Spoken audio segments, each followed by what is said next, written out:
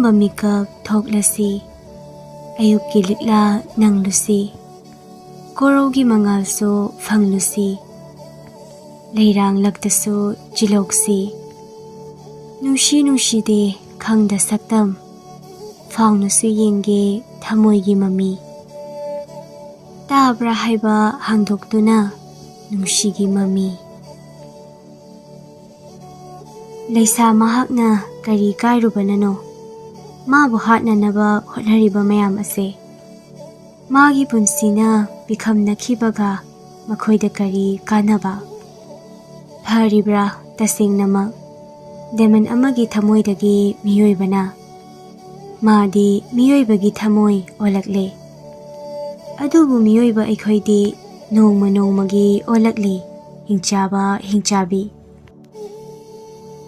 ꯑꯍꯤꯡ ꯑꯗꯨ ꯍꯧꯈꯤꯗꯨꯅ ꯂꯥꯛꯂꯦ ꯃꯊꯪꯒꯤ ꯅꯨꯃꯤꯠ ꯃꯊꯪꯒꯤ ꯑꯌꯨꯛ ꯂꯣꯌꯥ ꯃꯥꯅ ꯃꯄꯥꯗꯒꯤ ꯌꯥꯏꯐ ꯊꯧꯅꯤ ꯅꯤꯔꯝꯗꯨꯅ ꯊꯣꯛꯂꯛꯈꯤꯕꯅꯤ ꯍꯥꯟꯅ ꯀꯣꯅꯨꯡ ꯃꯥꯏꯀꯩ ꯄꯥꯡꯗ ꯂꯩꯆꯤꯜꯒꯤ ꯁꯪꯒꯥꯏ ꯇꯝꯅ ꯄꯥꯡꯂꯛꯈꯤꯕꯅꯤ ꯊꯦꯡꯅꯩ ꯂꯝꯕꯤꯗ ꯇꯅꯨꯁꯨ ꯇꯅꯨ ꯈꯥꯝꯗꯨꯅ ꯀꯧꯔꯛꯏ ꯇꯞꯅ ꯂꯣꯌꯥ ꯀꯗꯣꯝꯗ ꯆꯠꯇꯣꯏꯅꯣ ꯀꯣꯅꯨꯡꯗ ꯆꯠꯂꯣꯏꯗ꯭ꯔꯣ ꯆꯠꯀꯅꯤ ꯑꯗꯨꯕꯨ ꯀꯣꯅꯨꯡꯗꯒꯤ ꯍꯦꯟꯅ ꯂꯨꯕ ꯃꯐꯝ ꯑꯃꯗ ꯍꯥꯟꯅ ꯑꯩ ꯆꯠꯀꯅꯤ ꯀꯣꯅꯨꯡꯗꯒꯤ ꯍꯦꯟꯅ ꯂꯨꯕ ꯃꯐꯝ ꯍꯥꯏꯗꯤ ꯀꯔꯝꯕꯅꯣ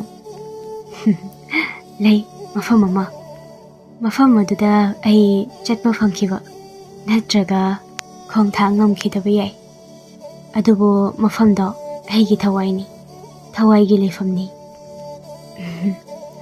ꯑꯗꯨꯗꯤ ꯑꯩ ꯍꯥꯟꯅ ꯆꯠꯂꯝꯂꯒꯦ ꯀꯧꯕ꯭ꯔꯨ ꯆꯠꯄꯗꯤ ꯄꯨꯟꯅ ꯆꯠꯁꯤꯀꯣ ꯐꯥꯎꯔꯛꯂ ꯃꯥꯜꯂꯦ ꯇꯅꯨꯒꯤ ꯊꯃꯣꯏꯗ ꯅꯨꯡꯁꯤꯒꯤ ꯃꯃꯤ ꯇꯥꯕ ꯎꯔꯦ ꯃꯌꯦꯛ ꯁꯦꯡꯐꯥꯠꯇ꯭ꯔꯕꯁꯨ ꯅꯨꯡꯉꯥꯏꯇꯕꯩ ꯃꯥꯏꯊꯣꯡ ꯎꯕ ꯐꯪꯂꯦ ꯆꯠꯈ꯭ꯔꯦ ꯃꯐꯝ ꯑꯗꯣ ꯊꯥꯗꯣꯛꯇꯨꯅ ꯆꯠꯅꯤꯡꯗ ꯃꯥꯅ ꯍꯦꯟꯅ ꯅꯨꯡꯁꯤꯔꯨꯔꯕꯁꯨ ꯑꯇꯣꯞꯄ ꯂꯝꯗꯝꯒꯤ ꯃꯤꯑꯣꯏꯅꯤ ꯍꯥꯏꯗꯨꯅ ꯏꯟꯊꯣꯔꯛꯀꯗ꯭ꯔꯥ ꯄꯥꯈꯠꯄꯅꯤ ꯑꯗꯨꯅꯁꯨ ꯌꯥꯔꯤꯕ ꯃꯈꯩ ꯂꯣꯠꯁꯤꯟꯖꯕꯅꯤ ꯎꯍꯟꯗꯅꯕ ꯆꯤꯡꯅꯈꯤꯗꯅꯕ ꯀꯅꯥꯅ ꯂꯣꯌꯥꯁꯨ ꯅꯨꯄꯥꯅꯤ ꯃꯖꯥꯏꯕꯦꯝꯃꯒꯤ ꯏꯪꯒꯤꯠ ꯐꯥꯕ ꯉꯝꯂꯤꯕꯅꯤ ꯀꯔꯤꯒꯤꯁꯨ ꯉꯝꯂꯝꯂꯣꯏ ꯇꯅꯨꯒꯤ ꯏꯪꯒꯤꯠ ꯐꯥꯕ ꯑꯗꯨꯕꯨ ꯈꯪꯁꯤꯟꯅꯗ ꯎꯁꯤꯟꯅꯗ ꯂꯩꯈꯤꯕꯅ ꯐꯩ ꯈꯟꯈ꯭ꯔꯕ ꯃꯍꯥꯛꯇꯣ ꯃꯤꯠꯄꯥꯡꯅ ꯇꯥꯡꯕ ꯑꯣꯏꯈ꯭ꯔꯦ ꯁꯤꯡꯅꯁꯨ ꯄꯪꯕ ꯑꯣꯏꯈ꯭ꯔꯦ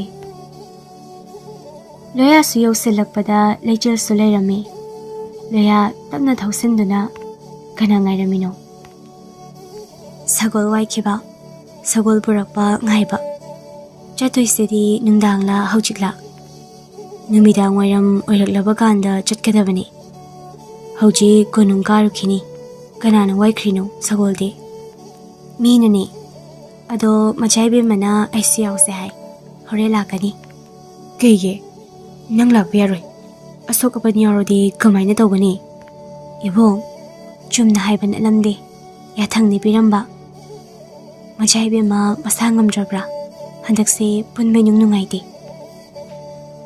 ꯀꯔꯤꯁꯨ ꯈꯪꯖꯗꯕꯤ ꯏꯆꯝ ꯆꯝꯖꯕꯤ ꯃꯤ ꯑꯃꯒꯤꯁꯨ ꯐꯠꯇꯕ ꯋꯥꯈꯜ ꯃꯆꯦꯠ ꯑꯃ ꯐꯥꯎꯕ ꯈꯪꯕ ꯍꯩꯇꯕꯤ ꯑꯁꯦ ꯎꯔꯒ ꯏꯪꯅ ꯅꯣꯛꯏ ꯀꯔꯝꯅꯁꯨ ꯍꯥꯏꯔꯨꯅꯤ ꯃꯆꯥꯏꯕꯦꯝꯃꯅ 마부 ꯅꯨꯡꯁꯤ ꯍꯥꯏꯗꯨꯅꯁꯨ ꯑꯗꯨꯒꯤꯁꯨ ꯃꯊꯛꯇ ꯀꯣꯅꯨꯡꯗ ꯏꯅꯤꯡꯊꯧꯃꯛꯅ ꯂꯨꯆꯤꯡꯕꯨ 마ꯒꯤ ꯃꯃꯥꯡ ꯅꯨꯄꯥ ꯑꯣꯏꯒꯅꯤ ꯍꯥꯏꯅ ꯂꯥꯎꯊꯣꯛꯈ꯭ꯔꯦ ꯈꯟꯖꯤꯜꯂꯝꯃꯣꯏ ꯃꯍꯥꯛꯇꯤ ꯀꯔꯤꯅꯣ ꯂꯨꯍꯣꯡꯕ ꯀꯔꯤꯅꯣ ꯄꯨꯟꯁꯤ ꯂꯩꯄꯨꯟ ꯊꯦꯡꯈ꯭ꯔꯅꯤ ꯏꯕꯨꯡ ꯀꯣꯅꯨꯡ ꯀꯥꯔꯨꯔꯣ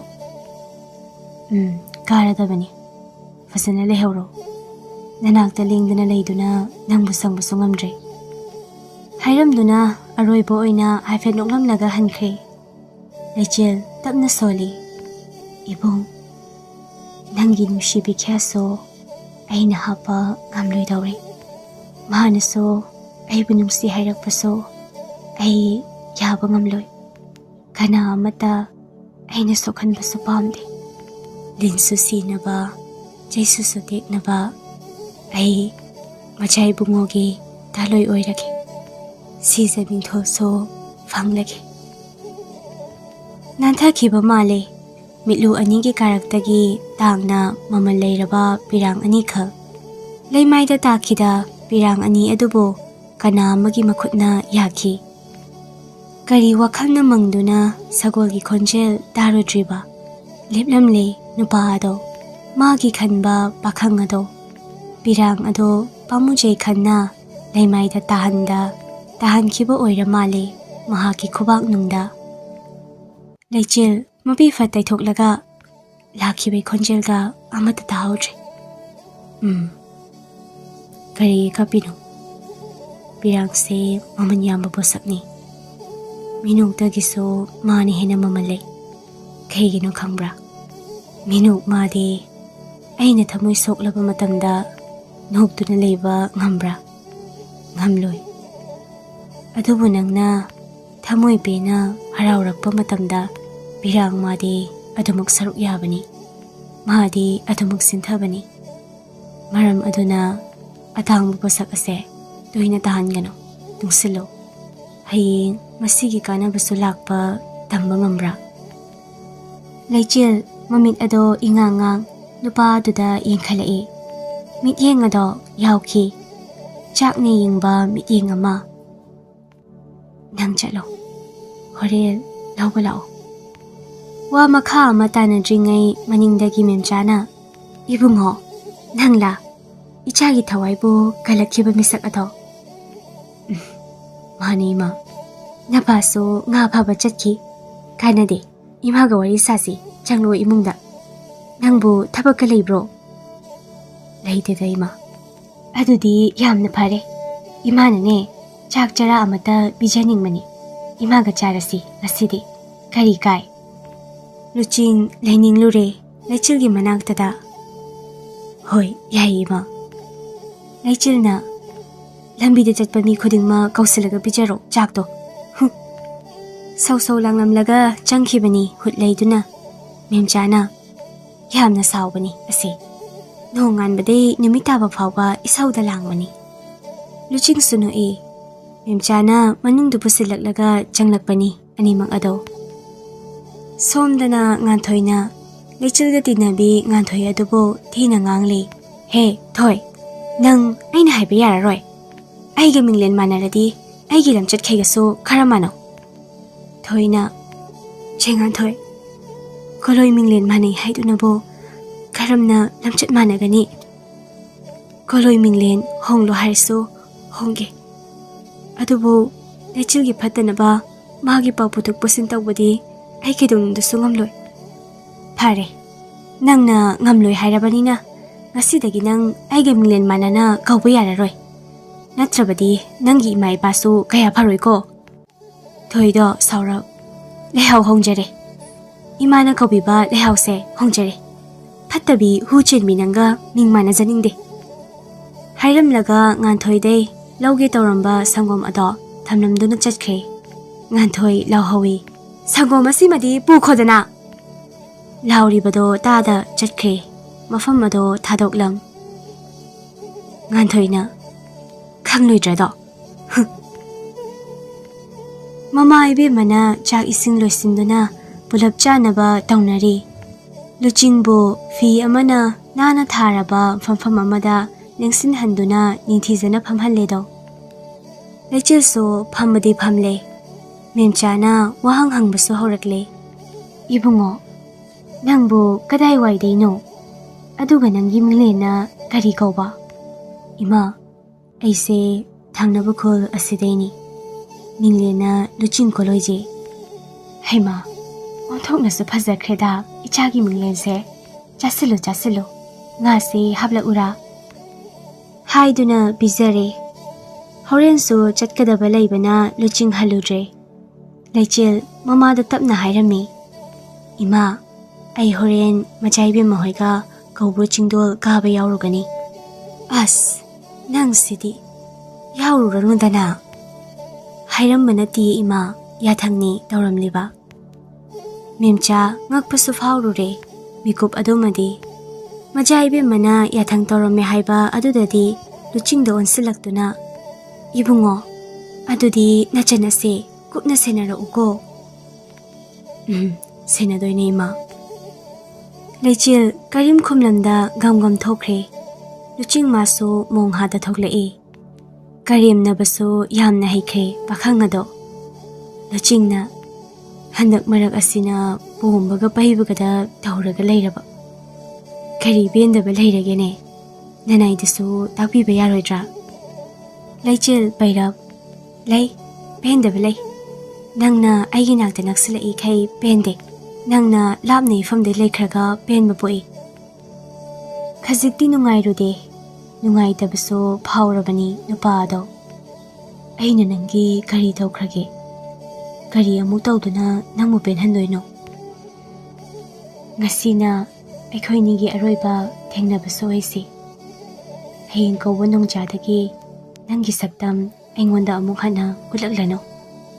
Nang machaibimagi mapuroiba oigadawribani. Aduga aina konungi siza.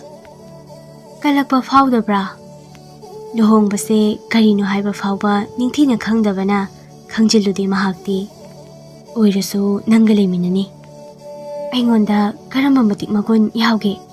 Aduga luhongbase phagi nate. Amupu hongkraba. Kundo leirangna thauri oi kikraba. Khongfam lurabani. Luhongba haibasigi wahan tho khangbra. Aisu yamna khangde.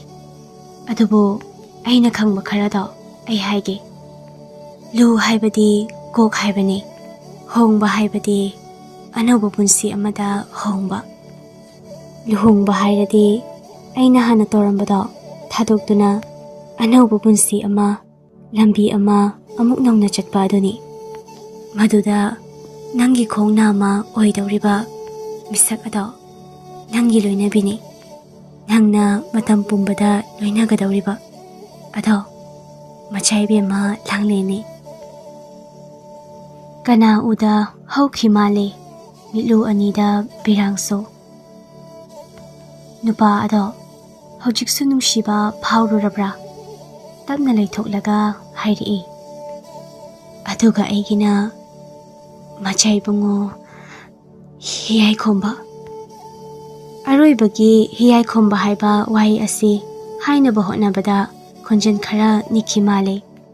Luchingsu munna khanglaklabada ai hongloina. Ining thawda pamde haina wakatkani. Ai kana so hongloi. Nambre yingsi. Nangsu hongbe yaroi. Wahai asimanadi takli mayek sengna nupa asina nupi asibo nungshiri. Wafam asida yenglakiba lechilgi miingso angakpani. Noglure nofek tongnaso khumlui. Nangna aigi kana oidana aina siza oikibada khamdoriba. Taningde luching. Taninge idi. Nangna luhongde yadi hairagana aigongse. Pirakhibani makot ado. Pirakliba makot adoda laichil munna yengduna luchingda amu yengkhalae. Nangsu khangjaw. Jaina singse amamamta aidi wari khangbada. Makhatana khangbasu pamtre. Somda gonungdani. Majaibi mana kaubru chingdolgi chatfam kari kara loina takli. Atay aduso munna tay. Adu pumnamak takpa ado loisalakpada langlena. Hauren numit yung mamatam ase. Lantaraklaba matamda loina thoklaktuna sigi lambel asida thengnasi. Aduga punna kaubro pangnasi. Hoy majaibi ma. Haiduna mayamna khumlakhibani. Hiyai khomba konungdagi sagola matongna lechil hoi tamna lai. Thoklakhiba kuire aduna yawbu silaklabani. Luching u thambal heknaba chatkhiba takja adudani hiyaina yusilakpa. Hiyaina lechil kaidawriba nangdi mafam asida dathanata. Yambo mi amaga laklambani. Misak adudi u thambal hekluni chatki. Aikoi bema hana hongdrini mabung ai hana hongda yadre. Nang kay khali. Luching su uki laptak aduna so baisilakibani. Lechil na khongkre. Yamungi siza oibada ay yarage. Yambo ꯑꯗꯨꯕꯨ ꯃꯇꯝ ꯈꯔ ꯑꯩꯕꯨ ꯏꯅꯤꯡꯇꯝꯅ ꯍꯤꯡꯍꯜꯂꯣ. ꯌꯥꯝꯕꯨꯡ ꯍꯤꯌꯥꯏ ꯀꯟꯅ ꯅꯣꯛꯇꯨꯅ ꯑꯗꯨꯅꯤꯗꯅ ꯑꯩꯉꯣꯟꯗ ꯁꯤꯡꯅꯕ ꯀꯥꯟꯅꯔꯣꯏꯕ. ꯃꯅꯤꯡꯗꯒꯤ ꯂꯥꯎꯔꯛꯄꯅꯤ ꯈꯣꯟꯖꯦꯜ ꯑꯃꯅ. ꯂꯩꯆꯤꯜ ꯁꯅꯥ ꯀꯅꯥ ꯑꯃꯒꯤꯁꯨ ꯁꯤꯖ ꯑꯣꯏꯔꯣꯏ, ꯀꯅꯥ ꯑꯃꯒꯤꯁꯨ ꯂꯣꯏꯅꯕꯤ ꯑꯣꯏꯔꯣꯏ. ꯃꯥꯗꯤ ꯑꯩ ꯈꯛꯇꯒꯤꯅꯤ, ꯑꯩꯒꯤ ꯊꯋꯥꯏꯅꯤ. ꯍꯤꯌꯥꯏꯁꯨ ꯃꯅꯤꯡ ꯍꯟꯗꯨꯅ ꯌꯦꯡꯊꯣꯔꯛꯏ. ꯂꯩꯆꯤꯜꯁꯨ ꯌꯦꯡꯂꯛꯄꯅꯤ. ꯂꯨꯆꯤꯡ ꯂꯦꯞꯂꯝꯕꯗꯨ ꯎꯔꯦ. ꯂꯩꯆꯤꯜꯗꯤ ꯃꯤꯍꯨꯜ ꯑꯗꯣ ꯀꯟꯅ ꯐꯥꯊꯕ ꯌꯥꯗ ꯆꯣꯡꯈꯠꯂꯛꯏ. ꯅꯨꯄꯥ ꯑꯁꯤꯗ ꯑꯃꯨꯛ ꯀꯔꯤ ꯇꯧꯕꯤꯈꯤꯅꯤ ꯈꯟꯕꯅꯅꯤ. ꯑꯗꯨꯒꯤ ꯃꯍꯨꯠ ꯇꯥꯌꯣꯟꯅꯕꯗ ꯑꯣꯛꯇꯕ ꯃꯆꯥꯏꯕꯨꯡꯉꯣꯅꯤꯅ ꯀꯥꯏꯗꯦ ꯂꯣꯏꯅꯖꯧ. ꯑꯩꯅ ꯍꯣꯡꯗ꯭ꯔꯤꯕ ꯐꯥꯎꯕ ꯄꯨꯟꯖꯈꯣ. ꯑꯗꯨꯕꯨ ꯂꯩꯆꯤꯜꯒꯤ ꯃꯁꯥꯗꯤ ꯁꯣꯛꯂꯝꯕ ꯌꯥꯔꯣꯏ. ꯅꯠꯇ꯭ꯔꯗꯤ ꯅꯪꯕꯨ ꯑꯩꯅ ꯀꯥꯡꯖꯩꯕꯨꯡꯗ ꯅꯪꯒ ꯂꯩꯈꯥ ꯇꯥꯈꯤꯕ ꯑꯗꯣ ꯀꯅꯥꯅꯣ ꯀꯥꯎꯔꯕ꯭ꯔꯥ? ꯀꯥꯎꯔꯕꯗꯤ ꯑꯃꯨꯛ ꯅꯤꯡꯁꯤꯡꯍꯟꯒꯦ. ꯍꯤꯌꯥꯏ ꯐꯟ ꯆꯣꯡꯊꯔꯛꯂꯒ ꯅꯥꯀꯟꯗ ꯌꯦꯞꯂꯤꯕ ꯊꯥꯡꯁꯥꯡ ꯁꯠꯀꯦ ꯇꯧꯔꯨꯏ. ꯂꯩꯆꯤꯜꯒꯤ ꯃꯣꯟ ꯂꯥꯎꯔꯕ ꯏꯪꯂꯕ ꯄꯤꯛꯂꯕ ꯃꯈꯨꯠ ꯑꯗꯨꯅ ꯍꯤꯌꯥꯏꯒꯤ ꯊꯥꯡꯁꯥꯡ ꯁꯠꯀꯦ ꯍꯣꯠꯅꯔꯤꯕ ꯃꯈꯨꯠ ꯑꯗꯨꯕꯨ ꯇꯥꯄꯥꯏꯁꯤꯜꯂꯤ. ꯑꯍꯥꯟꯕꯁꯨꯅꯤ ꯂꯩꯆꯤꯜꯅ ꯍꯤꯌꯥꯏꯕꯨ ꯊꯦꯡꯅꯈꯤꯕ. ꯃꯣꯃꯣ ꯅꯣꯛꯇꯨꯅ ꯃꯈꯨꯠ ꯑꯗꯣ ꯊꯥꯡ ꯑꯗꯨꯗꯒꯤ ꯊꯥꯗꯣꯛꯈ꯭ꯔꯦ. ꯂꯩꯆꯤꯜ ꯇꯞꯅ ꯑꯍꯥꯟꯕ ꯑꯁꯣꯏꯕꯅꯤ ꯈꯟꯅ ꯉꯥꯛꯄꯤꯔꯣ ꯌꯥꯝꯕꯣ. ꯂꯩꯆꯤꯜꯒꯤ ꯃꯥꯏ ꯌꯦꯡꯗꯨꯅ ꯑꯍꯥꯟꯕ ꯑꯁꯣꯏꯕꯅꯤ ꯈꯟꯗꯨꯅ ꯉꯥꯛꯄꯤꯔꯕꯅꯤ. ꯑꯗꯨꯕꯨ ꯃꯇꯨꯡ ꯇꯥꯕꯗꯗꯤ ꯉꯥꯛꯄ ꯉꯝꯂꯣꯏ. ꯂꯨꯆꯤꯡ ꯊꯋꯥ ꯁꯥꯗꯦ. ꯂꯩꯆꯤꯜꯅ ꯇꯞꯅ ꯄꯥꯈꯠꯂꯞ ꯌꯥꯝꯕꯣ, ꯌꯥꯝꯕꯨꯡ ꯍꯟꯕꯤꯔꯣ. ꯏꯄꯥ ꯏꯅꯤꯡꯊꯧ ꯑꯃꯗꯤ ꯏꯃꯥ ꯂꯩꯃꯔꯦꯝꯕꯤꯗ ꯑꯩꯅ ꯌꯥꯔꯦ ꯍꯥꯏꯕ ꯋꯥꯍꯩꯁꯦ ꯇꯝꯕꯤꯔꯨꯔꯣ. ꯀꯔꯤ ꯇꯧꯔꯛꯀꯅꯤ ꯈꯟꯗꯨꯅ ꯍꯥꯏꯈꯤꯕꯅꯤ ꯋꯥꯈꯜꯗꯒꯤ, ꯈꯥꯝꯂꯁꯨ ꯊꯃꯣꯏꯅ. ꯍꯤꯌꯥꯏ ꯇꯞꯅ ꯁꯒꯣꯜꯗ ꯀꯥꯈꯤꯗꯨꯅ ꯑꯗꯨꯗꯤ ꯌꯥꯝꯕꯨꯡ ꯑꯃꯨꯛ ꯆꯠꯂꯨꯈꯤꯒꯦ. ꯑꯩꯈꯣꯏꯅ ꯍꯥꯟꯅ ꯍꯣꯡꯂꯁꯤ. ꯏꯄꯨ ꯃꯥꯏꯆꯧꯒ ꯇꯧꯗꯨꯅ ꯑꯐꯕ ꯅꯨꯃꯤꯠ ꯑꯃ ꯌꯦꯡꯂꯨꯒꯦ. ꯍꯥꯏꯔꯝꯗꯨꯅ ꯃꯐꯝ ꯑꯗꯨꯗꯒꯤ ꯊꯧꯈ꯭ꯔꯦ. ꯂꯨꯆꯤꯡꯅ ꯅꯪ ꯂꯨꯍꯣꯡꯕ ꯌꯥꯔꯣꯏ ꯍꯥꯏꯁꯤꯅꯤ. ꯃꯔꯩ ꯇꯧꯅꯨꯕ. ꯑꯩꯅ ꯍꯣꯡꯂꯒ ꯀꯩꯗꯧꯔꯒꯦ? ꯅꯪꯁꯨ ꯀꯣꯅꯨꯡꯗ ꯂꯩꯕ ꯌꯥꯏ. ꯑꯗꯨꯝꯗꯤ ꯎꯅꯒꯗꯧꯔꯤꯗꯅ. ꯂꯨꯆꯤꯡ ꯂꯩꯆꯤꯜꯒꯤ ꯈꯨꯗꯥꯡ ꯇꯥ ꯄꯥꯏꯔꯛꯂꯒ ꯎꯅꯔꯁꯨ ꯅꯪꯒꯤ ꯈꯨꯗꯥꯡ ꯄꯥꯏꯕꯗꯤ ꯐꯪꯒꯗ꯭ꯔꯥ? ꯂꯩꯆꯤꯜ ꯇꯞꯅ ꯁꯠꯂꯤ. ꯑꯩ ꯏꯃꯥꯟꯅꯕꯤ ꯑꯃ ꯎꯅꯔꯨꯒꯦ. ꯂꯩꯒꯦꯁꯨ ꯂꯩꯔꯝꯃꯣ. ꯍꯥꯏꯗꯨꯅ ꯒꯝ ꯆꯠꯈ꯭ꯔꯦ. ꯍꯤꯌꯥꯏ ꯁꯣꯝꯗ ꯁꯒꯣꯜ ꯊꯧꯗꯨꯅ ꯂꯥꯛꯄꯗ ꯊꯦꯡꯅꯔꯤ ꯅꯨꯄꯤ ꯑꯗꯣ ꯊꯦꯡꯅꯅꯤꯡꯗ ꯁꯒꯣꯜ ꯂꯝꯕꯤ ꯊꯠꯇꯨꯅ ꯈꯥꯝꯂꯛꯄꯅꯤ. ꯑꯃꯨꯛꯇ ꯉꯥꯏꯕꯤꯈꯣ ꯌꯥꯝꯕꯣ. ꯍꯤꯌꯥꯏꯁꯨ ꯈꯥꯝꯃꯤ. ꯀꯩꯅꯣ? ꯑꯩꯕꯨ ꯎꯅꯅꯤꯡꯗꯕ꯭ꯔꯥ?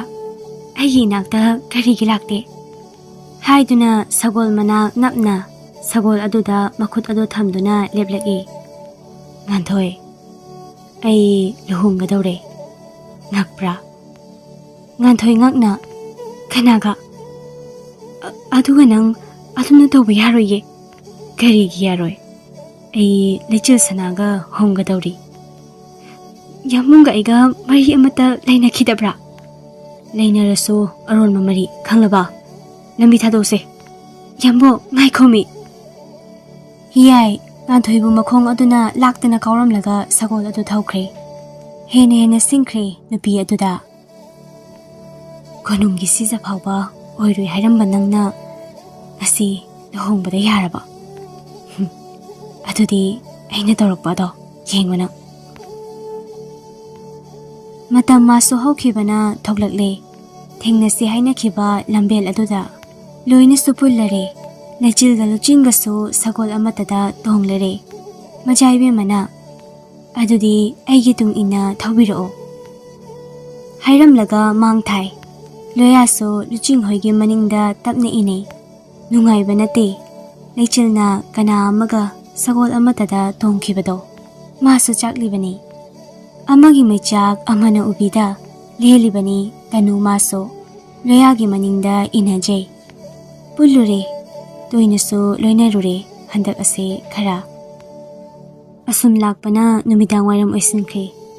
ꯌꯥꯡꯅꯁꯨ ꯊꯧꯔꯛꯄꯅ ꯌꯧꯁꯤꯜꯂꯛꯂꯦ ꯀꯧꯕ꯭ꯔꯨ ꯆꯤꯡꯗꯣꯜ.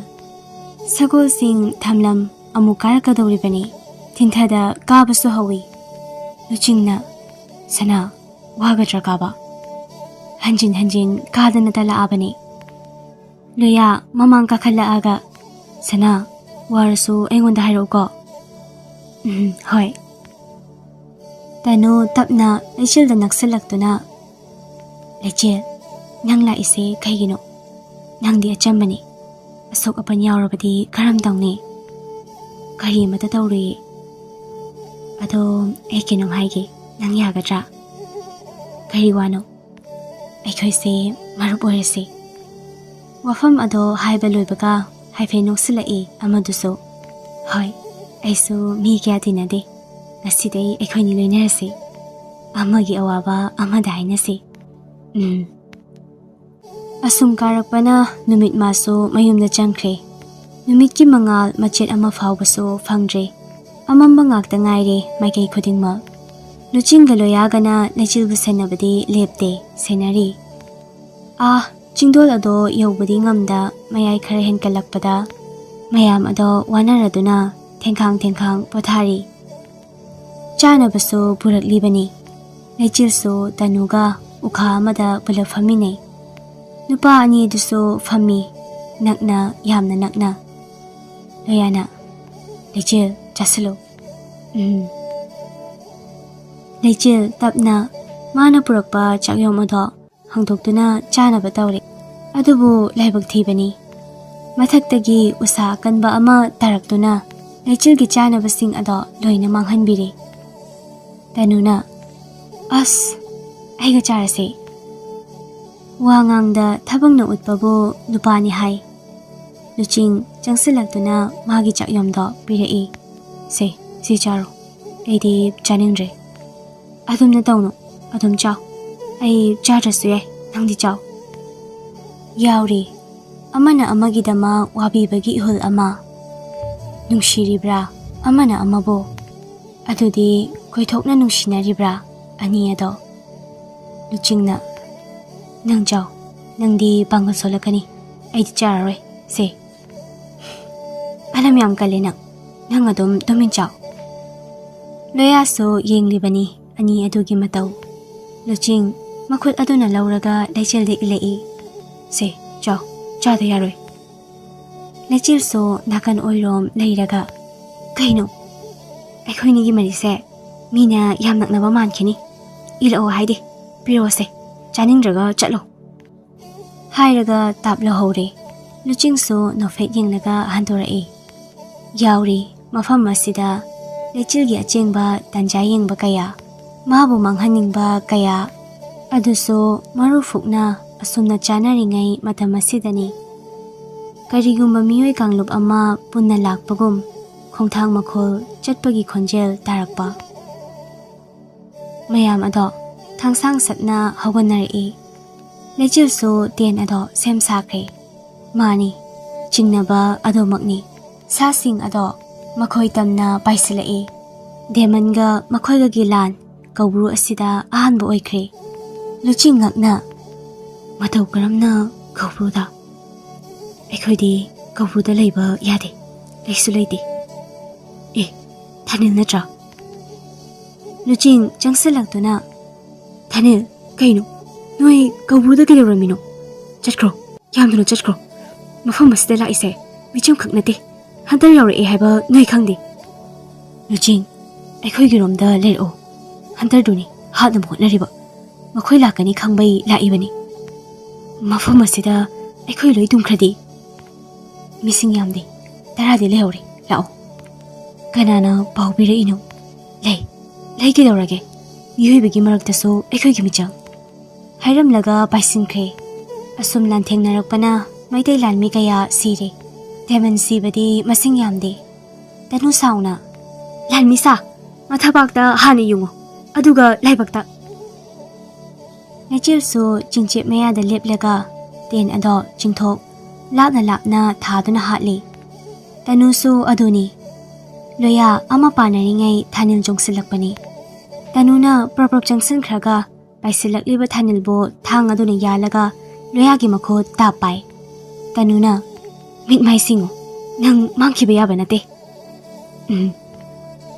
ꯁꯣꯝꯗ ꯇꯦꯟꯖꯩ ꯂꯧꯊꯣꯛꯅꯕ ꯍꯣꯠꯅꯔꯤꯉꯩ ꯀꯅꯥ ꯑꯃꯅ ꯎꯗ꯭ꯔꯤꯉꯩ ꯂꯩꯆꯤꯜ ꯃꯁꯥꯃꯛ ꯐꯥꯎꯕ ꯈꯪꯖꯍꯧꯗꯦ ꯋꯥꯡꯈ꯭ꯔꯕ ꯆꯤꯡꯆꯦꯞꯅꯤ ꯂꯩꯆꯤꯜꯒꯤ ꯃꯊꯕꯥꯛꯇ ꯃꯈꯨꯠ ꯑꯃꯅ ꯂꯥꯛꯇꯅ ꯏꯟꯈꯤꯕ ꯂꯥꯎꯕꯁꯨ ꯉꯝꯍꯧꯗ ꯋꯥꯡꯈ꯭ꯔꯕ ꯀꯧꯕ꯭ꯔꯨꯒꯤ ꯆꯤꯡꯆꯦꯞ ꯑꯗꯨꯗꯒꯤ ꯇꯥꯈ꯭ꯔꯦ ꯃꯥꯕꯨ ꯏꯟꯊꯈꯤꯕ ꯃꯤꯁꯛ ꯑꯗꯣ ꯎꯍꯧꯗ ꯀꯅꯥꯅꯣ ꯍꯥꯏꯕ ꯈꯪꯍꯧꯗ ꯂꯩꯆꯤꯜ ꯃꯍꯥꯛꯀꯤ ꯑꯔꯣꯏꯕ ꯑꯣꯏꯔꯗ꯭ꯔꯥ ꯑꯆꯝꯕ ꯆꯤꯡꯗꯣꯜ ꯅꯠꯇꯦ ꯀꯧꯕ꯭ꯔꯨ ꯆꯤꯡꯗꯣꯜꯅꯤ ꯃꯤꯀꯨꯞ ꯑꯃ ꯃꯤꯔꯥꯏꯔꯨꯏ ꯊꯃꯣꯏꯅ ꯅꯠꯇꯦ ꯃꯤꯠꯌꯦꯡꯅ ꯅꯨꯡꯁꯤꯔꯨꯕꯅ ꯋꯥꯍꯔꯨꯕꯅꯤ ꯈꯣꯏꯗꯥꯔꯨꯕꯅ ꯁꯦꯟꯅꯖꯕꯅꯤ ꯃꯤꯀꯨꯞ ꯑꯃ ꯊꯥꯗꯣꯛꯈꯤꯕꯗ ꯃꯥꯡꯒꯗꯧꯔꯤ ꯅꯨꯡꯁꯤꯒꯤ ꯄꯨꯟꯁꯤ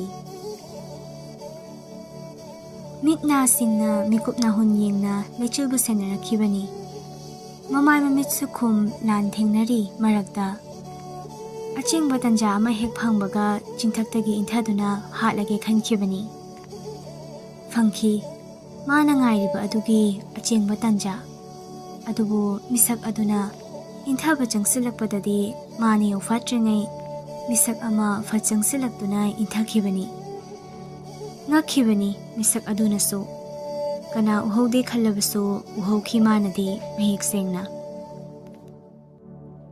ꯁꯣꯝꯗ ꯂꯣꯌꯥ ꯇꯅꯨ ꯗꯦꯃꯟꯁꯤꯡ ꯑꯗꯨꯒ ꯀꯟꯅ ꯄꯥꯟꯅꯔꯤ ꯅꯥꯎꯇꯣꯟ ꯇꯣꯅꯥꯎꯁꯨ ꯌꯥꯎꯗꯕ ꯅꯠꯇꯦ ꯀꯧꯕ꯭ꯔꯨ ꯆꯤꯡꯗꯣꯜ ꯑꯁꯤꯗ ꯑꯍꯥꯟꯕ ꯂꯥꯟꯐꯝꯁꯨ ꯑꯣꯏꯔꯔꯤ ꯅꯤꯡꯊꯧ ꯃꯁꯥꯃꯛꯁꯨ ꯊꯦꯡꯂꯞ ꯗꯣꯂꯥꯏꯗ ꯂꯥꯛꯈꯤꯕꯅꯤ ꯃꯥꯁꯨ ꯌꯥꯎꯔꯤ ꯑꯉꯛꯄꯅ ꯄꯤꯛ ꯊꯜꯂꯕꯅꯤ ꯃꯈꯣꯏ ꯃꯈꯣꯏꯒꯤ ꯊꯃꯣꯏ ꯑꯗꯣ ꯗꯦꯃꯟꯁꯤꯡꯅ ꯍꯥꯟꯅ ꯂꯥꯛꯆꯔꯝꯕꯗꯩ ꯍꯧꯖꯤꯛ ꯗꯦꯃꯟ ꯁꯨꯝ ꯁꯤꯖꯤꯜꯂꯛꯄꯅ ꯊꯥꯅꯤꯜ ꯈꯛꯇꯃꯛ ꯉꯥꯏꯁꯤꯜꯂꯛꯏ ꯃꯥꯇꯕꯨ ꯃꯌꯥꯝꯅ ꯀꯣꯏꯁꯤꯟꯗꯨꯅ ꯂꯩꯈ꯭ꯔꯦ ꯏꯅꯤꯡꯊꯧ ꯌꯥꯎꯅ ꯃꯆꯥꯏꯕꯦꯝꯃ ꯐꯥꯎꯕꯅ ꯇꯅꯨꯅ ꯍꯦ ꯃꯐꯝ ꯑꯁꯤꯗ ꯅꯈꯣꯏ ꯀꯌꯥ ꯂꯩꯔꯤ ꯊꯥꯅꯤꯜ ꯅꯥꯏꯇꯣꯝ ꯇꯥꯔꯦ ꯍꯥꯏꯕꯒꯤ ꯀꯔꯤ ꯑꯃꯠꯇ ꯆꯤꯡꯅꯗ ꯑꯩꯅ ꯀꯔꯤ ꯃꯔꯝꯒꯤ ꯍꯥꯏꯒꯗꯣꯏꯕ ꯍꯥꯏꯅ ꯆꯦꯟꯈꯤꯅꯕ ꯍꯣꯠꯅꯔꯛꯄꯅꯤ ꯑꯗꯨꯕꯨ ꯇꯅꯨꯅ ꯁꯠ ꯆꯪꯁꯤꯜꯂꯛꯂꯒ ꯊꯥꯅꯤꯜꯒꯤ ꯃꯁꯥ ꯑꯃ ꯊꯥꯡꯁꯥꯡ ꯑꯗꯨꯅ ꯌꯥꯟꯈꯤꯕꯒ ꯆꯩꯅꯥ ꯑꯗꯨꯅ ꯊꯥꯅꯤꯜ ꯂꯩꯁꯤꯜꯂꯛꯏ ꯍꯦꯛ ꯂꯩꯁꯤꯜꯂꯛꯄꯒꯅꯤ ꯌꯥꯝ ꯊꯨꯅ ꯊꯥꯡꯁꯥꯡ ꯑꯗꯨꯅ ꯃꯊꯕꯥꯛ ꯐꯥꯎꯔꯦꯡ ꯂꯦꯡꯈꯤꯕꯁꯨ ꯃꯌꯥꯗꯒꯤ ꯑꯃꯨꯕ ꯏꯈꯦꯡ ꯃꯌꯥꯝ ꯑꯃ ꯖꯔ ꯖꯔ ꯍꯥꯗꯣꯔꯛꯏ ꯂꯨꯆꯤꯡ ꯃꯗꯨ ꯎꯕꯗ ꯌꯦꯡꯕ ꯉꯝꯗ ꯃꯃꯤꯠꯆꯦꯅ ꯎꯏꯁꯤꯟꯗꯨꯅ ꯑꯇꯣꯞꯄ ꯅꯥꯀꯟ ꯑꯃꯗ ꯂꯩꯗꯨꯅ ꯃꯊꯟꯇ ꯁꯣꯟꯖꯩ ꯄꯪꯉꯤꯗ ꯏꯇꯥꯎ ꯑꯩꯅ ꯅꯪ ꯆꯦꯟꯈ꯭ꯔꯣ ꯍꯥꯏꯕꯅꯤ ꯑꯩ ꯅꯪꯒꯤ ꯃꯇꯦꯡ ꯄꯥꯡꯕꯁꯨ ꯌꯥꯔꯣꯏꯌꯦ ꯄꯥꯡꯅꯤꯡꯉꯤ ꯃꯇꯦꯡ ꯀꯌꯥ ꯑꯗꯨꯕꯨ ꯃꯥ ꯁꯛꯇꯤ ꯁꯣꯟꯊꯔꯕ ꯗꯦꯃꯟ ꯑꯃꯅꯤ ꯃꯥꯅ ꯊꯥꯅꯤꯜꯒꯤ ꯃꯇꯦꯡ ꯄꯥꯡꯂꯤꯕꯅꯤ ꯍꯥꯏꯗꯨꯅ ꯍꯦꯛ ꯆꯣꯡꯊꯣꯛꯂꯨꯕꯗ ꯊꯥꯅꯤꯜꯒꯤ ꯐꯤꯕꯝꯁꯤꯃꯛꯅꯤ ꯃꯥꯅ ꯑꯣꯏꯒꯗꯕꯁꯨ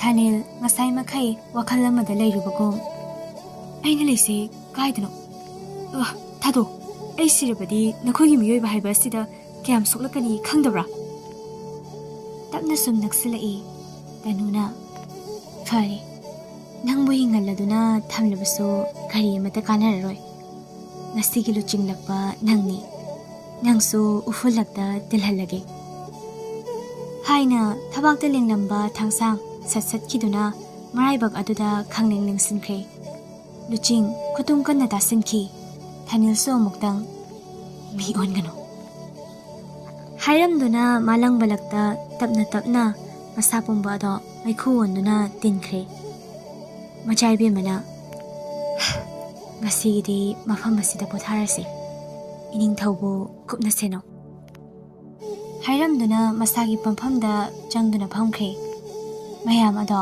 ꯑꯋꯥꯕ ꯄꯣꯊꯥꯅꯔꯤ ꯂꯣꯌꯥꯒ ꯇꯅꯨꯒ ꯅꯛꯅ ꯐꯝꯃꯤꯟꯅꯩ ꯋꯥꯔꯤ ꯂꯩꯕꯒꯤꯅꯤ ꯐꯝꯂꯤꯕ ꯇꯅꯨꯅ ꯂꯣꯌꯥ ꯅꯪꯅ ꯈꯨꯠꯂꯥꯏ ꯊꯥꯕꯗꯣ ꯊꯕꯥꯛꯇ ꯇꯝꯃꯨꯕ ꯄꯨꯛꯇ ꯉꯥꯛꯇ ꯇꯝꯃꯤ ꯃꯊꯪꯗꯩ ꯇꯝꯂꯒꯦ ꯂꯨꯆꯤꯡ ꯍꯧꯖꯤꯛꯇꯗ ꯂꯩꯆꯤꯜꯕꯨ ꯅꯤꯡꯁꯤꯡꯂꯛꯄꯅ ꯀꯣꯏꯊꯤ ꯊꯤꯔꯛꯏ ꯎꯈꯥꯗ ꯐꯝꯂꯤꯕ ꯇꯅꯨꯒꯤ ꯃꯅꯥꯛꯇ ꯆꯪꯂꯛꯄꯅꯤ ꯑꯗꯨꯕꯨ ꯂꯥꯡꯂꯦꯟꯅ ꯃꯃꯥꯡ ꯊꯠꯈ꯭ꯔꯦ ꯅꯨꯄꯥ ꯂꯨꯆꯤꯡ ꯍꯥꯏꯐꯦꯠ ꯌꯦꯡꯂꯒ ꯊꯧꯒꯜꯂꯣꯟ ꯑꯃꯗ ꯃꯆꯥꯏꯕꯦꯝꯃ ꯋꯥꯔꯤ ꯑꯃꯗ ꯁꯥꯁꯤ ꯂꯥꯛꯑꯣ ꯑꯁꯣꯝꯗ ꯐꯅꯤ ꯆꯤꯡ ꯑꯗꯨꯒꯤ ꯅꯥꯀꯟ ꯑꯃꯗ ꯑꯅꯤꯗꯣ ꯇꯞꯅ ꯊꯣꯡꯃꯤꯟꯅꯔꯛꯂꯤ Ngayakti tumin lainay anido. Langlin sora ama hondoklaga hayrey. Luhongbase. Ay yaningdi haijabso nate. Tahudaba yaroy. Yamna athubida nang aigi luhongba ngamloy haina haidorao. Luching tapna ingna noktuna.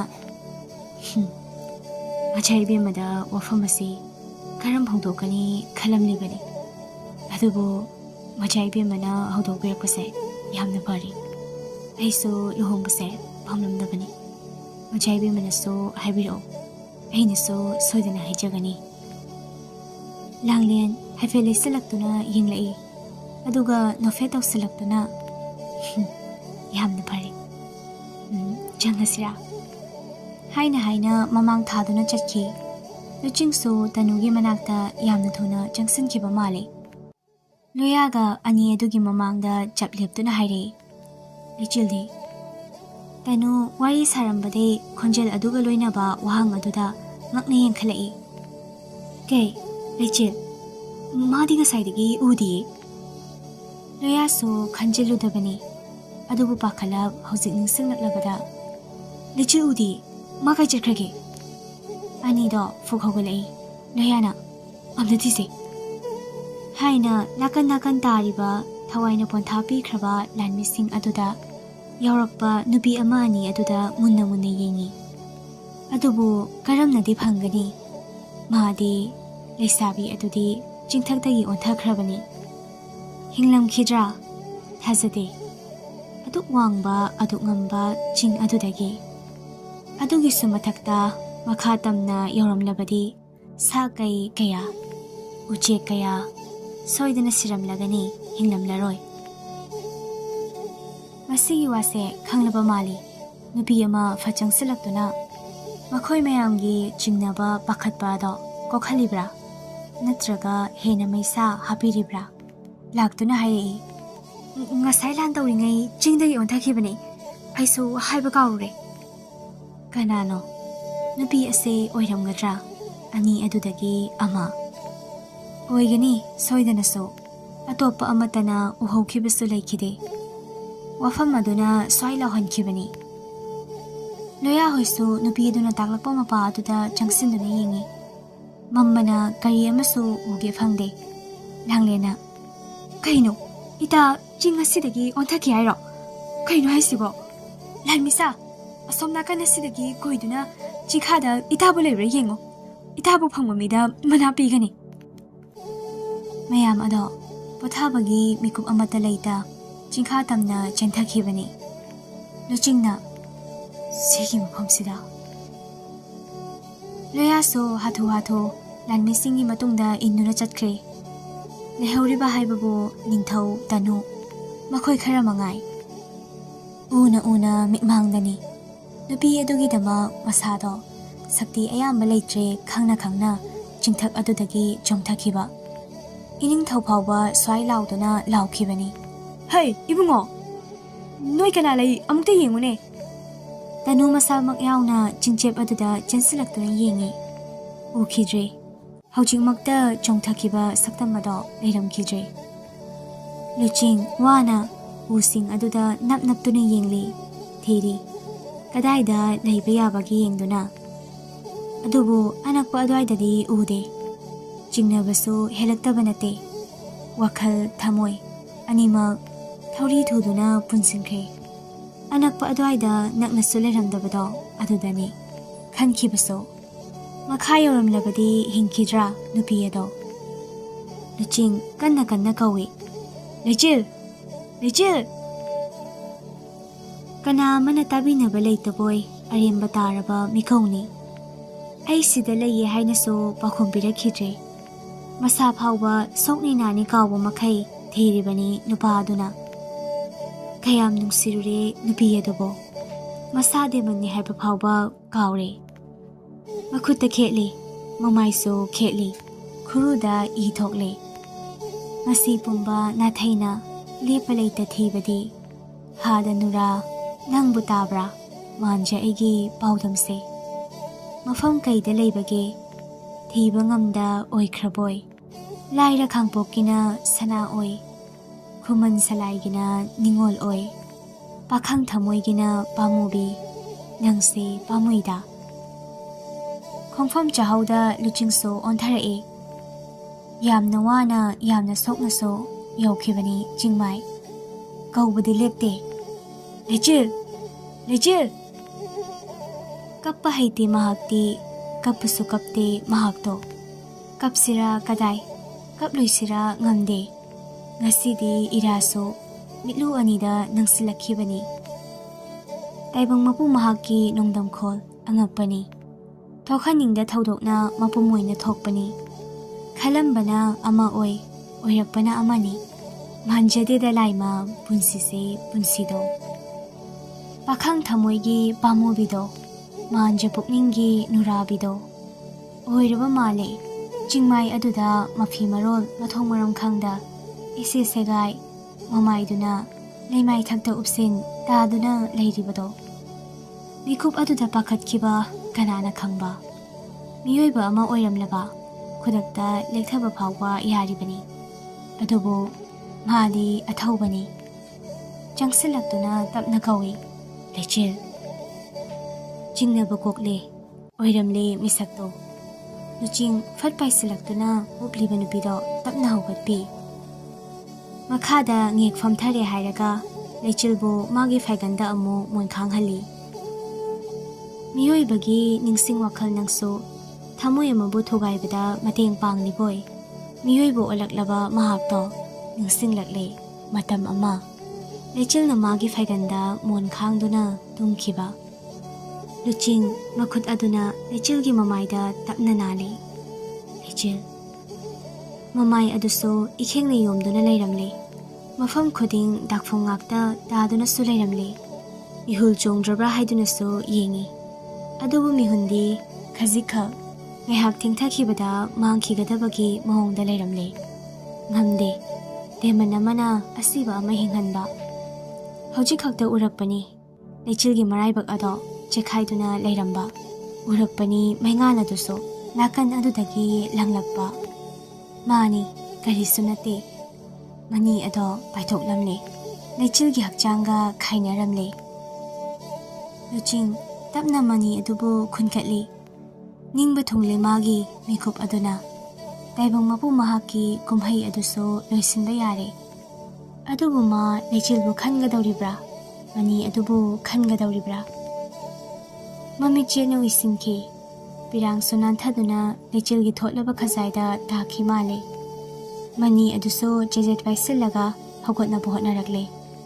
ꯑꯗꯨꯕꯨ ꯉꯝꯗꯦ ꯇꯥꯔꯤ ꯍꯟꯖꯤꯟ ꯍꯟꯖꯤꯟ ꯈꯣꯟꯖꯦꯜꯗꯣ ꯎꯔꯤ ꯍꯟꯖꯤꯟ ꯍꯟꯖꯤꯟ ꯃꯤꯅꯣꯛꯇꯣ ꯂꯨꯆꯤꯡ ꯇꯞꯅ ꯃꯤꯑꯣꯏꯕ ꯅꯈꯣꯏꯁꯦ ꯌꯥꯝꯅ ꯇꯣꯜꯂꯤ ꯅꯈꯣꯏꯒꯤ ꯄꯨꯟꯁꯤꯁꯦ ꯑꯩ ꯄꯥꯝꯗ꯭ꯔꯦ ꯑꯗꯨꯕꯨ ꯅꯈꯣꯏꯒꯤ ꯄꯨꯟꯁꯤ ꯑꯁꯤꯁꯨ ꯅꯨꯡꯉꯥꯏ ꯌꯥꯝꯅ ꯅꯨꯡꯉꯥꯏ ꯃꯤꯅꯨꯡꯁꯤ ꯐꯪꯍꯜꯂꯦ ꯀꯞꯄꯁꯨ ꯍꯩꯍꯜꯂꯦ ꯅꯣꯛꯄꯁꯨ ꯇꯝꯕꯤꯔꯦ ꯀꯠꯊꯣꯛꯄꯁꯨ ꯍꯩꯔꯦ ꯄꯨꯝꯅꯃꯛ ꯀꯔꯤꯅꯅꯣ ꯅꯨꯡꯁꯤꯕ ꯅꯪꯅꯅꯤ ꯃꯄꯤꯁꯨ ꯇꯞ ꯇꯞ ꯇꯥꯏ ꯃꯅꯤ ꯑꯗꯣ ꯑꯃꯨꯛ ꯍꯟꯅ ꯂꯩꯆꯤꯜꯒꯤ ꯂꯥꯏꯕꯛꯇ ꯍꯥꯞꯆꯤꯜꯂꯛꯂꯦ ꯆꯪꯗꯤ ꯆꯪꯈꯤ ꯑꯗꯨꯕꯨ ꯃꯤꯍꯨꯟꯗꯤ ꯀꯜꯂꯛꯇꯦ ꯂꯨꯆꯤꯡ ꯉꯛꯅ ꯂꯩꯆꯤꯜ ꯑꯩꯅ ꯀꯧꯕ ꯇꯥꯗ꯭ꯔꯣ ꯌꯥꯔꯣꯏꯌꯦ ꯅꯪ ꯃꯤꯠ ꯎꯏꯁꯤꯟꯕ ꯅꯪ ꯑꯩ ꯂꯩꯍꯧꯔꯤ ꯀꯥꯎꯔꯤ ꯀꯩꯒꯤꯅꯣ ꯁꯦ ꯃꯤꯠ ꯄꯥꯡꯉꯣ ꯆꯥꯛꯅꯁꯨ ꯀꯟꯅ ꯂꯥꯎꯈꯤ ꯃꯥꯜꯂꯤ ꯅꯣꯡꯃꯁꯨ ꯑꯈꯥꯛ ꯑꯔꯥꯎꯒ ꯂꯣꯏꯅꯅ ꯀꯟꯅ ꯆꯨꯊꯔꯛꯏ ꯆꯤꯡꯌꯥꯗ ꯑꯣꯏꯕꯅ ꯂꯩꯈꯣꯝꯁꯨ ꯆꯕꯤꯠ ꯆꯕꯤꯠꯅꯔꯦ ꯑꯗꯨꯕꯨ ꯂꯩꯈꯣꯝꯂꯛꯇ ꯋꯥꯅ ꯀꯛꯂꯤ ꯑꯩꯅ ꯀꯧꯕ ꯇꯥꯔꯔꯣꯏꯗ꯭ꯔꯣ ꯀꯔꯤꯒꯤ ꯇꯝꯕꯤꯔꯝꯂꯤ ꯑꯩꯕꯨ ꯅꯨꯡꯁꯤꯕ ꯆꯥꯛꯄ ꯍꯔꯥꯎꯕ ꯅꯨꯡꯉꯥꯏꯕ ꯃꯈꯜ ꯈꯨꯗꯤꯡꯃꯛ ꯀꯔꯤꯒꯤ ꯆꯨꯍꯜꯂꯝꯃꯤ ꯑꯩꯒꯤ ꯊꯃꯣꯏꯗ ꯅꯪꯒꯤ ꯅꯨꯡꯁꯤ ꯃꯩꯔꯤ ꯑꯩ ꯋꯥꯔꯦ ꯑꯩ ꯀꯞꯄ ꯍꯩꯔꯦ ꯇꯨ ꯁꯦ ꯑꯩ ꯍꯥꯏꯒꯦ ꯑꯩ ꯃꯤ ꯅꯠꯇ꯭ꯔꯕꯁꯨ ꯅꯪꯕꯨ ꯅꯨꯡꯁꯤꯔꯨꯔꯦ ꯑꯩ ꯅꯪꯕꯨ ꯅꯨꯡꯁꯤꯌꯦ ꯂꯥꯎꯖꯕꯇꯅꯤ ꯇꯥꯕꯤꯅꯕꯗꯤ ꯀꯅꯥ ꯂꯩꯇꯦ ꯑꯀꯣꯏꯕꯗ ꯂꯩꯔꯤꯕ ꯀꯛꯆꯤꯡ ꯍꯔꯧ ꯑꯗꯣ ꯅꯠꯇꯅ ꯅꯨꯡꯁꯤꯕ ꯑꯃꯒꯤꯗꯃꯛ ꯀꯗꯥꯏ ꯐꯥꯎꯕ ꯇꯧꯕ ꯉꯝꯃꯤ ꯂꯣꯏꯁꯤꯟꯈꯤꯕ ꯌꯥꯔꯕ ꯋꯥꯔꯤ ꯃꯅꯤ ꯑꯗꯨ ꯄꯨꯗꯨꯅ ꯍꯟꯈꯤꯕ ꯌꯥꯔꯕ ꯂꯝꯕꯤ ꯑꯗꯨꯕꯨ ꯁꯥꯟꯅꯈꯤꯗꯧꯔꯤ ꯃꯈꯥ ꯇꯥꯕ ꯂꯤꯂꯥ ꯃꯃꯤꯡ ꯑꯗꯣ ꯃꯆꯨ ꯑꯣꯟꯈ꯭ꯔꯦ ꯁꯛꯇꯤ ꯂꯣꯏꯅ ꯆꯠꯈꯤꯕꯗꯤ ꯅꯠꯇꯦ ꯃꯁꯥ ꯑꯗꯣ ꯁꯤꯡꯂꯤ ꯆꯥꯎꯅ ꯆꯥꯎꯅ ꯆꯦꯜꯂꯛꯇꯨꯅ ꯃꯇꯝ ꯀꯨꯏꯅ ꯄꯥꯡꯂꯨꯗ꯭ꯔꯕ ꯃꯔꯥꯏꯕꯛ ꯑꯗꯨꯗ ꯄꯥꯜꯂꯤꯕ ꯃꯤꯁꯅꯥ ꯑꯗꯣ ꯄꯥꯡꯂꯛꯂꯦ ꯃꯤꯁꯅꯥ ꯑꯗꯨꯗꯒꯤ ꯂꯩꯆꯤꯜ ꯀꯦꯂꯥꯏꯕꯛꯇ ꯀꯔꯤꯒꯨꯝꯕ ꯑꯃ ꯀꯥꯞꯁꯤꯜꯂꯛꯏ ꯀꯟꯅ ꯂꯥꯎꯏ ꯆꯩꯅꯥ ꯈꯥꯡꯕ ꯃꯑꯣꯡꯅꯤ ꯂꯩꯆꯤꯜ ꯇꯁꯦꯡꯅꯃꯛ ꯁꯣꯔ ꯇꯠꯇ꯭ꯔꯤ ꯑꯗꯨꯅꯁꯨ ꯉꯝꯂꯤꯕꯅꯤ ꯀꯔꯤꯒꯨꯝꯕ ꯇꯠꯈ꯭ꯔꯕ ꯗꯦꯃꯟ ꯑꯣꯏꯔꯁꯨ ꯁꯤꯒꯅꯤ ꯄꯨꯟꯁꯤ ꯂꯧꯒꯅꯤ ꯂꯨꯆꯤꯡ ꯆꯩꯅꯥ ꯈꯥꯡꯅꯁꯨ ꯍꯥꯏꯖꯩ ꯅꯨꯡꯁꯤꯕꯅ ꯈꯜꯂꯕꯅꯤ ꯑꯩꯅ ꯄꯥꯝꯈꯤ ꯗꯦꯃꯟ ꯂꯛꯇ ꯈ꯭ꯋꯥꯏꯗꯒꯤ ꯀꯟꯕ ꯗꯦꯃꯟ ꯑꯗꯣ ꯑꯣꯏꯕ ꯑꯗꯨꯕꯨ ꯅꯨꯡꯁꯤꯕ ꯑꯁꯤꯅ ꯅꯪꯅ ꯑꯩꯕꯨ ꯈ꯭ꯋꯥꯏꯗꯒꯤ ꯁꯣꯜꯂꯕ ꯗꯦꯃꯟ ꯑꯃ ꯑꯣꯏꯍꯟꯕꯤꯔꯦ ꯉꯁꯤꯅ ꯑꯩꯒꯤ ꯁꯛꯇꯤ ꯇꯧꯕ ꯉꯝꯕꯁꯨ ꯑꯔꯣꯏꯕ ꯑꯣꯏꯔꯅꯤ ꯁꯨꯞꯅꯒꯤ ꯑꯩꯒꯤ ꯏꯁꯥ ꯑꯅꯤꯁꯦ ꯍꯟꯗꯣꯛꯄ ꯅꯠꯇ ꯎꯔꯛꯄꯅꯤ ꯂꯨꯆꯤꯡꯒꯤ ꯃꯤꯠꯇ ꯂꯩꯆꯤꯜꯅ ꯎꯈꯤꯕꯁꯤꯡ ꯃꯥꯅ ꯇꯦꯟ ꯁꯦꯝꯂꯤꯉꯩ ꯃꯈꯨꯠ ꯑꯃꯈꯛꯇꯅꯤ ꯎꯈꯤꯕ ꯁꯛꯇꯝꯗꯤ ꯎꯈꯤꯗꯦ ꯃꯈꯨꯠ ꯑꯗꯣ ꯁꯅꯥꯒꯤ ꯈꯨꯖꯤ ꯀꯌꯥ ꯑꯃ ꯁꯤꯈꯤ ꯃꯈꯨꯠ ꯉꯧꯏ ꯇꯊꯣꯠꯂꯤ ꯀꯅꯥ ꯑꯣꯏꯔꯕ ꯃꯤꯁꯛ ꯑꯗꯣ ꯃꯐꯝ ꯑꯗꯨꯗ ꯁꯅꯥꯒꯤ ꯈꯨꯖꯤ ꯁꯤꯕꯗꯤ ꯃꯤꯁꯛ ꯈꯔ ꯈꯛꯇꯅꯤ ꯂꯥꯛꯂꯤꯕ ꯅꯨꯄꯤ 5ꯃꯨꯛ ꯑꯗꯨꯗ ꯅꯨꯄꯤ 3 ꯈꯛꯇꯅꯤ ꯃꯗꯨꯗꯤ ꯀꯅꯥꯅꯣ ꯍꯥꯏꯕ ꯈꯪꯂꯨꯗ꯭ꯔꯦ ꯄꯨꯝꯅꯃꯛ ꯂꯣꯏꯔꯦ ꯂꯨꯆꯤꯡ ꯋꯥꯕꯅ ꯃꯁꯥꯗꯣ ꯃꯅꯤꯡꯗ ꯍꯥꯏꯊꯈꯤ ꯇꯞꯅ ꯁꯣꯟꯕꯗꯤ ꯂꯦꯞꯇꯦ ꯂꯩꯆꯤꯜ ꯅꯨꯡꯁꯤꯈ꯭ꯔꯦ ꯃꯤꯀꯨꯞꯇꯣ ꯀꯧꯖꯈꯤꯕ ꯈꯣꯟꯊꯥꯡ ꯑꯆꯝꯕꯁꯨ ꯇꯥꯈꯤꯗ꯭ꯔꯦ ꯇꯞꯅ ꯈꯨꯝꯂꯛꯈꯤ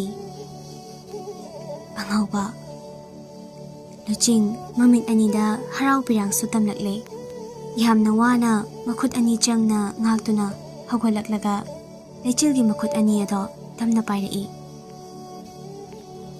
ꯑꯩ ꯀꯌꯥꯝ ꯋꯥꯔꯣꯏ ꯈꯪꯕ꯭ꯔꯥ ꯑꯩꯗꯤ ꯉꯥꯏꯍꯥꯛꯇꯪ ꯌꯥꯔꯦ ꯑꯩꯈꯣꯏꯅꯤ ꯃꯐꯝ ꯑꯃꯗ ꯆꯠꯈ꯭ꯔꯁꯤ ꯎꯈ꯭ꯔꯨꯜꯗ ꯆꯠꯈ꯭ꯔꯁꯤꯔꯥ ꯂꯩꯆꯤꯜꯅ ꯁꯣꯛꯂꯤꯕ ꯅꯨꯄꯥ ꯑꯗꯨꯗ ꯃꯨꯟꯅ ꯌꯦꯡꯖꯗꯨꯅ ꯑꯩꯕꯨ ꯑꯗꯨꯛ ꯅꯨꯡꯁꯤꯕ꯭ꯔꯥ ꯀꯩꯒꯤ ꯑꯩꯕꯨ ꯊꯤꯕ ꯂꯥꯛꯂꯤꯕ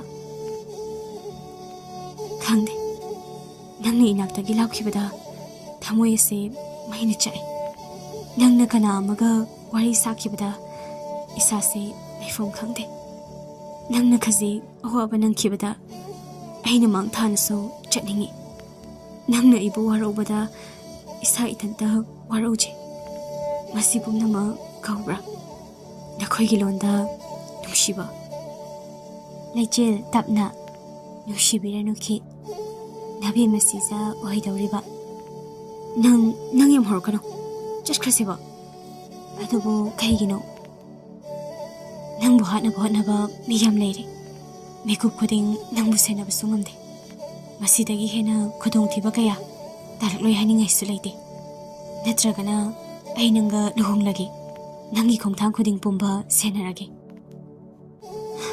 ꯂꯩꯖꯁꯅꯨ ꯑꯩ ꯂꯨꯍꯣꯡꯕ ꯉꯝꯈꯤꯔꯣꯏ ꯂꯥꯛꯑꯣ ꯆꯠꯂꯁꯤ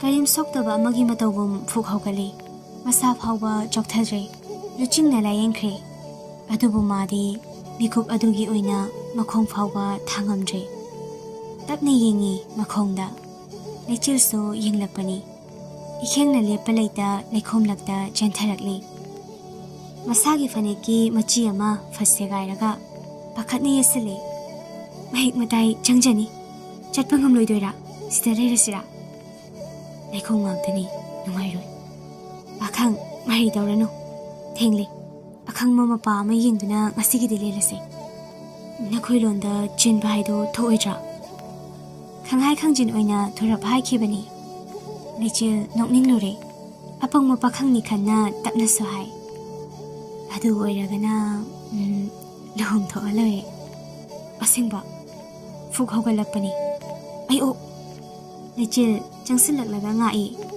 ꯅꯪꯁꯦ ꯌꯥꯝ ꯉꯥꯎꯁꯟꯅꯩ ꯑꯁ꯭ꯋꯥꯏꯁꯦ ꯈꯔ ꯀꯪꯂꯤ ꯑꯁ꯭ꯋꯥꯏꯗ ꯂꯩꯔꯁꯤ ꯇꯞꯅ ꯁꯧꯔꯒ ꯒꯨꯜꯃꯣꯍꯔ ꯄꯥꯝꯕꯤ ꯑꯗꯨꯒꯤ ꯃꯈꯣꯡꯗ ꯉꯥ ꯊꯥꯗꯨꯅ ꯐꯝꯍꯜꯂꯤ. ꯏꯪꯁꯤꯜꯂꯛꯏꯅꯦ ꯇꯧꯔꯤꯁꯦ. ꯆꯤꯡꯌꯥ ꯑꯣꯏꯕꯩꯔꯥ? ꯈꯔ ꯂꯩꯔꯗꯤ ꯅꯤꯡꯊꯝꯊꯥ ꯑꯃꯨꯛ ꯂꯥꯛꯂꯅꯤ. ꯏꯪꯗꯦꯗ. ꯎꯔꯛꯂꯦ ꯂꯩꯆꯤꯜꯒꯤ ꯐꯨꯔꯤꯠꯇꯣ ꯁꯦꯒꯥꯏꯔꯝꯕ. ꯂꯨꯆꯤꯡ ꯃꯁꯥꯅ ꯂꯤꯂꯛꯄ ꯐꯨꯔꯤꯠ ꯑꯗꯣ ꯂꯧꯊꯣꯛꯇꯨꯅ ꯂꯩꯆꯤꯜꯗ ꯏꯟꯁꯤꯜꯂꯛꯏ. ꯁꯦꯒꯥꯏꯔꯦ. ꯏꯪꯂꯀꯥꯟꯁꯤꯗ ꯅꯪꯁꯤꯗꯤ. ꯇꯞꯅ ꯂꯩꯆꯤꯜꯒꯤ ꯃꯈꯨꯠ ꯑꯗꯣ ꯄꯥꯏꯗꯨꯅ ꯐꯝꯊꯍꯜꯂꯤ. ꯐꯝꯃꯨ. ꯋꯥꯔꯦꯕ ꯇꯨꯝꯂꯁꯤ. ꯅꯪꯀꯣ ꯅꯆꯤꯟ ꯌꯥꯝ ꯊꯤ. ꯅꯪꯒꯤ ꯁꯪꯒꯥꯏꯗ ꯑꯝꯇ ꯄꯨꯕꯤꯌꯨ. ꯅꯣꯡꯃ. ꯇꯞꯅ ꯃꯀꯣꯛ ꯑꯗꯣ ꯂꯨꯆꯤꯡꯒꯤ ꯂꯦꯡꯖꯨꯝꯗ ꯉꯥꯊꯔꯛꯇꯨꯅ ꯂꯥꯏ ꯌꯦꯛꯄ ꯑꯐꯥꯎꯕ ꯑꯃ ꯂꯩꯔꯝꯂꯕ ꯃꯤꯀꯨꯞꯁꯤꯃꯒꯤ ꯃꯃꯤ ꯌꯦꯛꯍꯟꯗꯨꯅ ꯄꯨꯟꯁꯤ ꯆꯨꯞꯄ ꯅꯤꯡꯁꯤꯡ ꯑꯣꯏꯅ ꯊꯝꯕ ꯌꯥꯕꯅꯤ. ꯇꯥꯕ꯭ꯔꯥ? ꯌꯦꯛꯂꯛꯄ ꯈꯨꯗꯤꯡꯃꯛ ꯑꯩꯅ ꯂꯣꯏꯅ ꯃꯥꯡꯍꯟꯒꯅꯤ. ꯂꯣꯌꯥ ꯍꯥꯏꯕ꯭ꯔꯥ ꯑꯗꯨꯒ ꯔꯁꯤ ꯀꯪꯕ ꯌꯥꯃꯨꯡ ꯑꯗꯨꯒ ꯅꯪꯉꯣꯟꯗꯩ ꯂꯥꯞꯅ ꯂꯩꯍꯟꯖꯧ. ꯇꯥꯅꯤꯡꯗꯦꯗ. ꯑꯩꯅ ꯀꯩ ꯉꯝꯒꯦ? ꯑꯗꯨꯗꯤ ꯑꯩꯅ ꯉꯝꯕꯗꯧ ꯇꯥꯕ. ꯁꯣꯝꯗꯅ ꯂꯣꯌꯥꯁꯨ ꯊꯤꯔꯤ. ꯐꯪꯗ꯭ꯔꯕꯗ ꯃꯈꯥꯗ ꯐꯝꯊꯗꯨꯅ ꯀꯞꯂꯕꯅꯤ. ꯂꯥꯡꯂꯦꯟ ꯆꯪꯁꯤꯜꯂꯛꯇꯨꯅ ꯂꯣꯌꯥ ꯐꯪꯒꯅꯤ ꯀꯩꯝ ꯋꯥꯒꯅꯨ. ꯅꯪꯅ ꯋꯥꯕ ꯑꯩ ꯌꯦꯡꯕ ꯉꯝꯗꯦ. ꯇꯅꯨꯁꯨ ꯃꯅꯤꯡ ꯑꯣꯏꯔꯞ ꯌꯦꯡꯗꯨꯅ ꯂꯩꯔꯤꯕꯅꯤ. ꯆꯪꯁꯤꯜꯂꯛꯇꯨꯅ ꯃꯆꯥꯏꯕꯦꯝꯃ ꯄꯣꯊꯥꯕꯤꯌꯨ. ꯑꯩ ꯊꯦꯝꯒꯦ ꯌꯥꯅꯤ. ꯀꯔꯤ ꯍꯥꯏꯔꯨꯅꯤ? ꯍꯣꯏ ꯍꯥꯏꯕ ꯇꯥꯕꯅꯤ. ꯍꯣꯏ ꯍꯥꯏꯔꯝꯂꯒ ꯄꯣꯊꯥꯈ꯭ꯔꯦ. ꯇꯅꯨꯅ ꯂꯣꯌꯥ ꯐꯪꯒꯅꯤꯌꯦ ꯀꯩꯁꯨ ꯋꯥꯔꯨꯅꯨ. ꯇꯅꯨ ꯍꯥꯎꯐꯤ ꯑꯆꯧꯕ ꯑꯃ ꯏꯜꯂꯛꯄꯅꯤ. ꯃꯗꯨ ꯂꯧꯊꯣꯛꯂꯒ ꯂꯣꯌꯥꯗ ꯏꯟꯁꯤꯜꯂꯛꯏ. ꯅꯁꯥꯗꯣ ꯅꯥꯕ ꯇꯥꯔꯦ. ꯌꯥꯔꯦꯕ ꯈꯔ ꯀꯞꯂꯗꯤ.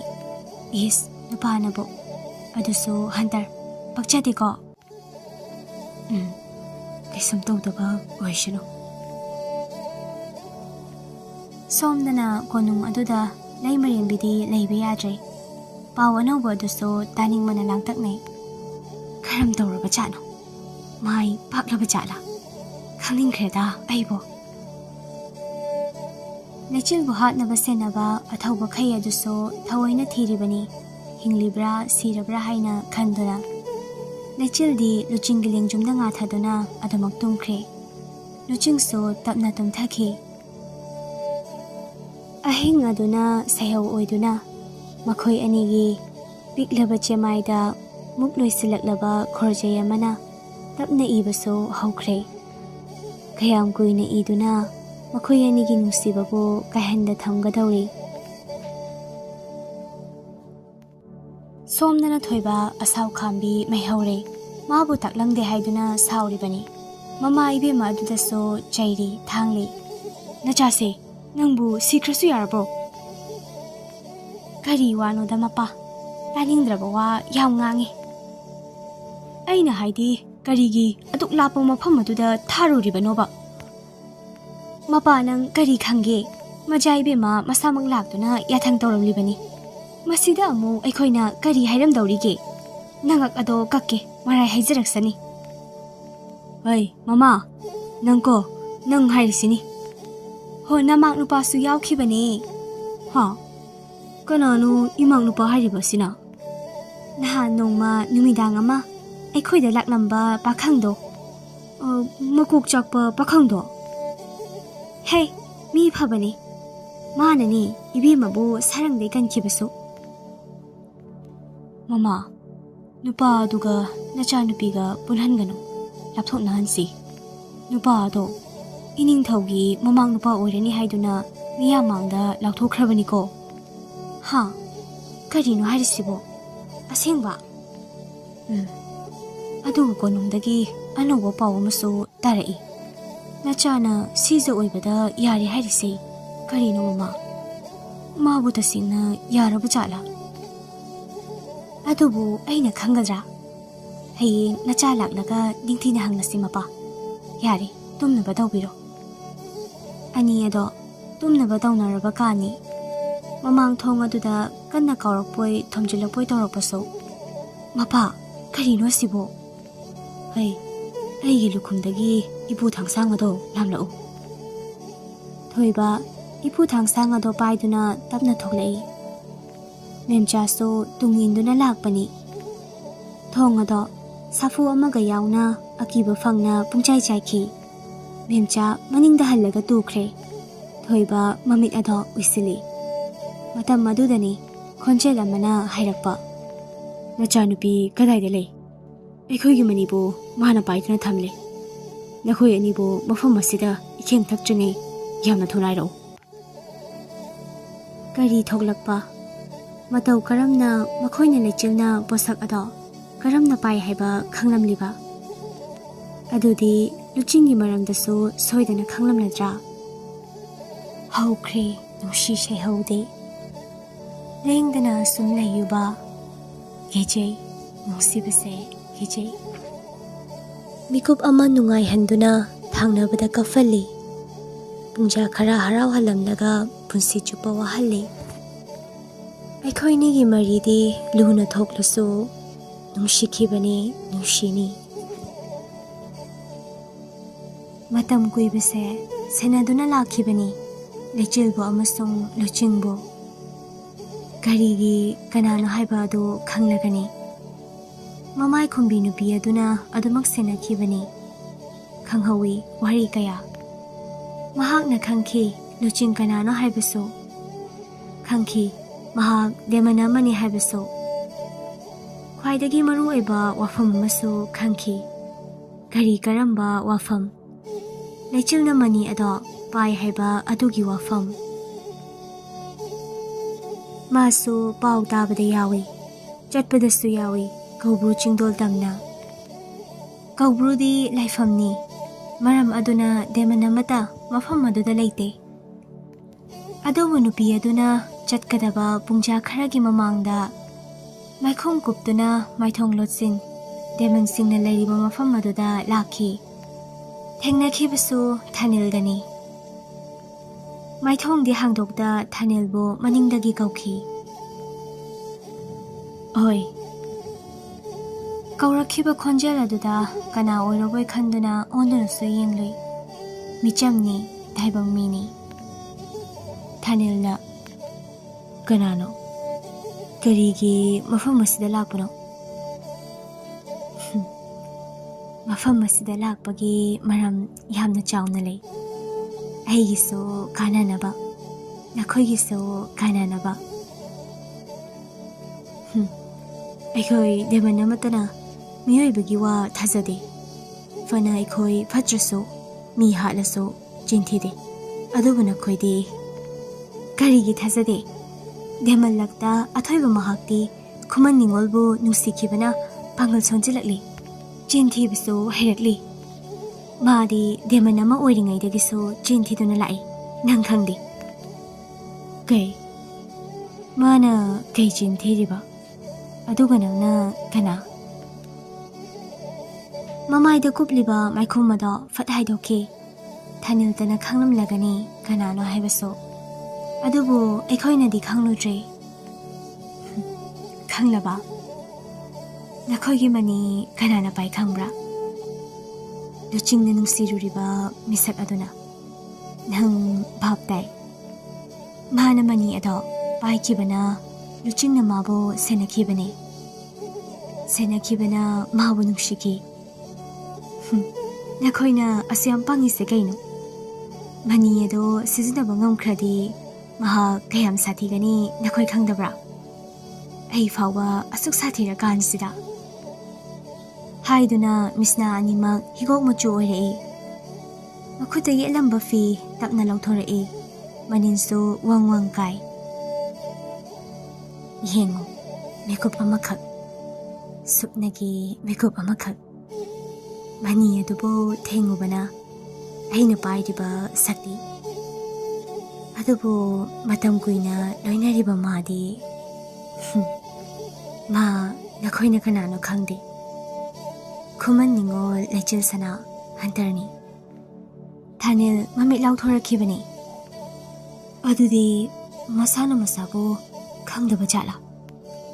"ꯈꯪꯉꯤ, ꯈꯪꯕꯅꯤ, ꯃꯁꯥꯅ ꯃꯁꯥꯕꯨ ꯈꯪꯉꯤ꯫ ꯈꯪꯕꯗꯨꯅꯅꯤ ꯂꯨꯆꯤꯡꯒ ꯂꯣꯏꯅꯈꯤꯕꯁꯨ ꯀꯔꯤ ꯑꯗꯨꯗꯤ ꯂꯨꯆꯤꯡ ꯄꯥꯈꯠꯀꯅꯨ ꯃꯥꯅ ꯀꯩꯁꯨ ꯇꯧꯔꯣꯏ ꯃꯥ ꯍꯟꯇꯔꯅꯤ ꯍꯥꯏꯕ ꯃꯁꯥꯅ ꯈꯪꯈꯤꯕꯗꯤ ꯀꯨꯏꯗ꯭ꯔꯤ ꯑꯗꯨꯃꯛꯅ ꯃꯥꯅ ꯂꯨꯆꯤꯡ ꯗꯦꯃꯟꯅꯤ ꯍꯥꯏꯕꯗꯤ ꯈꯪꯂꯝꯂꯣꯏ ꯑꯗꯨꯒ ꯃꯥꯁꯨ ꯂꯨꯆꯤꯡꯕꯨ ꯅꯨꯡꯁꯤꯈ꯭ꯔꯦ ꯑꯩꯅ ꯉꯥꯏꯔꯤꯕꯁꯦ ꯑꯅꯤꯃꯛ ꯈꯪꯅꯔꯛꯄꯗ ꯊꯣꯛꯂꯛꯀꯗꯕ ꯂꯥꯟꯖꯥꯎ ꯑꯗꯨꯅꯤ ꯃꯈꯥ ꯇꯞꯅ ꯇꯥꯔꯛꯏ ꯑꯩꯅ ꯍꯥꯏꯒꯦ ꯂꯥꯛꯄꯗꯤ ꯀꯔꯤꯁꯨ ꯅꯠꯇꯦ ngasi ahing kaubruda hunter singalonana chatkadawri mahaksu yaurakani mikop aduda nakhoina makhoibo tumna halo haiduna tapna changsilaklaga thanilgi mathabak mayada asopo makut aduna tapna nalai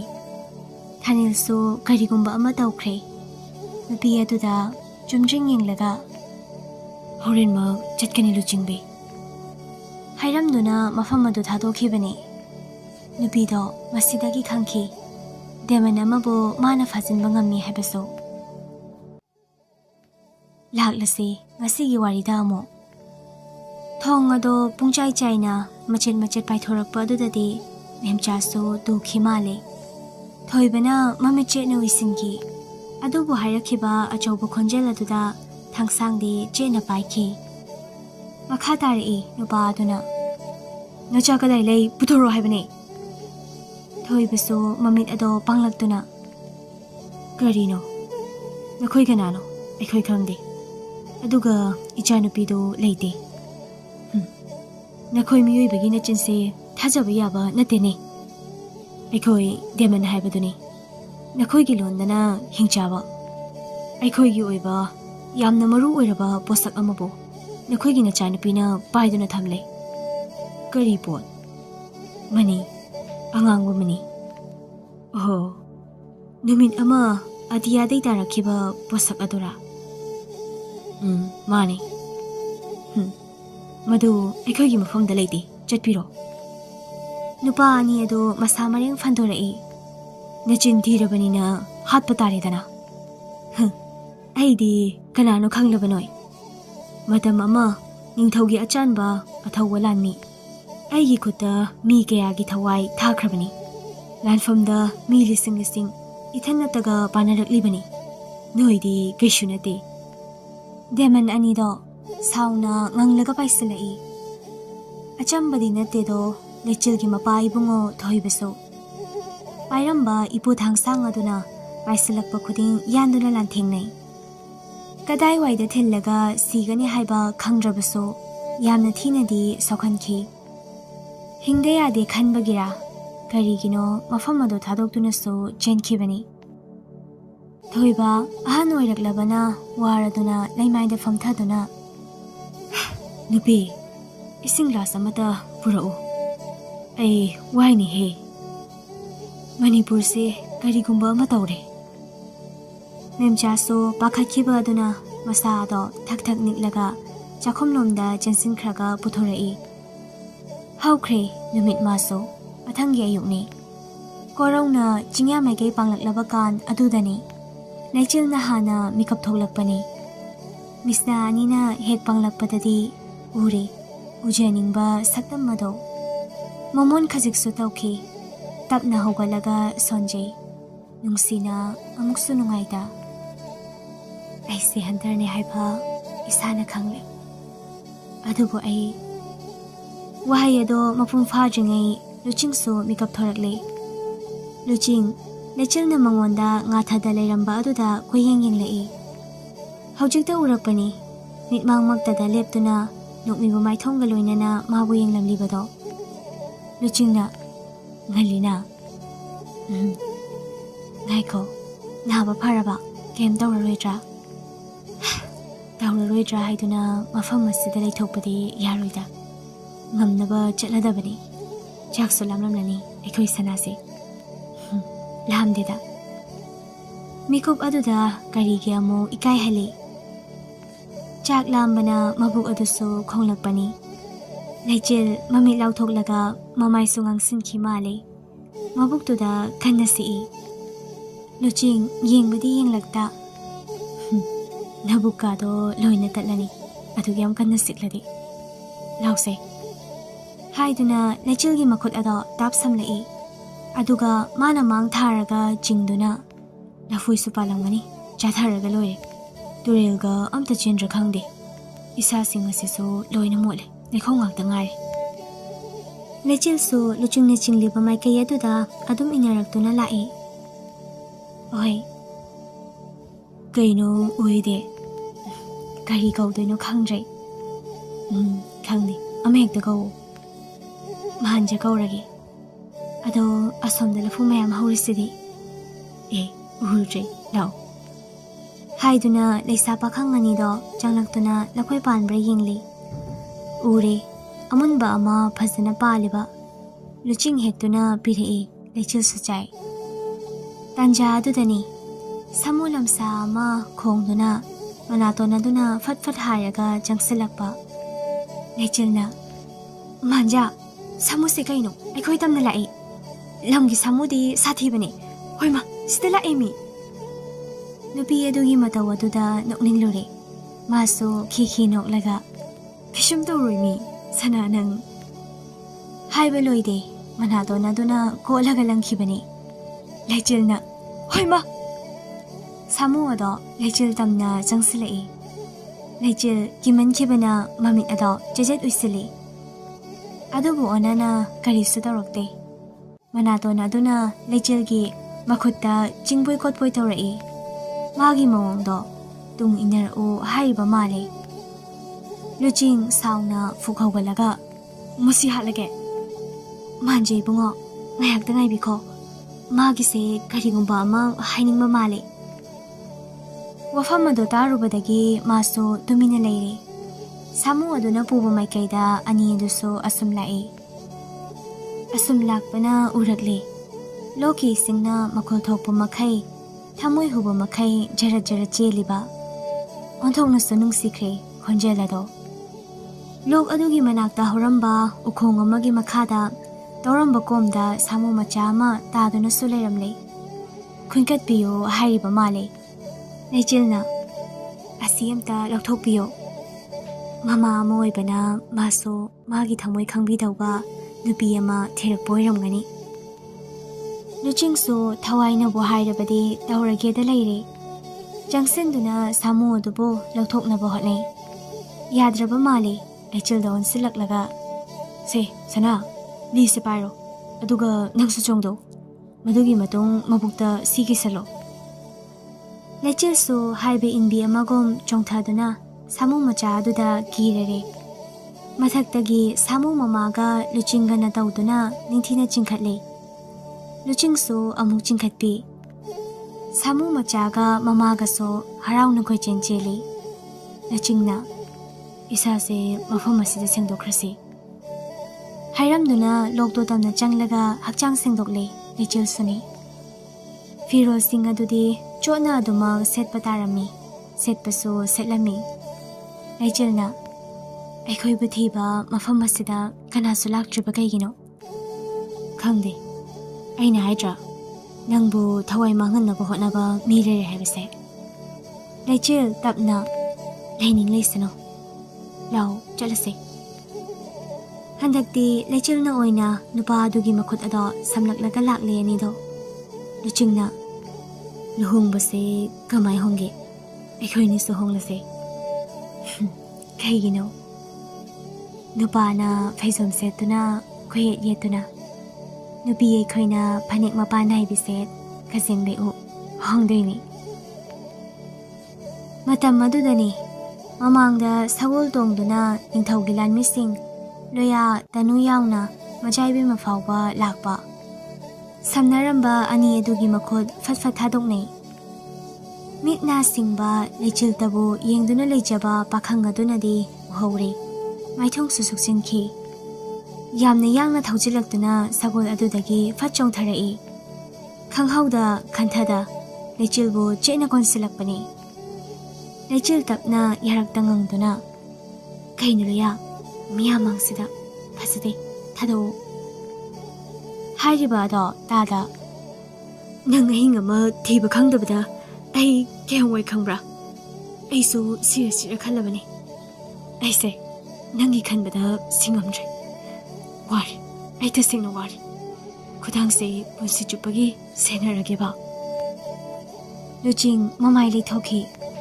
ꯅꯨꯡꯉꯥꯏꯇꯕ ꯀꯥꯏꯗꯣ ꯐꯥꯎꯔꯕꯣꯏ ꯆꯥꯛꯄ ꯀꯥꯏꯗꯨꯁꯨ ꯈꯪꯂꯕꯣꯏ ꯂꯩꯆꯤꯜ ꯇꯞꯅ ꯏꯟꯊꯣꯔꯛꯂꯒ ꯑꯩ ꯀꯩꯁꯨ ꯇꯧꯗ꯭ꯔꯦ ꯃꯤ ꯃꯆꯥ ꯏꯕꯦꯝꯃ ꯆꯪꯁꯤꯜꯂꯛꯇꯨꯅ ꯅꯪꯅ ꯀꯔꯤꯃꯇ ꯇꯧꯔꯝꯗꯕ ꯌꯥꯝ ꯐꯔꯦ ꯀꯌꯥꯝ ꯋꯥꯈꯤ ꯉꯔꯥꯡꯗꯤ ꯏꯅꯤꯡꯊꯧꯁꯨ ꯋꯥꯈꯤꯕꯅꯤ ꯐꯔꯦ ꯂꯥꯎ ꯇꯅꯨꯅ ꯂꯩꯆꯤꯜ ꯑꯩꯒꯤꯗ ꯀꯥꯔꯛꯑꯣ ꯑꯩꯈꯣꯏꯅꯤ ꯆꯠꯂꯁꯤ ꯂꯩꯆꯤꯜꯁꯨ ꯇꯞꯅ ꯆꯪꯁꯤꯟꯈꯤ ꯃꯥꯜꯂꯦ ꯑꯗꯨꯒ ꯍꯥꯏꯈꯤ ꯄꯥꯈꯪ ꯑꯃ ꯌꯥꯎꯔꯤꯁꯦ ꯃꯥꯒ ꯂꯥꯛꯑꯒꯦ ꯅꯨꯡꯉꯥꯏꯔꯣꯏꯕ ꯁꯒꯣꯜꯁꯦ ꯑꯩꯈꯣꯏ ꯊꯧꯔꯒꯦ 이봉 로야가 나코이니 더미나로 까람나스 야로이 아독 농가이바 아마 하릭라가 하라우나스 콤리 호이 하이드나 레첼소 로야다원 실락도나 이봉 다누가 동미나로 아이시다 동라게 아이가 동무디 아이나 농파도 하이버세 야닝드러버 야이다 라오다노 다누스 카카크리 레첼 루칭도원 실락도나 ꯅꯪꯗꯤ ꯂꯥꯛꯑꯔꯣꯏꯒꯦ ꯍꯥꯏꯔꯣ ꯁꯠꯂꯥꯎꯍꯦ ꯅꯪꯁꯤꯗꯤ ꯀꯅꯥꯅꯁꯨ ꯅꯨꯡꯉꯥꯏꯅꯤ ꯅꯨꯡꯉꯥꯏꯇꯕꯗꯤ ꯂꯣꯏꯅ ꯐꯥꯎꯏ ꯑꯗꯨꯕꯨ ꯐꯥꯖꯤꯜꯂꯤ ꯀꯨꯞꯁꯤꯜꯂꯤ ꯅꯨꯡꯉꯥꯏꯇꯕꯁꯤꯡ ꯑꯗꯣ ꯑꯁꯣꯝꯒꯤ ꯃꯈꯣꯏꯅ ꯀꯥꯔꯛꯈꯤꯕ ꯆꯤꯡꯈꯥ ꯑꯗꯨ ꯌꯧꯔꯛꯄꯗ ꯏꯅꯤꯡꯊꯧꯗꯤ ꯍꯜꯂꯝꯂꯦ ꯃꯁꯥ ꯃꯁꯥꯒꯤ ꯁꯒꯣꯜꯗ ꯀꯥꯅꯈ꯭ꯔꯦ ꯂꯥꯛꯃꯤꯟꯅꯈꯤꯕꯅꯤ ꯍꯟꯕꯁꯨ ꯍꯟꯃꯤꯟꯅꯕ ꯇꯥꯔꯦ ꯄꯨꯂꯞ ꯍꯜꯂꯛꯂꯦ ꯃꯁꯥ ꯃꯁꯥꯒꯤ ꯂꯩꯐꯝ ꯌꯧꯗꯨꯅ ꯆꯪꯅꯕꯁꯨ ꯀꯣꯡꯒꯥꯏꯅꯤ ꯀꯣꯅꯨꯡ ꯍꯥꯟꯅ ꯆꯪꯂꯨꯅꯤ ꯆꯠꯈꯤꯕꯁꯨ ꯌꯥꯎꯏ ꯂꯣꯌꯥꯁꯨ ꯃꯔꯩ ꯆꯥꯎꯕ ꯑꯃꯒꯨꯝ ꯂꯩꯆꯤꯜ ꯍꯣꯏꯗ ꯑꯣꯏꯅ ꯏꯟꯅꯔꯛꯏ ꯇꯅꯨꯁꯨꯅꯤ ꯃꯆꯥꯏꯕꯦꯝꯃꯗꯤ ꯇꯜꯂꯕ ꯃꯥꯜꯂꯤ ꯃꯈꯥ ꯇꯥꯅ ꯂꯩꯅꯤꯡꯗ꯭ꯔꯗꯨꯅ ꯍꯟꯈ꯭ꯔꯦ ꯃꯥꯗꯤ ꯂꯨꯆꯤꯡ ꯁꯒꯣꯜ ꯊꯧꯅ ꯊꯧꯅ ꯁꯅꯥ ꯑꯁꯤꯒꯤ ꯃꯤꯁꯦ ꯑꯩ ꯍꯥꯜꯂꯒꯦ ꯅꯪꯒꯤ ꯅꯇꯨꯡ ꯑꯗꯨꯝ ꯏꯟꯅꯔꯤꯁꯦ ꯀꯩꯒꯤꯅꯣ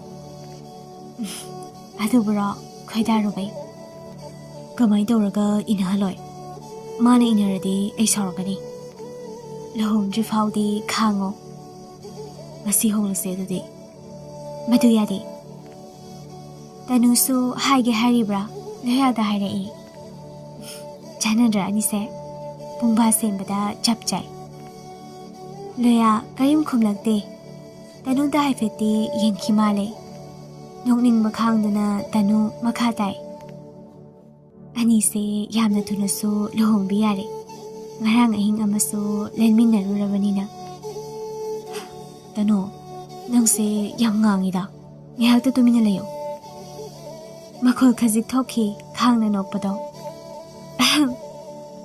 ꯄꯥꯈꯪꯁꯦ ꯀꯩꯅꯣ ꯊꯃꯣꯏ ꯈꯥꯝꯕꯤꯍꯧꯔꯦ ꯐꯩꯅ ꯌꯦꯡꯂꯛꯏ ꯂꯣꯌꯥꯁꯨ ꯂꯩꯆꯤꯜꯒꯤ ꯁꯪꯒꯥ ꯌꯧꯔꯛꯇꯨꯅ ꯀꯨꯝꯊꯔꯛꯂꯦ ꯊꯣꯏꯕꯁꯨ ꯃꯦꯝꯆꯥꯁꯨ ꯑꯅꯤꯃꯛ ꯂꯩꯔꯝꯂꯦ ꯉꯁꯤꯗꯤ ꯊꯣꯏꯕ ꯃꯤ ꯌꯥꯎꯔꯛꯄ ꯑꯗꯨꯗ ꯇꯨꯃꯤꯟꯅ ꯂꯩ ꯍꯩꯃꯥ ꯅꯈꯣꯏ ꯂꯥꯛꯏ ꯂꯨꯆꯤꯡꯅ ꯍꯣꯏ ꯄꯥꯕꯨꯡ ꯉꯥꯏꯍꯥꯛ ꯂꯩꯔꯣ ꯍꯥꯏꯔꯝꯗꯨꯅ ꯆꯠꯈ꯭ꯔꯦ ꯅꯥꯀꯟ ꯑꯃꯗ ꯂꯣꯌꯥꯅ ꯏꯃꯥ ꯍꯛꯆꯥꯡꯗꯤ ꯄꯨꯡꯐ ꯐꯔꯕ ꯐꯔꯦ ꯐꯔꯦ ꯅꯈꯣꯏꯕꯨ ꯍꯟꯈꯤꯔꯣꯏꯗ꯭ꯔꯣ ꯆꯠꯍꯟꯅꯤꯡꯕ ꯑꯃ ꯌꯥꯎꯅ ꯍꯥꯏꯔꯛꯄꯅꯤ ꯋꯥꯍꯩꯗꯣ ꯇꯅꯨꯅ ꯏꯇꯥ ꯀꯣꯟꯅ ꯂꯥꯛꯀꯦꯁꯨ ꯏꯕꯣꯛꯇꯣ ꯃꯊꯜ ꯂꯩꯍꯧꯏ ꯅꯨꯡꯉꯥꯏꯇꯦ ꯍꯥꯏꯔꯝꯗꯨꯅ ꯍꯟꯈꯤ ꯂꯣꯌꯥꯁꯨ ꯍꯟꯈꯤ ꯆꯠꯂꯒꯦ ꯍꯥꯏꯔꯝꯗꯨꯅ ꯂꯨꯆꯤꯡꯗꯤ ꯇꯞꯅ ꯂꯩꯆꯤꯜꯗ ꯑꯣꯟꯁꯤꯜꯂꯛꯂꯒ ꯏꯃꯥꯗ ꯄꯥꯕꯨꯡꯗ ꯂꯨꯍꯣꯡꯕꯒꯤ ꯋꯥꯗꯣ ꯍꯧꯗꯣꯛꯂꯝꯃꯨ ꯍꯧꯔꯦꯟ ꯂꯥꯛꯀꯦ ꯑꯗꯨꯒ ꯑꯩꯒꯤ ꯌꯨꯝꯗ ꯆꯠꯂꯨꯁꯤ ꯍꯧꯖꯤꯛꯀꯤꯗꯤ ꯆꯠꯂꯁꯅꯥ ꯍꯥꯏꯔꯝꯂꯒ ꯅꯣꯐꯦ ꯇꯧꯁꯤꯜꯂꯝ ꯃꯈꯣꯡ ꯑꯗꯨꯅ ꯆꯠꯈ꯭ꯔꯦ ꯀꯗꯥꯏ ꯇꯥꯅ ꯆꯠꯇꯣꯏꯔꯤꯕ ꯂꯨꯆꯤꯡ ꯍꯦꯛ ꯆꯠꯈꯤꯕꯒꯅꯤ ꯃꯦꯝꯆꯥꯅ ꯁꯥꯎꯔꯛꯄ ꯉꯔꯥꯡ ꯅꯄꯥꯅ ꯉꯥꯡꯕꯗꯅꯦ ꯑꯩꯁꯦ ꯅꯥꯒ ꯄꯪꯂꯕꯅꯤ ꯑꯍꯤꯡ ꯂꯦꯜꯂꯛꯀꯅꯤꯗꯤ ꯍꯥꯏꯔꯝꯕ ꯌꯥꯗ꯭ꯔꯣ ꯑꯩꯁꯨ ꯀꯅꯥꯅ ꯈꯪꯅꯤ ꯅꯠꯇꯦ ꯏꯕꯦꯝꯃ ꯉꯔꯥꯡ ꯅꯨꯄꯥ ꯍꯤꯡꯆꯥꯕꯒꯨꯝ ꯇꯧꯕ ꯑꯅꯤ ꯂꯥꯛꯂꯝꯃꯤ ꯑꯗꯨꯒ ꯅꯪꯅ ꯃꯈꯣꯏꯒꯤ ꯃꯅꯤ ꯑꯃ ꯄꯥꯏꯈꯤ ꯍꯥꯏꯅꯁꯨ ꯍꯥꯏ ꯆꯨꯝꯕ꯭ꯔꯥ ꯀꯩ ꯃꯅꯤꯅꯣ ꯏꯃꯥ ꯑꯩꯗꯤ ꯄꯥꯏꯗꯤ ꯍꯤꯡꯆꯥꯕꯒꯨꯝꯕ ꯑꯗꯨꯗꯤ ꯗꯦꯃꯟ ꯋꯥꯐꯝ ꯑꯁꯤꯃꯛꯅꯤ ꯍꯥꯏꯔꯝꯕꯁꯨ ꯗꯦꯃꯟ ꯍꯥꯏ ꯀꯔꯤꯅꯣ ꯇꯧꯔꯤꯕ ꯁꯤꯕꯣ ꯈꯪꯗꯦ ꯏꯃꯥ ꯑꯩ ꯇꯁꯦꯡꯅ ꯄꯥꯏꯗꯦ ꯊꯣꯡꯂꯣꯝꯗ ꯍꯥꯏꯔꯞ ꯌꯦꯡꯂꯨꯏ ꯄꯨꯡꯆꯥꯏ ꯆꯥꯏꯔꯝꯕ ꯑꯗꯨꯗ ꯊꯣꯡꯁꯤꯁꯨ ꯃꯣꯏꯅ ꯇꯧꯔꯝꯂꯤꯔꯥ ꯃꯥꯅꯤ ꯃꯥꯅꯤ ꯑꯩꯗꯤ ꯀꯤꯕꯨ ꯀꯤꯔꯦꯅꯦ ꯅꯄꯥ ꯂꯥꯛꯂꯒ ꯆꯩꯔꯅꯤ ꯍꯥꯏꯅꯔꯤꯉꯩ ꯊꯣꯏꯕꯁꯨ ꯁꯠ ꯍꯥꯏꯔꯛꯏ ꯂꯥꯛꯄ ꯅꯠꯇꯦ ꯂꯥꯛꯑꯕꯅꯤ ꯑꯇꯩ ꯉꯥꯏꯈꯣ 이베마 나빠와 하이게 ꯅꯪ 누파 ꯑꯗꯨꯒ ꯄꯨꯜꯂꯅꯨ ꯅꯪꯒꯤ ꯃꯥꯡꯃꯛꯇꯗ ꯅꯠꯇ꯭ꯔꯥ 마부 이닝ꯊꯧꯒꯤ ꯃꯃꯥꯛꯅꯤ ꯍꯥꯏꯗꯨꯅ ꯂꯥꯎꯊꯣꯛꯈꯤꯕ ꯑꯗꯨꯅꯅꯦ ꯅꯪ ꯄꯨꯜꯂꯅꯨ ꯂꯩꯆꯤꯜ ꯇꯞꯂꯞꯅ ꯄꯥꯕꯨꯡ ꯑꯩ ꯀꯔꯤꯒꯨꯝꯕ ꯑꯃ ꯍꯥꯏꯖꯒꯦ ꯑꯍꯤꯡ ꯑꯃ ꯃꯥꯒ ꯂꯦꯜꯂꯨꯔꯕꯅꯤ ꯂꯩꯁꯥ ꯑꯃꯅ ꯄꯥꯈꯪ ꯑꯃꯒ ꯑꯍꯤꯡ ꯑꯃ ꯂꯦꯜꯂꯨꯔꯕꯗꯤ ꯆꯦꯟꯕ ꯆꯣꯡꯕ ꯀꯧꯗꯕ꯭ꯔꯥ ꯋꯥꯍꯩ ꯑꯗꯨꯗꯅꯤ ꯌꯥꯝꯅ ꯃꯨꯟꯅ ꯌꯦꯡꯂꯛꯈꯤꯕ ꯃꯊꯥꯁꯨ ꯑꯔꯩꯒꯩ ꯁꯥꯔꯦ ꯑꯩꯗꯤꯕ ꯊꯣꯏꯕꯤ ꯃꯤꯒꯤ 이닝ꯊꯧꯅ ꯍꯥꯏꯗꯨꯅ ꯊꯝꯂꯕ ꯅꯨꯄꯥ ꯑꯗꯨꯕꯨ ꯈꯪꯂꯛꯂꯕꯗꯤ ꯑꯩꯈꯣꯏꯁꯦ ꯀꯩꯗꯧꯈꯤꯅꯤ ꯈꯪꯗꯕ꯭ꯔꯥ ꯑꯩꯈꯣꯏꯕꯨ ꯂꯣꯏ ꯊꯥꯈ꯭ꯔꯗꯤ ꯀꯥꯟꯅꯗꯦ 이베마 ꯅꯪ ꯂꯣꯌꯥꯗ ꯄꯤꯔꯒꯅꯤ ꯏꯄꯥꯅ ꯊꯥꯖꯔꯒꯅꯤ ꯀꯩꯅꯣ ꯄꯥꯕꯣ ꯑꯩꯗꯤ 이bunꯒꯨꯝꯅ ꯈꯜꯂꯤ ꯑꯩ ꯃꯥꯒ ꯂꯩꯃꯤꯟꯅꯕ ꯉꯝꯂꯣꯏ ꯑꯩ ꯌꯨꯝ ꯄꯥꯜꯂꯔꯣꯏ ꯁꯤꯗꯤ ꯌꯥꯔꯕ ꯃꯗꯨ ꯌꯥꯗꯦꯅꯦ ꯊꯣꯏꯕꯤ ꯄꯥꯕꯣ 이카ꯏꯅ ꯍꯥꯏꯖꯔꯕꯅꯤ ꯑꯩ ꯃꯥꯕꯨ ꯅꯨꯡꯁꯤꯔꯨꯔꯦ ꯃꯥꯁꯨ ꯑꯩꯕꯨ ꯊꯣꯏꯕ ꯁꯥꯎꯈꯤꯕ ꯄꯥꯈꯠꯈꯤꯕ ꯍꯩꯉꯝ ꯇꯧꯉꯝꯗꯕ 이ಹುꯜ ꯑꯗꯨꯅ ꯂꯩꯆꯤꯜꯒꯤ ꯃꯃꯥꯏ ꯑꯗꯨꯗ ꯈꯨꯄꯥꯛ ꯑꯗꯨꯅ ꯁꯦꯠ ꯊꯥꯖꯤꯟꯈ꯭ꯔꯦ ꯃꯦꯝꯆꯥꯅ ꯅꯨꯄꯥ ꯀꯔꯤꯅꯣ ꯇꯧꯕꯤꯔꯤꯗꯣ ꯅꯪꯅ ꯌꯥꯗ꯭ꯔꯒꯅ ꯌꯨꯝꯁꯦ ꯊꯥꯗꯣꯛꯈꯤ ꯇꯥꯕ ꯍꯥꯏꯔꯝꯂꯒ ꯃꯅꯨꯡ ꯆꯪꯈ꯭ꯔꯦ ꯂꯩꯆꯤꯜꯁꯨ ꯏꯔꯥ ꯊꯥꯡꯅ ꯃꯃꯥꯗ ꯌꯦꯡꯉꯛꯏ ꯃꯦꯝꯆꯥꯅ ꯋꯥꯈꯜ ꯇꯥꯎꯀꯣ ꯃꯆꯥ ꯊꯣꯏꯕꯤ ꯁꯣꯝꯗꯅ ꯀꯣꯅꯨꯡꯗꯅꯤ ꯂꯩꯃꯔꯦꯝꯕꯤꯒ ꯃꯤꯁꯛ ꯑꯗꯨꯒ ꯎꯅꯔꯤ ꯃꯤꯁꯛ ꯑꯗꯨꯅ ꯍꯤꯡꯈ꯭ꯔꯦ ꯃꯁꯥ ꯁꯣꯛꯈꯤꯕꯒꯤ ꯗꯥꯛꯐꯝ ꯃꯆꯦꯠ ꯑꯃ ꯐꯥꯎꯕ ꯇꯥꯗ ꯍꯤꯡꯈ꯭ꯔꯦ ꯃꯥ ꯑꯆꯝꯕ ꯅꯠꯇꯦ ꯂꯩꯃꯔꯦꯝꯕꯤ ꯑꯆꯝꯕ ꯅꯠꯇꯦ ꯊꯕꯛ ꯑꯃ ꯄꯥꯡꯊꯣꯛꯑ ꯁꯤꯟꯅꯕꯗ ꯅꯤꯡꯊꯤꯅ ꯄꯥꯡꯊꯣꯛꯄ ꯉꯝꯗꯕ ꯅꯪꯁꯦ ꯀꯔꯤꯅꯣ ꯂꯩꯆꯤꯜꯅ ꯊꯋꯥꯏ ꯊꯥꯈꯤꯕ ꯃꯤꯀꯨꯞꯇ ꯅꯪꯅ ꯄꯥꯝꯕ ꯊꯨꯡꯍꯟꯒꯅꯤ ꯅꯠꯇ꯭ꯔꯗꯤ ꯑꯣꯏꯊꯣꯛꯂꯣꯏꯀꯣ ꯃꯗꯨ ꯈꯪꯗꯅ ꯑꯩꯁꯨ ꯍꯣꯠꯅꯔꯤ ꯇꯥꯟꯖꯥ ꯑꯗꯨꯗ ꯂꯩꯃꯒꯤ ꯀꯥꯗ ꯅꯨꯄꯥ ꯑꯅꯤ ꯑꯍꯨꯝ ꯆꯪꯂꯛꯏ ꯌꯥꯎꯔꯛꯏ ꯑꯊꯧꯕ ꯑꯗꯣ ꯑꯊꯧꯕꯅ ꯂꯩꯃꯔꯦꯝꯕꯤ ꯂꯩꯆꯤꯜꯗꯤ ꯍꯤꯡꯂꯝꯂꯦ ꯀꯔꯝ ꯇꯧꯁꯤꯒꯦ ꯂꯩꯃꯔꯦꯝꯕꯤꯅ ꯅꯈꯣꯏꯅ ꯀꯔꯤꯒꯤ ꯃꯥꯒ ꯌꯦꯛꯅꯕꯅꯣ ꯑꯩꯈꯣꯏꯕꯨ ꯀꯔꯤꯁꯨ ꯂꯩꯇ ꯃꯥꯅ ꯐꯨꯔꯝꯕ ꯑꯩꯈꯣꯏ ꯀꯥꯎꯗ꯭ꯔꯤ ꯂꯩꯃꯔꯦꯝꯕꯤ ꯈꯥꯛꯅ ꯅꯣꯛꯇꯨꯅ ꯌꯥꯏꯐꯔꯦ ꯑꯗꯨꯗꯤꯅꯦ ꯅꯈꯣꯏꯅ ꯃꯥꯕꯨ ꯐꯥꯗꯨꯅ ꯎꯃꯪꯗ ꯄꯨꯔꯒ ꯍꯥꯠꯇꯣꯛꯈ꯭ꯔꯣ ꯑꯩꯅ ꯅꯈꯣꯏꯕꯨ ꯀꯟꯒꯅꯤ ꯍꯧꯖꯤꯛ ꯊꯣꯛꯂꯛꯂꯤꯕ ꯗꯦꯃꯟ ꯍꯥꯏꯔꯤꯕ ꯖꯤꯕ ꯑꯁꯤꯗ ꯇꯥꯏꯁꯤꯟꯒꯅꯤ ꯌꯥꯕ ꯅꯠꯇ꯭ꯔꯥ ꯅꯨꯡꯉꯥꯏꯖꯔꯦ ꯂꯩꯃꯔꯦꯝꯕꯤ ꯃꯗꯨꯒꯤ ꯋꯥꯐꯝꯗꯨꯃꯛꯅꯤ ꯑꯩꯈꯣꯏꯅ ꯇꯥꯕ ꯄꯥꯝꯕꯁꯨ ꯅꯥꯀꯟꯗ ꯂꯦꯞꯂꯤꯕ ꯅꯨꯄꯤ ꯑꯗꯨꯗ ꯆꯦꯞꯊꯔꯞꯁꯨ ꯌꯦꯡꯂꯛꯏ ꯑꯃꯗꯨꯁꯨ ꯎꯈꯤꯕ ꯌꯥꯗꯦ ꯃꯇꯥꯒꯨꯝ ꯐꯤ ꯑꯗꯣ ꯍꯦꯟꯅ ꯆꯦꯠꯁꯤꯟꯅ ꯈꯨꯝꯖꯤꯜꯂꯤ ꯂꯩꯃꯔꯦꯝꯕꯤꯅ ꯊꯣꯛꯈ꯭ꯔꯣ ꯌꯥꯊꯪ ꯑꯗꯨ ꯍꯦꯛ ꯄꯤꯈꯤꯕꯒ ꯂꯣꯏꯅ ꯊꯣꯛꯈ꯭ꯔꯦ ꯁꯣꯝꯗꯅ ꯗꯦꯃꯟ ꯃꯈꯣꯏ ꯃꯥꯄꯟ ꯑꯗꯣ ꯈꯟꯅꯔꯤ ꯂꯨꯆꯤꯡꯁꯨ ꯋꯥꯅ ꯂꯥꯛꯄꯅꯤ ꯂꯨꯆꯤꯡ ꯂꯥꯛꯄ ꯎꯕꯗ ꯅꯨꯄꯤ ꯑꯗꯨꯅ ꯂꯨꯆꯤꯡ ꯑꯁꯥꯎ ꯈꯣꯟꯐꯝ ꯑꯃ ꯌꯥꯎꯈꯤ ꯀꯧꯈꯤꯕ ꯈꯣꯟꯖꯦꯜ ꯑꯗꯣ ꯂꯨꯆꯤꯡꯁꯨ ꯀꯩꯗꯧꯔꯕꯅꯣ ꯈꯟꯅ ꯌꯦꯡꯂꯛꯏ ꯅꯨꯄꯤ ꯑꯗꯣ ꯒꯝꯒꯝ ꯆꯪꯁꯤꯜꯂꯛꯇꯨꯅ ꯅꯪꯃꯛꯅ ꯑꯩꯈꯣꯏꯕꯨ ꯅꯝꯊꯥꯛ ꯇꯧꯔꯝꯕ ꯑꯩꯈꯣꯏꯒꯤ ꯃꯤꯠꯇ ꯎꯠ ꯆꯥꯏꯔꯝꯕ ꯃꯅꯤ ꯑꯗꯨꯕꯨ ꯅꯪꯅ ꯄꯥꯝꯕꯗꯒꯤ ꯅꯁꯥꯅ ꯂꯣꯠꯁꯤꯟꯕ ꯂꯨꯆꯤꯡ ꯉꯛꯅ ꯑꯃꯁꯨꯡ ꯈꯧꯇꯛ ꯆꯥꯔꯞ ꯑꯩ ꯂꯥꯜꯂꯦ ꯍꯧꯖꯤꯛ ꯂꯥꯜꯂꯦ ꯍꯥꯏꯕ ꯋꯥꯐꯝ ꯑꯗꯨꯅ ꯌꯥꯔꯤꯕ꯭ꯔꯥ ꯈꯨꯝꯃꯨ ꯅꯆꯤꯟꯗꯣ ꯅꯪ ꯃꯤꯆꯝ ꯑꯃꯒ ꯄꯥꯡꯈꯛ ꯑꯣꯏꯔꯕꯅꯤ ꯅꯪꯕꯨ ꯃꯐꯝꯁꯤꯗ ꯍꯥꯠꯄꯗꯤ ꯀꯩꯁꯨ ꯅꯠꯇꯦ ꯑꯗꯨꯕꯨ ꯅꯁꯥꯅ ꯇꯧꯈꯤꯕ ꯑꯁꯣꯏꯕꯅꯤ ꯅꯁꯥꯅ ꯐꯪꯖꯧ ꯑꯩꯈꯣꯏꯅ ꯉꯁꯤ ꯃꯁꯤꯡ ꯌꯥꯝꯈꯤꯗꯕꯁꯨ ꯅꯪꯒꯤ ꯃꯔꯝꯅꯅꯤ ꯅꯪ ꯅꯨꯄꯤ ꯑꯗꯨꯕꯨ ꯂꯣꯏꯅꯔꯒ ꯃꯥꯕꯨ ꯍꯥꯠꯂꯨ ꯅꯠꯇ꯭ꯔꯕ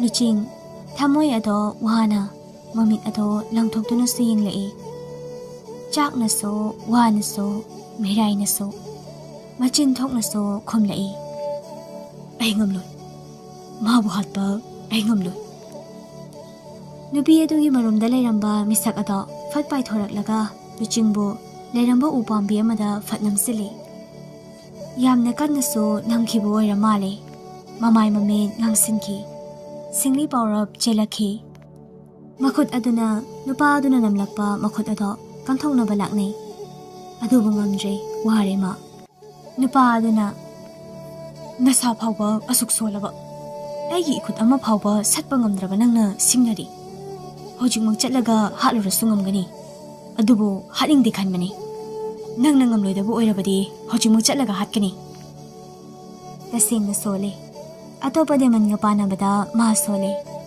ꯅꯨꯄꯥ ꯑꯗꯨꯅ ꯂꯨꯆꯤꯡꯕꯨ ꯊꯥꯗꯣꯔꯛꯄꯒ ꯃꯈꯥꯗ ꯈꯪꯇꯥ ꯇꯥꯏ ꯂꯣꯛ ꯑꯗꯣ ꯀꯟꯅ ꯈꯣꯗꯨꯅ ꯑꯋꯥꯕꯁꯤꯡ ꯑꯗꯣ ꯍꯟꯗꯣꯛꯂꯤ ꯉꯁꯤꯗꯤ ꯑꯍꯥꯟꯕ ꯑꯣꯏꯅ ꯅꯨꯄꯤ ꯃꯥꯒꯤꯗꯃꯛ ꯀꯅꯥ ꯑꯃꯕꯨ ꯈꯨꯔꯨꯝꯂꯔꯦ ꯆꯠꯅꯕ ꯊꯧꯔꯥꯡ ꯇꯧꯈꯤꯕ ꯅꯨꯄꯥ ꯑꯗꯨꯒꯤ ꯃꯈꯣꯡ ꯑꯗꯣ ꯌꯥꯜꯂꯛꯇꯨꯅ ꯌꯥꯔꯦ ꯑꯩ ꯇꯧꯔꯒꯦ ꯃꯥꯕꯨ ꯑꯩꯅ ꯁꯣꯏꯗꯅ ꯍꯥꯠꯂꯒꯦ ꯅꯈꯣꯏ ꯃꯉꯣꯟꯗꯒꯤ ꯂꯥꯞꯊꯣꯛꯎ ꯅꯠꯇ꯭ꯔꯕꯗꯤ ꯑꯩꯁꯨ ꯑꯩꯅ ꯉꯝꯕ ꯇꯧꯔꯛꯀꯅꯤ ꯅꯨꯄꯥ ꯑꯗꯣ ꯃꯃꯤꯠ ꯏꯉꯥꯡ ꯌꯦꯡꯂꯛꯏ ꯅꯨꯄꯤ ꯑꯗꯨꯅ ꯑꯣꯏꯅ ꯍꯥꯟꯅ ꯐꯔꯦ ꯌꯦꯡꯂꯒꯦ ꯅꯪꯅ ꯍꯥꯟꯅ ꯉꯝꯕ꯭ꯔꯥ ꯍꯥꯏꯕꯗꯣ ꯀꯔꯤꯒꯨꯝꯕ ꯊꯥ ꯑꯃꯒꯤ ꯃꯅꯨꯡꯗ ꯉꯝꯗ꯭ꯔꯕ ꯑꯩꯈꯣꯏꯕꯨ ꯐꯠꯇꯦ ꯍꯥꯏꯅꯣ ꯅꯪꯁꯨ ꯌꯥꯎꯅ ꯅꯨꯄꯤ ꯑꯗꯣ ꯁꯣꯏꯗꯅ ꯍꯥꯠꯀꯅꯤ ꯃꯁꯤ ꯗꯦꯃꯟ ꯑꯩꯈꯣꯏꯒꯤ ꯋꯥꯁꯛꯅꯤ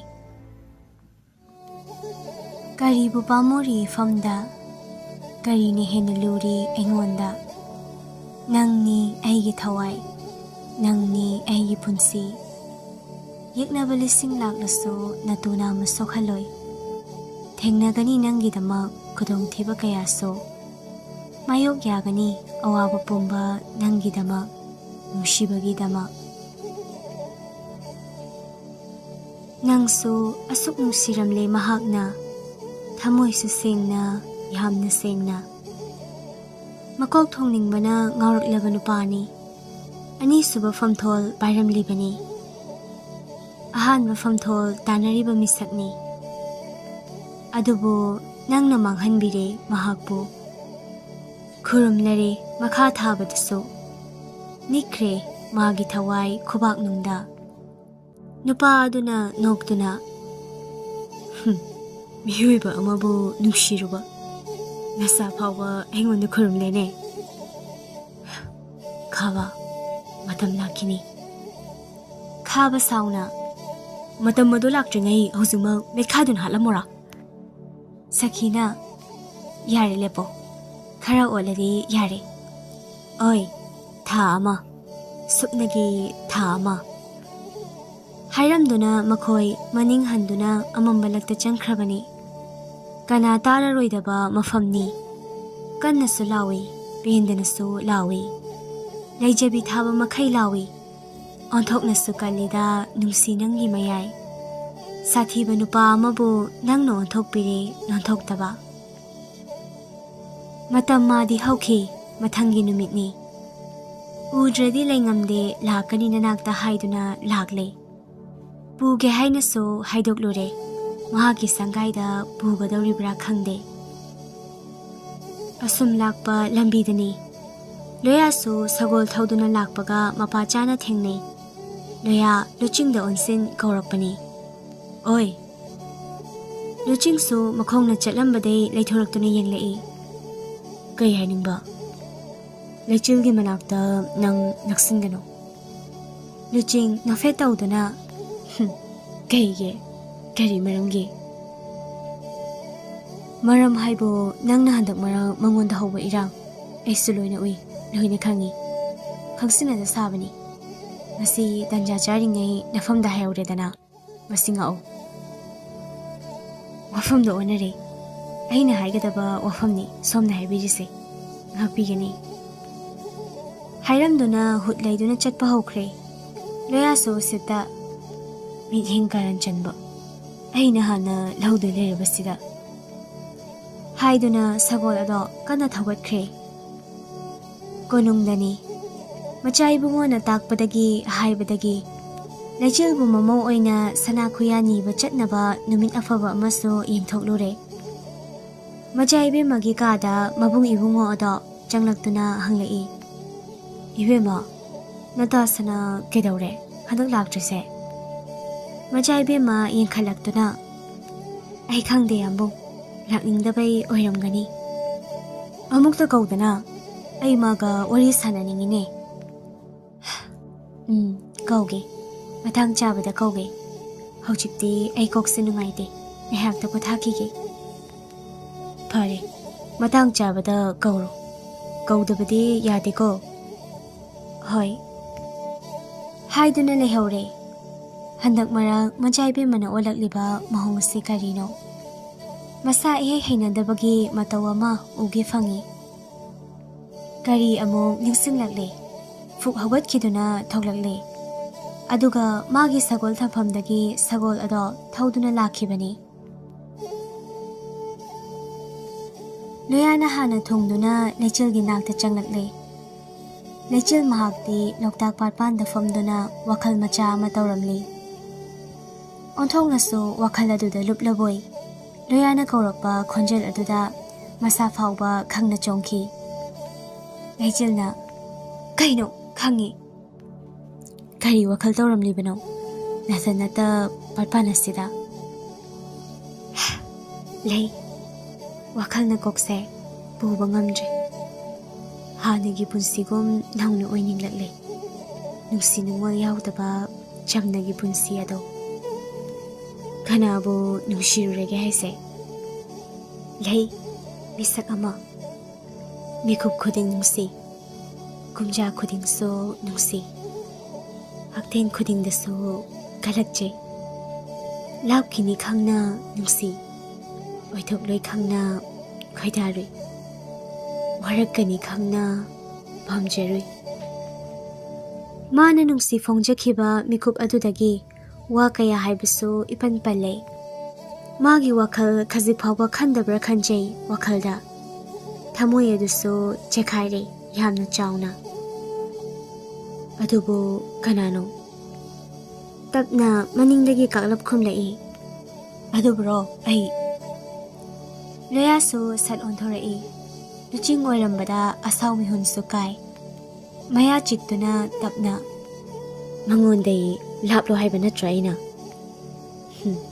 Tahawraba Mana kari haiba haiba daw Chato Magayga wari sanagadabale Hairamduna loyabu khazik inthoklamlaga lechilgi manakta changsilaktuna Sana Lechil so onthorakle Haifetamak iyenglaga amung hana onthokhi Kahigi laino Machaybe maga luhongnani hairaga Ningthaw manay masina ukhrade Nangdanata aisu awaba tagani Aibo awaba tahaningbra Luching tapna Kaino Ngarang haikiba Gauraba Lechil amu onthorai Loyasu leplami Changsilaklaga Luchinggi makhod samduna Imung lomda chingsinki Loya karino khanna yenghauri Thamoy dadi mairi chelabani Imung hek yawbaga Luchinggi makhod ado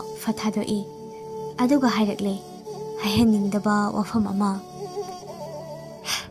Nasidagi Aigi nakta laklano Ay makatana awaba tabasu pamdre Ima ipa sokpa yaba Thabak amata tawra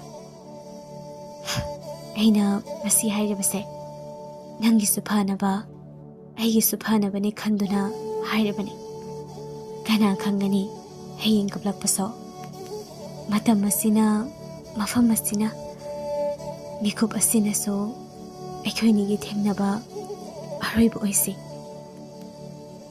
Luching karino khangda thamoyda China ama faurai Yamna suna kimali China do tapna monghada Aigi mitlu ani sida yengduna hairao Khufamado amuk hana Lechil nakan amada leibani. Michana na yinglubasong ngamde. Luching na. Ngamde. Nang ngamde. Maduna takpade nang aibo nungsi takpani. Ay nang munungsidre. Yinglaga hayrakpani handakti. Punsise yamna nungsi. Ima ipa na awaba tabaso ahing bapamde. Haying aina kudong tiba amadagi punsi longkraso. Ahidama kapinaba missing hengkathan bapamde. Ay kanano kanglakpada nang tamoy kaigani. Wahana kairaba tamoy se. Langlana photo na nanggaloy naraki khaloy. Aran ba wakal oiramle. Fortune gadabagi mahon anawba ama silam gadaba oiramle. Silagani. Luching na nanggi adoda ay daningde. Ay karimda daningde. Nang ay nungsi haiba khangi. Nang nakana ama oiriso ay nang munungsi duna laygani. Ay handar ne. Ay handar. Khanglaba natra. Handar haise kaino haiba munna. Adoso isagi haisingba isagi sakti puthokchaba ngamdraba handar. Demon amagaso panaba ngamdraba handar. Ay sikradi kanaw ahawdoino. Wafam mase haikibada Luchinggi thamoy machetana kairamgadra. Wa amaso hairakidre. Tumina leptuna laikre. Lechil so sorado sangna hondoklaga maning hanna thokhinaba hotnarakle. Luching tapna yamna ingna. Demon ay demon. Ay belaki. Ay bentoklaki. Nungsi nanggidamag thawai ase tharamlaki. Nangna awaba takiba ay yengduna layba ngamloy. Nang sukan na ba ay buha lulaw. Ay ninungsi jabi handar magi makutta demon ama thawai thababo nungsi kudamne. Lechil chap yungduna lepki. Yamna thona laisalakduna chensilaklaga Luching bu amukta ukhijibakom chena konsinkhe. Kainarasi. Ngarang hawkiba nungsiba. Ngasi kainarasi. Simadi khangbiko. Aisu nang munungsi. Ngasai makai khangdura leiramba pirangso lepta jara jara chentharae. Nungshirubana wa ngangkhidabane. Ai loina khangi nang kanano haiba. Maram aduna sune. Aina nafamdagi nungsibi kyama hiribase. Bibi yubi kyase. Kainarasi. Luching ngakna Lechil bu inthokduna. Aide mane nang khangi. Lechil makok nomi. Khangi. Nangna ibu kahonnaba hanjin hotnarasu. Ai kauba leiti. Ai kaudi. Kaigi nangi saktina ifamna mayak chamra haibadi khangde. Adubu ai nangbu kaude. Nangna hairamkiba nushirasu nusino haina haikibaduna aina nangbu kauksinabani. Adugi matung ahanba thengnabada nangna hida karau haibado ai kaningdaba nate. Kaningdaba sabani. Nangna ikoigi hidamna paisalaktuna khatnabado aisu khangi nangni do. Aina nangbu tena kaukhibasu makoina ukradi tana khrani khanna kaptuna tahanbane. Nangna pukna thoibada aina thamoi pena haraubane. Nangna majaibi magalu holani haina lauthorakpada aigi thamoise machet tana kaikhibane. Isauda paglangda langingki. Nangondesu thairagi khanki. Isana hantarni khanglakpada ahing ama tumdasu kapki. Nangbu aigi oina phanglaroi khanbada. Yamungna thangsatkhibada hanna fawba yengningdaba saktam adugi makutbu aina paikhibane. Masi pumnamak nungsirubaini. Adubu kainarasi. Aikoise kuiman kre loinaba. ware chang. Lechil mahak na so asuk nusiram li tabada thamoi be na so harauki. Thangna ba mikop ta so kaphalla boy. Kari gi oiram de nahak na taibang miyoi ba. Kari gi oiram ni nahak na hunter. Kari gi oiram ni ayhak so demon. Lechil makhatai. Kuirak laroi ye manja. Kuirak laroi. Aigi sakti safong laklani. Demon tabo hating laklagani. Nanga iga punba yaroi. Nang hankragera. Mafam asida lairagadi tumna so hataba yaroi. Luching tapna halo. Aibo hana halamu. Nafamdagi lapna laigadabi saro. Sikhiba na fay. Bayo nangi taksang. Tilao tabak si fauna. Aduga amo laibab asida. Nang napendraba fawba tinjaro. Aduga haibadi haino. Nangonday lablo. Una mikmangda masa ani ado fandorakle. Lechil sungaklude. Tanja dumakdadani. Thong ado hangdoklaglaga. Loyaga tanuga janglaklaga. Luching ifaliba masa aduda kannayan slaki. Luching China khangna lauduna handoktuna tui.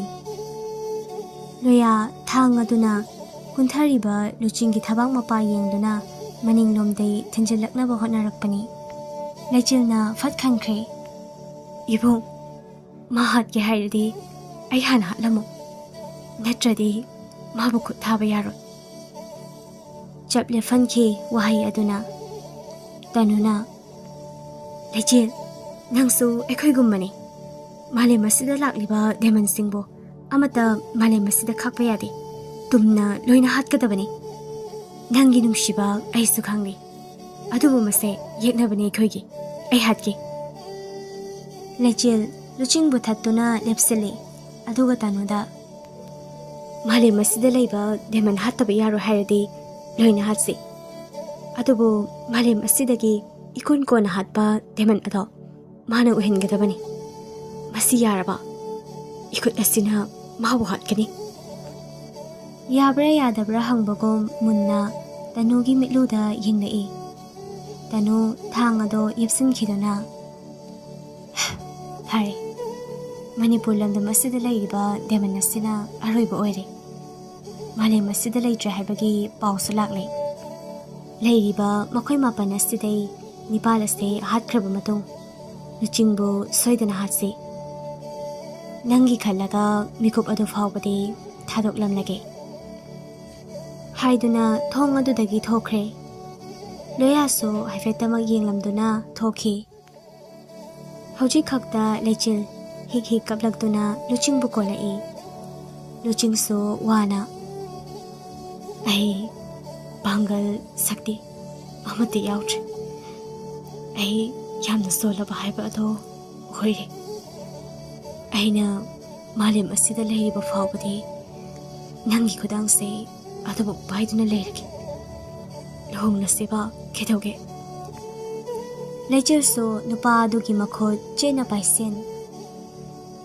ngasi kauba korong nongdei nangbu aigi ipuroiba oina aduga aina nangi loinabi oina so leigani leiba pungjau thendraba so nanga aiga amata oina kundo leirangna hongani luching momon nonglei tapna su saugatuna mapana thokminarakle Lechilna afaba numit ama yenglagane aikhoini so hongnaba tawnaba imada haudoklage Nangi ima ipadi kanana saba leitre taknasira hana haudoklo aduga konagi thokpa tawrasi ko yarabo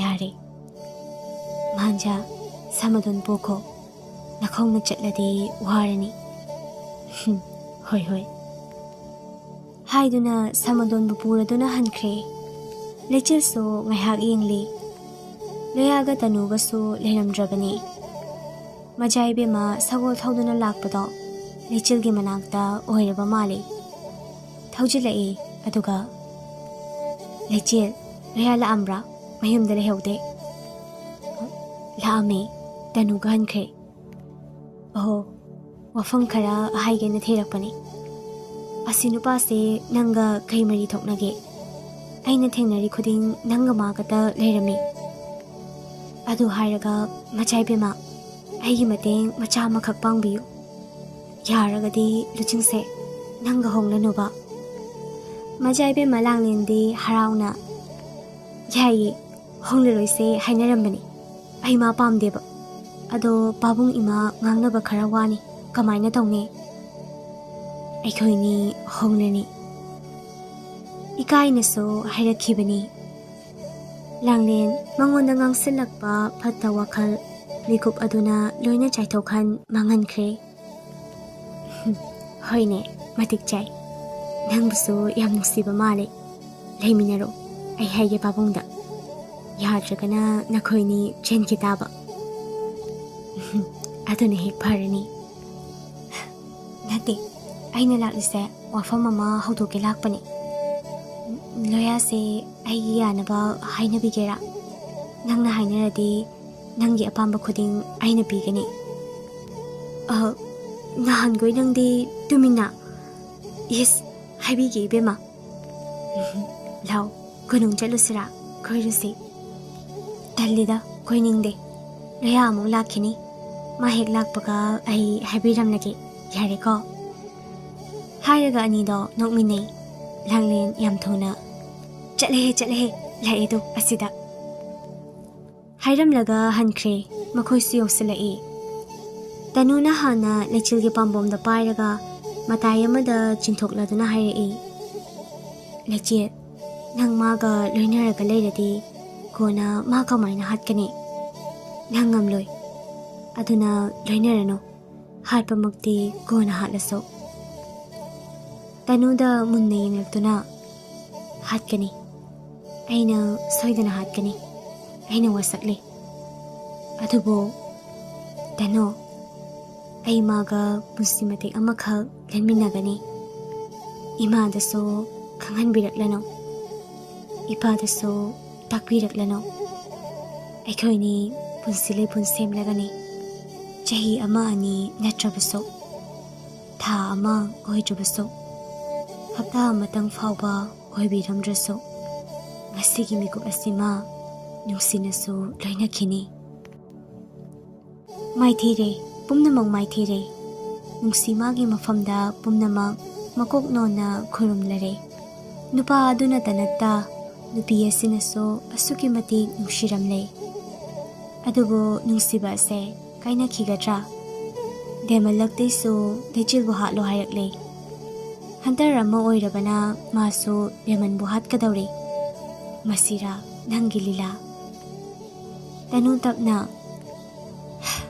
ꯐꯔꯦ ꯅꯪꯅ ꯑꯗꯨ ꯌꯧꯔꯗꯤ ꯑꯗꯨꯕꯨ ꯅꯪ hunter ꯑꯃꯅꯤ ꯂꯥꯛꯈꯤꯅꯤ ꯃꯇꯝ ꯃꯥꯕꯨ ꯍꯥꯠꯄꯁꯨ ꯍꯌꯦꯡꯗꯒꯤ ꯑꯩꯒꯤ ꯇꯨꯡ ꯏꯟꯗꯨꯅ ꯗꯦꯃꯟꯁꯤꯡꯕꯨ ꯊꯤꯕ ꯍꯧꯔꯁꯤ ꯀꯔꯤ ꯀꯥꯏ ꯌꯥꯎꯒꯦ ꯃꯔꯛꯇ ꯇꯣꯏꯅ ꯌꯥꯎꯕꯗꯤ ꯉꯝꯂꯣꯏ ꯑꯊꯨꯕ ꯃꯇꯝꯗ ꯑꯩꯈꯣꯏ ꯑꯅꯤꯁꯨ ꯂꯨꯍꯣꯡꯅꯕ ꯍꯣꯠꯅꯔꯒꯅꯤ ꯂꯣꯏꯅ ꯂꯥꯛꯑꯣ ꯂꯨꯍꯣꯡꯕ ꯍꯥꯏꯕ ꯋꯥꯐꯝ ꯑꯁꯤꯅ ꯃꯥꯏꯈꯨꯝ ꯑꯣꯏꯗꯨꯅ ꯑꯋꯥꯕ ꯄꯨꯝꯕ ꯀꯣꯛꯍꯟꯗꯨꯅ ꯃꯤꯀꯨꯞ ꯑꯃꯒꯤ ꯅꯨꯡꯉꯥꯏ ꯏꯆꯦꯜꯗ ꯇꯧꯍꯟꯗꯨꯅ ꯊꯝꯕꯤꯔꯦ ꯃꯍꯥꯛꯇꯣ ꯍꯌꯦꯡ ꯍꯪꯆꯤꯠ ꯑꯣꯏꯔꯨꯕꯩ ꯈꯜꯂꯨꯔꯦ ꯂꯨꯍꯣꯡꯕ ꯀꯅꯥꯅ ꯈꯪꯕ ꯂꯨꯍꯣꯡꯕ ꯃꯔꯛꯇ ꯇꯝꯊꯤꯕ ꯊꯧꯗꯣꯛ ꯊꯣꯛꯂꯛꯄꯁꯨ ꯇꯅꯨ ꯇꯞꯅ ꯅꯣꯛꯂꯒ ꯀꯩꯅꯣꯝ ꯍꯥꯏꯒꯦ ꯑꯝꯇ ꯍꯥꯏꯕꯤꯌꯨꯕ ꯖꯥꯠ ꯇꯤꯟꯅꯗꯦ ꯍꯥꯏꯗꯣꯏꯔꯥ ꯏ ꯇꯤꯟꯅꯗꯦ ꯆꯩꯗꯣꯏꯔꯥ ꯑꯩꯁꯨ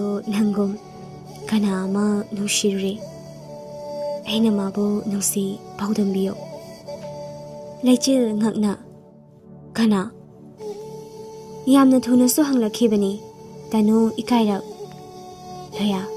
ꯂꯣꯌꯥꯁꯦ ꯂꯩꯆꯤꯜ ꯃꯁꯥꯒꯤ ꯃꯊꯥꯕꯨ ꯁꯥꯔꯤꯉꯩ ꯃꯊꯥ ꯑꯃꯕꯨ ꯑꯃꯨꯛ ꯍꯥꯞꯆꯤꯟꯕꯤꯔꯦ ꯀꯔꯣꯝꯗꯅꯣ ꯈꯣꯡꯊꯥꯡ ꯀꯅꯥꯒꯤ ꯃꯤꯆꯪ ꯆꯪꯗꯨꯅ ꯀꯅꯥꯒꯤ ꯑꯣꯏꯅ ꯁꯤꯟꯒꯗꯧꯔꯤ ꯂꯣꯌꯥꯕꯣ ꯑꯃꯅ ꯃꯖꯥ ꯏꯕꯦꯝꯃꯅꯤ Leibak asida tawgida ngamlakani. Amana hantarni. Sauraklabadi machaibi matokro. Ningthem sakai tumhanba ngamlakpusu yai. Ani asigi marakta. Nung anigi marakta ha haido oirabani. Matang matam adugi thokpa haijinkre. Hoi, haige.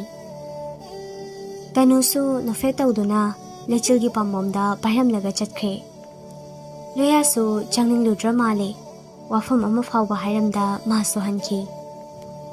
Somdana ngasaidagi aching batanja yengduna leiriba lanmi athawba sing ado lechil mathanata tarabada thoklakduna lechil leimarimbina nang amukta pura uhaina takpirakle aikhoiga punna chalasi hoi athawba sa tanja adudani thoiba kadomdagino ai konung karuda ngairi athawba sa leimarimbina karisu hairakte Somna hajilamgani haibasu nate adubu leimarimbiki ahiba khudiyek ama pami hojik matamse jackson da yadrene chega lakjarage jackson bigadabani kanana khangi phattabana yomlubuso adudi ekhoi amu chatuna ahiba che lawjaruge hoi lawbiruro Luching sagol ado thaukiba ado konung damna thorakle konungi mapanda sagol ado khamlamlaga thammaduna manunglomda mathanada changlei darbarda ningthausu lekhi male manaya mana darbar lomda lechingduna pusilei ningthau mangda nolokduna iningthau hema iningthau kauno babung haina gaurabasu yare kari hainingene nangbo Babu, wafam ama khakta hangkachage khanbane. Hekda haira uni, khoirenu se, afava numi leirabane. Wafam ase, karamna haigani iningthau. Karomdagi hauduna, kadomda lusimgani haiba gyan dadre. Khangdre dawise. Yet lomday hauraklaga oida lusinsi. Fagi oina tawrakpani, luching sunoklaga Iningthau luhongbase ai ngamjararoi wafam ase haijage tawbani noklamba maithong sat hanjin khibani asawa maithong ladi khangre ama sat hongki famlamba sana tangbal adudagi fuk hawgalaklaga gari nangna hairiba sidi ichanupi se matik chadisira adugina chade aina matik chadabani Machaibi magi chanaba pakhang ama thibiro aibu warobinu babong leiba pungjau thinna laukthokraba kan karamni ithokani aigido wa ani sude subusu yaroi nang aigi chanupigi nupa oigani heyingma nangi sangaidagi aigi konung fawba leinana leiting handuna inai isen kayaga sana pitrai lupa pukham puduna nangi sangaida linglakani aduga thangnaba numitta nangbo aigi ichaga konung asimaktada luhongani tazau he yekna mairi chelakle anigi marakta ayetpan tinaraba thamoibo khaidoklage khallaboy nungsiwari likhiba mikup ama ngasina lapthokpagi mikup ama tambangamde miyoibagi punsi ngasina ama oiramba mikup amada hongkibaso kadaino lei hongba naiba miyoibani hongba naiba taibangpani hongkhini thengnakhini thodok kaya so kamdauna malem asida leiriba makhai ining thauna atuk sauna amasung asok pamna magi mamang nupa oiba pamlure pamlubaduna bo hayengma magi sangai samjingani hairakpani mikup asida langlen leiramlaba luchingi michangchangduna aisu luhongba ngamloi hairamba yabani adubu leiramde onthokna susana deda danjase luching makok nonduna ining thauna adu yaurabada aina amu kari haini ꯏꯅꯤꯡꯊꯧꯒꯤ ꯑꯄꯥꯝꯕꯗꯤ ꯑꯩꯒꯤꯁꯨ ꯑꯄꯥꯝꯕ ꯑꯣꯏꯕ ꯇꯥꯕꯅꯤ꯫ ꯍꯧꯖꯤꯛ ꯈꯛꯇꯗ ꯃꯉꯣꯟ ꯃꯤꯅꯣꯛ ꯇꯝꯂꯛꯂꯦ, ꯍꯔꯥꯎ ꯃꯤꯅꯣꯛꯁꯨ ꯇꯝꯂꯛꯂꯦ, ꯃꯆꯤꯟ ꯊꯣꯛꯅ ꯍꯌꯦꯡꯃꯛ ꯑꯩꯒꯤ ꯏꯅꯥꯏꯁꯤꯡꯅ ꯅꯪꯒꯤ ꯁꯪꯒꯥꯏ ꯅꯤꯡꯊꯤꯅ ꯂꯣꯏꯁꯤꯟꯍꯟꯒꯅꯤ, ꯑꯗꯨꯒ ꯑꯊꯨꯕ ꯃꯇꯝꯗ ꯅꯪꯒ ꯏꯆꯥꯅꯨꯄꯤꯒ ꯍꯣꯡꯅꯕ ꯇꯧꯔꯁꯤ꯫ ꯏꯆꯥꯅꯨꯄꯤꯒꯤ ꯂꯨꯍꯣꯡꯕꯁꯦ ꯍꯦꯛ ꯂꯣꯏꯕꯒ ꯏꯆꯥꯅꯨꯄꯥꯒꯤ ꯑꯃꯨꯛ ꯍꯣꯡꯒꯗꯧꯔꯤꯕꯅꯤ꯫ ꯐꯒꯅꯤ, ꯑꯗꯨꯗꯤ ꯍꯧꯖꯤꯛꯀꯤꯗꯤ ꯆꯠꯆꯔꯒꯦ꯫ ꯍꯜꯂꯣ ꯄꯥꯈꯪ꯫ ꯂꯨꯆꯤꯡ ꯃꯥꯏꯊꯣꯡ ꯑꯗꯣ ꯁꯨꯛꯊꯅ, ꯊꯃꯣꯏ ꯑꯗꯨꯁꯨ ꯇꯒꯨꯞ ꯇꯒꯨꯞꯂꯗꯨꯅ ꯊꯣꯛꯂꯛꯂꯦ꯫ ꯃꯪꯂꯕꯅꯤ ꯃꯁꯥꯗꯣ꯫ ꯊꯣꯛꯂꯛꯄꯗ ꯃꯖꯥꯏꯕꯨꯡꯉꯣ ꯑꯗꯨꯗ ꯋꯥꯏꯁꯤꯜꯂꯨꯏ꯫ ꯍꯤꯌꯥꯏ ꯁꯥꯎꯔꯞꯅ, ꯅꯃꯤꯠ ꯅꯅꯥ ꯌꯦꯡꯂꯒ ꯆꯠꯄ ꯌꯥꯗ꯭ꯔꯥ? ꯅꯃꯤꯠ ꯄꯥꯟꯗ꯭ꯔꯣ? ꯇꯥꯗꯦ, ꯍꯥꯏꯔꯤꯕꯗꯣ ꯇꯥꯗꯦ, ꯑꯗꯨꯝ ꯆꯨꯝ ꯊꯣꯛꯂꯛꯂꯦ꯫ ꯀꯗꯣꯝꯗꯅꯣ ꯃꯥꯅ ꯆꯠꯇꯣꯏꯕ? ꯁꯃꯗꯣꯟ ꯎꯕꯗ ꯒ꯭ꯌꯥꯟ ꯂꯥꯛꯇꯨꯅ ꯁꯃꯗꯣꯟꯒꯤ ꯌꯥꯆꯜ ꯑꯗꯣ ꯄꯥꯏꯔꯒ ꯍꯥꯏꯔꯛꯏ, ꯁꯃꯗꯣꯟ, ꯆꯠꯁꯤ, ꯃꯐꯝ ꯑꯁꯤ ꯊꯥꯗꯣꯛꯁꯤ꯫ ꯅꯆꯥꯗꯒꯤ ꯑꯌꯥ ꯌꯥꯊꯪ ꯂꯧꯗꯨꯅ ꯃꯐꯝꯁꯤ ꯊꯥꯗꯣꯛꯂꯒꯦ ꯂꯦꯞꯂꯦ꯫ ꯍꯥꯏꯗꯨꯅ ꯁꯃꯗꯣꯟ ꯑꯗꯣ ꯊꯧꯔꯛꯂꯦ꯫ ꯁꯃꯗꯣꯟꯁꯨ ꯌꯥꯡꯅ ꯊꯧꯏ, ꯌꯧꯗ ꯌꯥꯗꯦ ꯃꯇꯥꯒꯨꯝ꯫ ꯃꯐꯝ ꯑꯃꯠꯇꯔꯥ ꯐꯖꯕ?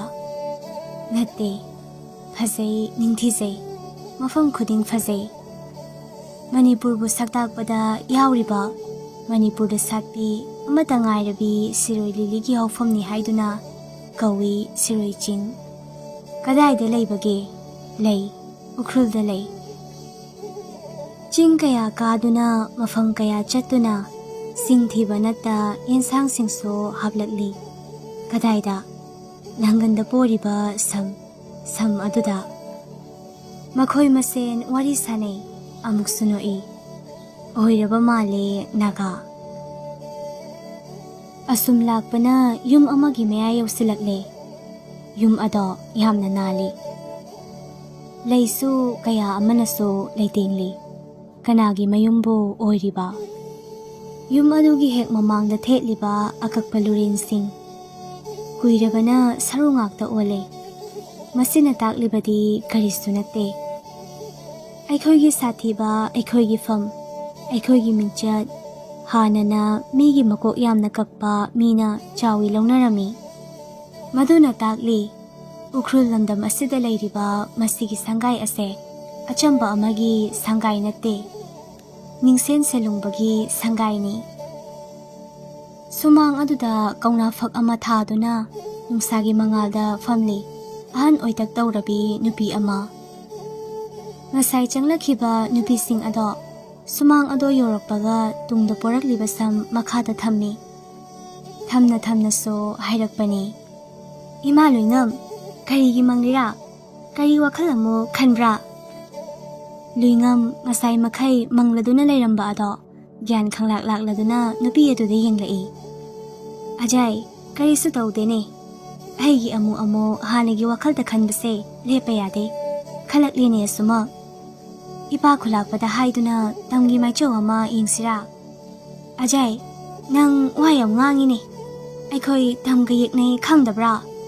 ꯅꯨꯄꯤꯅ ꯉꯝꯕ ꯅꯤꯡꯊꯧ ꯑꯗꯨꯒ ꯑꯩꯈꯣꯏꯒ ꯌꯥꯅꯗꯦ, ꯃꯔꯨꯞ ꯑꯃꯒꯤ ꯃꯇꯦꯡ ꯄꯥꯡꯕ ꯉꯝꯗꯕ ꯑꯩꯗꯤ ꯌꯥꯝꯅ ꯁꯥꯎꯅꯤꯡꯉꯦꯗ꯫ ꯈꯜꯂꯅꯨ ꯋꯥꯈꯜꯁꯤꯡ ꯑꯗꯣ, ꯑꯩꯈꯣꯏ ꯑꯃꯨꯛ ꯆꯠꯂꯒꯦꯀꯣ꯫ ꯍꯥꯏꯔꯝꯗꯨꯅ ꯂꯩꯁꯥꯁꯤꯡ ꯑꯗꯣ ꯊꯣꯛꯈ꯭ꯔꯦ꯫ ꯑꯃꯨꯛ ꯍꯟꯅ ꯈꯨꯂꯥꯛꯄꯤ ꯑꯗꯣ ꯍꯧꯈꯤꯕ ꯋꯥꯔꯤꯗ ꯃꯪꯈ꯭ꯔꯦ꯫ ꯅꯤꯡꯁꯤꯡꯂꯛꯄꯁꯨ ꯋꯥꯔꯤ ꯁꯤꯡꯕꯨꯜꯅꯤ꯫ ꯂꯨꯏꯉꯝ ꯀꯞꯇꯨꯅ, ꯑꯆꯣꯟ, ꯅꯪꯕꯨ ꯑꯗꯨꯃꯥꯏꯅ ꯇꯧꯔꯅꯨꯅꯦ, ꯏꯆꯥ ꯄꯥꯝꯗ꯭ꯔꯦ ꯑꯩ, ꯃꯥꯡꯈ꯭ꯔꯁꯅꯨ꯫ ꯑꯗꯨꯕꯨ ꯀꯣꯅꯨꯡꯗꯗꯤ ꯂꯥꯟ ꯇꯧꯒꯅꯨ, ꯈꯨꯟꯖꯥꯁꯤꯡꯁꯦ ꯅꯨꯡꯁꯤꯗꯕ꯭ꯔꯥ? ꯀꯔꯤꯒꯤ ꯂꯥꯟ ꯄꯥꯝꯕ꯭ꯔꯥ? ꯂꯨꯏꯉꯝ, ꯑꯩꯕꯨ ꯊꯥꯗꯣꯛꯂꯨꯅꯦ, ꯀꯣꯅꯨꯡ ꯇꯨꯝꯅ ꯃꯥꯡꯍꯟꯒꯦ꯫ ꯏꯆꯥꯕꯨ ꯃꯈꯣꯏꯗ ꯄꯤꯌꯨ ꯍꯥꯏꯅ ꯄꯤꯔꯦ, ꯑꯗꯨꯒ ꯃꯥꯡꯈ꯭ꯔꯦ ꯍꯥꯏꯕꯗꯤ ꯀ꯭ꯔꯤꯔꯥ? ꯑꯩꯁꯦ ꯑꯆꯝꯕ ꯅꯠꯇꯦ ꯍꯥꯏꯕ ꯃꯣꯏ ꯈꯪꯗꯦ, ꯑꯩꯅ ꯑꯇꯩꯒꯤ ꯂꯨ ꯀꯛꯄꯒꯨꯝ ꯃꯈꯣꯏꯒꯤꯁꯨ ꯀꯛꯀꯦꯅꯦ꯫ ꯑꯆꯣꯟ, ꯇꯝꯗ ꯂꯩꯔꯒꯨꯝꯁꯦ, ꯑꯩꯈꯣꯏ ꯎꯈ꯭ꯔꯨꯜꯗ ꯍꯟꯈ꯭ꯔꯁꯦ, ꯑꯩ ꯋꯥꯔꯦ꯫ ꯑꯆꯣꯟ, ꯑꯃꯨꯛ ꯍꯟꯅ ꯇꯝꯗ ꯂꯥꯛꯂꯔꯣꯏꯁꯦ, ꯂꯥꯟꯁꯨ ꯇꯣꯛꯁꯤ꯫ ꯂꯨꯏꯉꯝ, ꯃꯈꯣꯏꯅ ꯉꯝꯃꯦꯅ ꯄꯪꯇꯧ ꯇꯧꯕ ꯌꯥꯗꯦ, ꯈꯪꯍꯟꯒꯦꯅꯦ꯫ ꯑꯩꯈꯣꯏꯒꯤ ꯎꯈ꯭ꯔꯨꯜꯒꯤ ꯃꯤꯅ ꯁꯥꯎꯔꯛꯂꯕꯗꯤ ꯃꯈꯣꯏ ꯀꯩ ꯑꯣꯏꯒꯅꯤ ꯈꯪꯗ꯭ꯔꯦ꯫ ꯇꯥꯕꯤꯈꯤꯌꯨꯅꯦ ꯑꯩꯈꯣꯏꯅ ꯀꯜꯂꯦ ꯍꯥꯏꯗꯨꯅ ꯍꯦꯛꯇ ꯇꯧꯕ ꯌꯥꯗꯦ ꯃꯈꯣꯏꯒꯤ ꯂꯥꯟꯃꯤ ꯑꯀꯟꯕ ꯀꯌꯥ ꯑꯃ ꯂꯩꯔꯤ ꯑꯩꯈꯣꯏꯅ ꯏꯅꯤꯡꯊꯧꯒꯤ ꯂꯨ ꯀꯛꯂꯒ ꯑꯩꯈꯣꯏꯅ ꯅꯨꯡꯉꯥꯏꯅ ꯂꯩꯒꯅꯤ ꯈꯟꯕ꯭ꯔꯥ ꯋꯥꯒꯅꯤꯅꯦ ꯑꯩꯒꯤ ꯈꯨꯜꯒꯤ ꯃꯤꯁꯨ ꯂꯣꯏꯅ ꯁꯤꯒꯅꯤꯅꯦ ꯑꯗꯨꯒꯤ ꯃꯍꯨꯠ ꯆꯨꯝꯅ ꯑꯩꯈꯣꯏꯅ ꯆꯠꯇꯨꯅ ꯋꯥꯔꯤ ꯑꯃ ꯁꯥꯁꯤ ꯌꯥꯅꯤꯡꯗꯕ꯭ꯔꯥ ꯑꯩꯒꯤꯁꯦ ꯂꯤꯉꯝ ꯐꯔꯦ ꯀꯣꯅꯨꯡꯗ ꯆꯠꯁꯤ ꯍꯧꯖꯤꯛꯃꯛ ꯑꯗꯨꯒꯅꯦ ꯏꯅꯤꯡꯊꯧꯗ ꯑꯩꯅ ꯁꯥꯎꯏ ꯍꯥꯏꯕ ꯈꯪꯍꯟꯒꯦ ꯂꯥꯛꯈꯤꯕꯅꯤ ꯑꯅꯤ ꯑꯗꯣ ꯀꯣꯅꯨꯡ ꯇꯝꯅ ꯀꯅꯥ ꯌꯥꯎꯗ ꯑꯆꯣꯟ ꯑꯆꯝꯕ ꯅꯠꯇꯦ ꯂꯥꯟꯐꯝꯗ ꯃꯥꯁꯨ ꯂꯨꯆꯤꯡꯂꯛꯇꯨꯅ ꯆꯠꯂꯝꯕ ꯃꯤꯁꯛꯅꯤ ꯁꯥꯊꯤ ꯌꯥꯝꯅ ꯁꯥꯊꯤ ꯅꯤꯡꯊꯦꯝ ꯁꯥꯒꯩꯅ ꯈꯧꯇꯛ ꯆꯥꯕ ꯍꯥꯏꯔꯒꯗꯤ ꯎꯈ꯭ꯔꯨꯜꯒꯤ ꯑꯆꯣꯟ ꯍꯣꯏꯒꯤ ꯀꯥꯡꯂꯨꯞ ꯑꯁꯤꯅꯤ ꯀꯣꯅꯨꯡ ꯌꯧꯔꯛꯇꯨꯅ ꯑꯅꯤꯃꯛ ꯆꯪꯂꯛꯈꯤ ꯃꯥꯜꯂꯤ ꯃꯖꯥꯏꯕꯦꯝꯃ ꯂꯥꯡꯂꯦꯟꯗꯤ ꯄꯣꯛꯄꯒ ꯆꯍꯤ ꯐꯥꯗ꯭ꯔꯤ ꯃꯇꯝꯗꯣ ꯍꯤꯌꯥꯏꯗꯤ ꯄꯨꯡꯀꯛ ꯆꯥꯎꯔꯦ ꯑꯣꯟꯊꯣꯛꯅꯁꯨ ꯁꯥꯊꯤꯈ꯭ꯔꯦ ꯑꯆꯣꯟꯅ ꯗꯔꯕꯥꯔꯗ ꯆꯪꯂꯛꯇꯨꯅ ꯌꯦꯡꯕꯗ ꯏꯅꯤꯡꯊꯧꯗꯤ ꯂꯦꯡꯗꯅ ꯂꯩꯔꯝꯂꯤ ꯑꯆꯣꯟꯅ ꯏꯅꯤꯡꯊꯧ ꯂꯨꯄꯥ ꯈꯔ ꯈꯧꯇꯛ ꯆꯥꯏ ꯃꯁꯥꯅ ꯂꯥꯟꯕ ꯊꯕꯛ ꯑꯃ ꯇꯧꯔꯨꯕꯅ ꯄꯥꯈꯠꯄꯅꯤ ꯃꯁꯥ ꯄꯨꯝꯕ ꯍꯪꯗꯕꯗꯤ ꯌꯥꯗꯦꯗꯣ ꯍꯪꯂꯛꯏ ꯀꯔꯤ ꯍꯥꯏꯅꯤꯡꯕꯒꯤꯅꯦ ꯏꯇꯥꯎ ꯑꯩꯒꯤ ꯏꯆꯥ ꯀꯗꯥꯏ ꯂꯩ ꯍꯧꯖꯤꯛꯃꯛ ꯏꯆꯥ ꯄꯨꯔ ꯆꯠꯀꯅꯤ ꯏꯇꯥꯎ ꯑꯩ ꯂꯥꯟꯈ꯭ꯔꯦ ꯍꯥꯟꯅꯁꯨ ꯍꯥꯏꯖꯈꯤ ꯅꯆꯥꯅꯨꯄꯤ ꯑꯗꯣ ꯑꯩꯅ ꯑꯩꯒꯤ ꯏꯅꯥꯏ ꯑꯃꯗ ꯑꯃꯨꯛꯇ ꯄꯨꯔꯛꯎ ꯊꯥꯈꯤꯕꯅꯤ ꯌꯥꯎꯔꯛꯂꯦꯁꯨ ꯍꯥꯏꯕꯤ ꯑꯗꯨꯕꯨ ꯃꯍꯥꯛꯅ ꯂꯥꯛꯄꯗꯗꯤ ꯏꯆꯥꯅꯨꯄꯤꯗꯣ ꯂꯣꯏꯅꯔꯝꯗ꯭ꯔꯦ ꯎꯃꯪ ꯐꯥꯎꯗꯨꯅ ꯂꯥꯛꯄꯗ ꯁꯥ ꯀꯩꯅ ꯂꯟꯗꯥꯔꯛꯄ ꯃꯥꯜꯂꯤ ꯃꯁꯥ ꯍꯧꯖꯤꯛ ꯐꯥꯎꯕ ꯐꯠꯇ ꯂꯩꯔꯤ ꯑꯩꯁꯨ ꯏꯆꯥꯒꯤ ꯁꯛꯇꯝ ꯑꯗꯣ ꯅꯨꯡꯁꯤꯃꯟꯕꯩ ꯌꯦꯡꯒꯦ ꯍꯥꯏꯗꯨꯅ ꯂꯧꯍꯟꯕꯅꯤ ꯂꯤꯉꯝ ꯋꯥꯔꯧꯅ ꯆꯦꯛꯁꯤꯟꯕ ꯋꯥꯠꯂꯦ ꯏꯅꯤꯡꯊꯧ ꯏꯆꯥꯁꯨ ꯑꯃꯈꯛꯅꯤ ꯑꯗꯨꯁꯨ ꯄꯣꯛꯄ ꯀꯨꯏꯗ꯭ꯔꯤꯕ ꯆꯍꯤ ꯑꯃ ꯃꯄꯨꯡ ꯐꯥꯗ ꯉꯥꯏꯔꯤꯕ ꯑꯃꯥ ꯑꯄꯥ ꯍꯥꯏꯗꯨꯅ ꯃꯆꯤꯟꯃꯛꯅ ꯊꯣꯛꯄꯗ ꯉꯥꯏꯔꯤꯕ ꯏꯆꯥꯅꯤ ꯀꯔꯝꯕ ꯃꯃꯥ ꯑꯣꯏꯕꯤꯅ ꯋꯥꯔꯝꯂꯣꯏ ꯂꯤꯉꯝ ꯑꯩꯁꯨ ꯈꯪꯉꯤꯅꯤ ꯅꯪꯒꯤ ꯃꯩꯆꯥꯛ ꯀꯔꯤ ꯇꯧ ꯍꯥꯏꯕꯅꯣ ꯏꯆꯥꯅꯨꯄꯤꯁꯦ ꯄꯤꯌꯨ ꯍꯥꯏꯕ꯭ꯔꯥ ꯅꯠꯇ꯭ꯔꯒ ꯀꯣꯅꯨꯡꯁꯦ ꯇꯪꯈꯥꯏ ꯑꯃ ꯄꯤꯌꯨ ꯍꯥꯏꯕ꯭ꯔꯥ ꯑꯩꯅ ꯅꯈꯣꯏꯗ ꯂꯥꯟꯈꯤꯕꯒꯤ ꯃꯃꯜ ꯑꯣꯏꯅ ꯂꯤꯉꯝ ꯁꯥꯎꯈꯤꯕꯗꯨꯅ ꯈꯟꯊꯗ ꯑꯆꯣꯟꯒ ꯑꯩꯒ ꯉꯁꯤꯗꯒꯤ ꯎꯈ꯭ꯔꯨꯜꯗ ꯆꯠꯈ꯭ꯔꯒꯅꯤ ꯎꯈ꯭ꯔꯨꯜ ꯂꯝꯗꯝꯗ ꯅꯤꯡꯊꯦꯝ ꯁꯥꯒꯩ ꯑꯃꯠꯇ ꯈꯣꯡꯗꯥꯕꯤꯔꯛꯄꯁꯨ ꯌꯥꯔꯣꯏ ꯑꯗꯨꯒ ꯇꯝꯄꯥꯛ ꯂꯝꯗꯝꯗ ꯑꯃꯨꯛ ꯍꯟꯅ ꯑꯩꯈꯣꯏꯁꯨ ꯈꯨꯟꯗꯥꯔꯛꯈ꯭ꯔꯔꯣꯏ ꯆꯠꯁꯤ ꯑꯆꯣꯟ ꯍꯥꯏꯔꯝꯗꯨꯅ ꯍꯥꯎꯐꯤ ꯑꯗꯣ ꯐꯠ ꯆꯤꯡꯈꯠꯂꯒ ꯒꯝ ꯊꯣꯛꯈꯤ ꯌꯥꯝꯅ ꯁꯥꯎꯔꯦ ꯇꯥꯛꯂꯤꯕꯅꯤ ꯑꯆꯣꯟꯁꯨ ꯁꯥꯎꯅ ꯂꯥꯟ ꯇꯧꯒꯦ ꯈꯟꯕꯅꯤ ꯑꯗꯨꯕꯨ ꯏꯇꯥꯎꯅꯤ ꯉꯥꯛꯄꯤꯕꯅꯤ ꯀꯔꯤꯒꯨꯝꯕ ꯑꯃꯗ ꯑꯩꯈꯣꯏꯒꯤ ꯃꯤꯑꯣꯏꯕꯨ ꯑꯃ ꯍꯦꯛ ꯁꯣꯛꯂꯛꯂꯕ ꯀꯥꯎꯕꯤꯒꯅꯨ ꯑꯩ ꯑꯆꯣꯟꯅꯤ ꯍꯥꯏꯔꯝꯗꯨꯅ ꯃꯐꯝ ꯑꯗꯨ ꯊꯥꯗꯣꯛꯈꯤ ꯋꯥꯈꯜ ꯑꯗꯨꯅ ꯂꯥꯏꯃꯟ ꯑꯣꯏꯗꯨꯅ ꯄꯨꯟꯁꯤ ꯆꯨꯞꯄ ꯃꯃꯤꯠꯇ ꯑꯇꯣꯞꯄ ꯃꯆꯥ ꯑꯃ ꯐꯥꯎꯕ ꯎꯒꯦ ꯐꯪꯂꯛꯇ ꯂꯩꯂꯛꯂꯕ ꯃꯤꯁꯛꯅꯤ ꯑꯆꯣꯟ ꯑꯃꯁꯨꯡ ꯂꯤꯉꯝ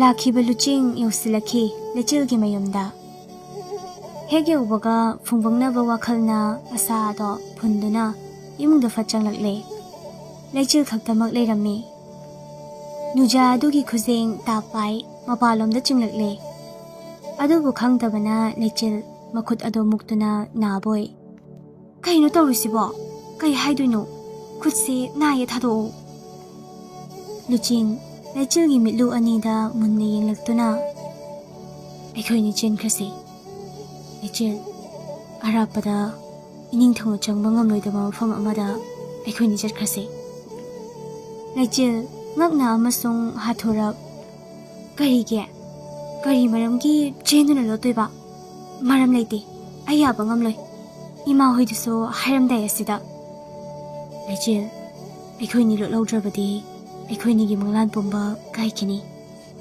ꯑꯩꯅ ꯍꯥꯟꯅꯒꯨꯝ ꯁꯛꯇꯤ ꯌꯥꯝꯅ ꯄꯥꯏꯕ ꯑꯣꯏꯔꯝꯂꯕꯗꯤ ꯋꯥꯔꯝꯂꯣꯏ ꯑꯗꯨꯕꯨ ꯑꯩ ꯃꯤꯆꯝ ꯑꯃꯒ ꯄꯥꯡꯈꯛ ꯑꯣꯏꯔꯦ ꯏꯅꯤꯡꯊꯧꯗ ꯁꯤꯡꯅꯕꯒꯤ ꯄꯥꯡꯒꯜ ꯑꯗꯨꯁꯨ ꯂꯩꯇ꯭ꯔꯦ ꯏꯅꯤꯡꯊꯧꯗ ꯍꯪꯒꯠꯂꯨꯏ ꯃꯆꯥ ꯏꯕꯦꯝ ꯃꯃꯥꯕꯨ ꯑꯩꯉꯣꯟꯗ ꯊꯥꯖꯕꯤꯅꯨ ꯑꯗꯨꯕꯨ ꯑꯣꯟꯅ ꯇꯩꯅ ꯍꯌꯦꯡꯃꯛ ꯑꯩꯒꯤ ꯁꯪꯒꯥꯏꯗ ꯂꯥꯛꯇꯨꯅ ꯑꯩꯕꯨ ꯗꯣꯂꯥꯏꯗ ꯂꯧꯗꯨꯅ ꯀꯣꯅꯨꯡ ꯇꯝꯅ ꯄꯨꯔꯒ ꯃꯆꯥ ꯏꯕꯦꯝꯃꯒꯤ ꯅꯤꯄꯥꯅꯤ ꯂꯧꯊꯣꯛꯇꯨꯅ ꯁꯪꯒꯣꯝꯅ ꯏꯔꯨꯖꯗꯨꯅ ꯃꯃꯥꯛ ꯅꯨꯄꯥ ꯑꯣꯏꯅꯕ ꯍꯥꯏꯅꯈ꯭ꯔꯦ꯫ ꯀꯔꯝ ꯇꯧꯅꯤ?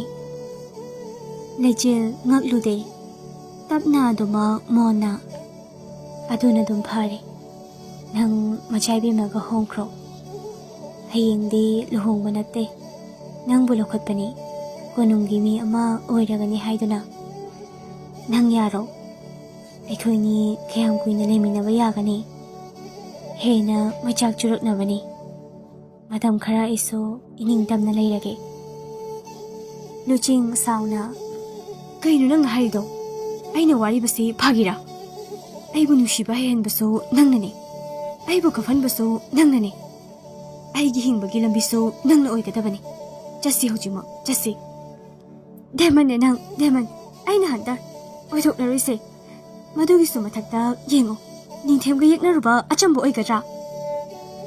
ꯈꯣꯜ ꯀꯂꯞ ꯍꯥꯏꯔꯛꯈꯤꯕꯅꯤ꯫ ꯂꯨꯆꯤꯡꯁꯨ ꯀꯂꯞ, ꯅꯤꯡꯊꯦꯝꯅ ꯀꯌꯥꯝ ꯀꯜꯂꯒꯦ? ꯍꯧꯖꯤꯛꯃꯛ ꯃꯨꯊꯠꯂꯨꯔꯥ? ꯂꯩꯆꯤꯜ ꯈꯖꯤꯛ ꯅꯣꯛꯂꯒ, ꯅꯇꯤꯛ ꯅꯄꯥ ꯌꯦꯡꯈꯣ, ꯑꯁꯣꯟꯕ ꯗꯦꯃꯟ, ꯅꯪ ꯃꯤ ꯑꯣꯜꯂꯕꯅꯤ꯫ ꯁꯅꯥ, ꯅꯪꯁꯨ ꯅꯤꯡꯉꯝꯂꯛꯇꯕ ꯌꯥꯏ꯫ ꯂꯥꯎ ꯆꯠꯂꯁꯤ, ꯑꯩ ꯀꯩꯝ ꯍꯥꯏꯔꯔꯣꯏ ꯍꯥꯏꯗꯨꯅ ꯇꯥꯞ ꯂꯥꯎꯅ ꯂꯩꯆꯤꯜꯒꯤ ꯃꯈꯨꯠ ꯑꯗꯨꯕꯨ ꯁꯝꯂꯛꯂꯦ꯫ ꯂꯩꯆꯤꯜꯁꯨ ꯐꯠꯀꯜꯂꯒ, ꯅꯪꯅ ꯆꯦꯟꯈ꯭ꯔꯒ ꯏꯃꯥ ꯏꯄꯥꯅ ꯀꯔꯤ ꯑꯣꯏꯍꯧꯒꯅꯤ ꯈꯟꯕ꯭ꯔꯥ? ꯅꯈꯣꯏ ꯗꯦꯃꯟ ꯑꯃꯅ ꯃꯃꯥ ꯃꯄꯥ ꯅꯨꯡꯁꯤꯕ ꯈꯪꯕ꯭ꯔꯥ?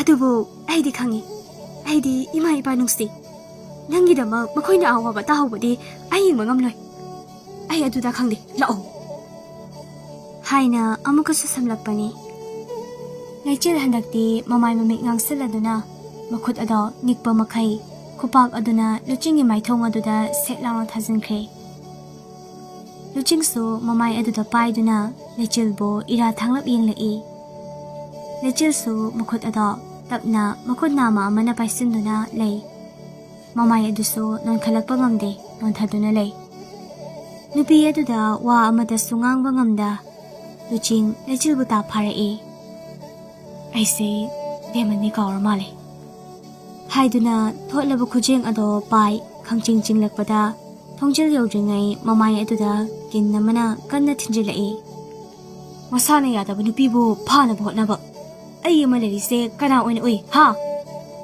ꯂꯨꯆꯤꯡ ꯐꯠ ꯌꯦꯡꯂꯛꯏ꯫ ꯃꯤꯁꯛ ꯑꯗꯨꯗꯤ ꯀꯅꯥ ꯑꯃꯁꯨ ꯅꯠꯂꯝꯗ꯭ꯔꯦ, ꯃꯄꯥ ꯏꯕꯨꯡꯉꯣ ꯊꯣꯏꯕ ꯑꯣꯏꯔꯝꯂꯦꯗꯣ꯫ ꯂꯩꯆꯤꯜꯗ ꯄꯥꯏꯔꯝꯕ ꯃꯈꯨꯠ ꯑꯗꯨꯁꯨ ꯐꯠ ꯊꯥꯗꯣꯛꯏ꯫ ꯊꯣꯏꯕ ꯁꯥꯎꯅ, ꯅꯪꯒꯤ ꯍꯥꯛꯇꯛꯇ ꯏꯆꯥꯅꯨꯄꯤꯁꯦ ꯑꯋꯥꯕ ꯇꯥꯍꯜꯂꯒꯦ ꯍꯥꯏꯔꯤꯕ꯭ꯔꯥ?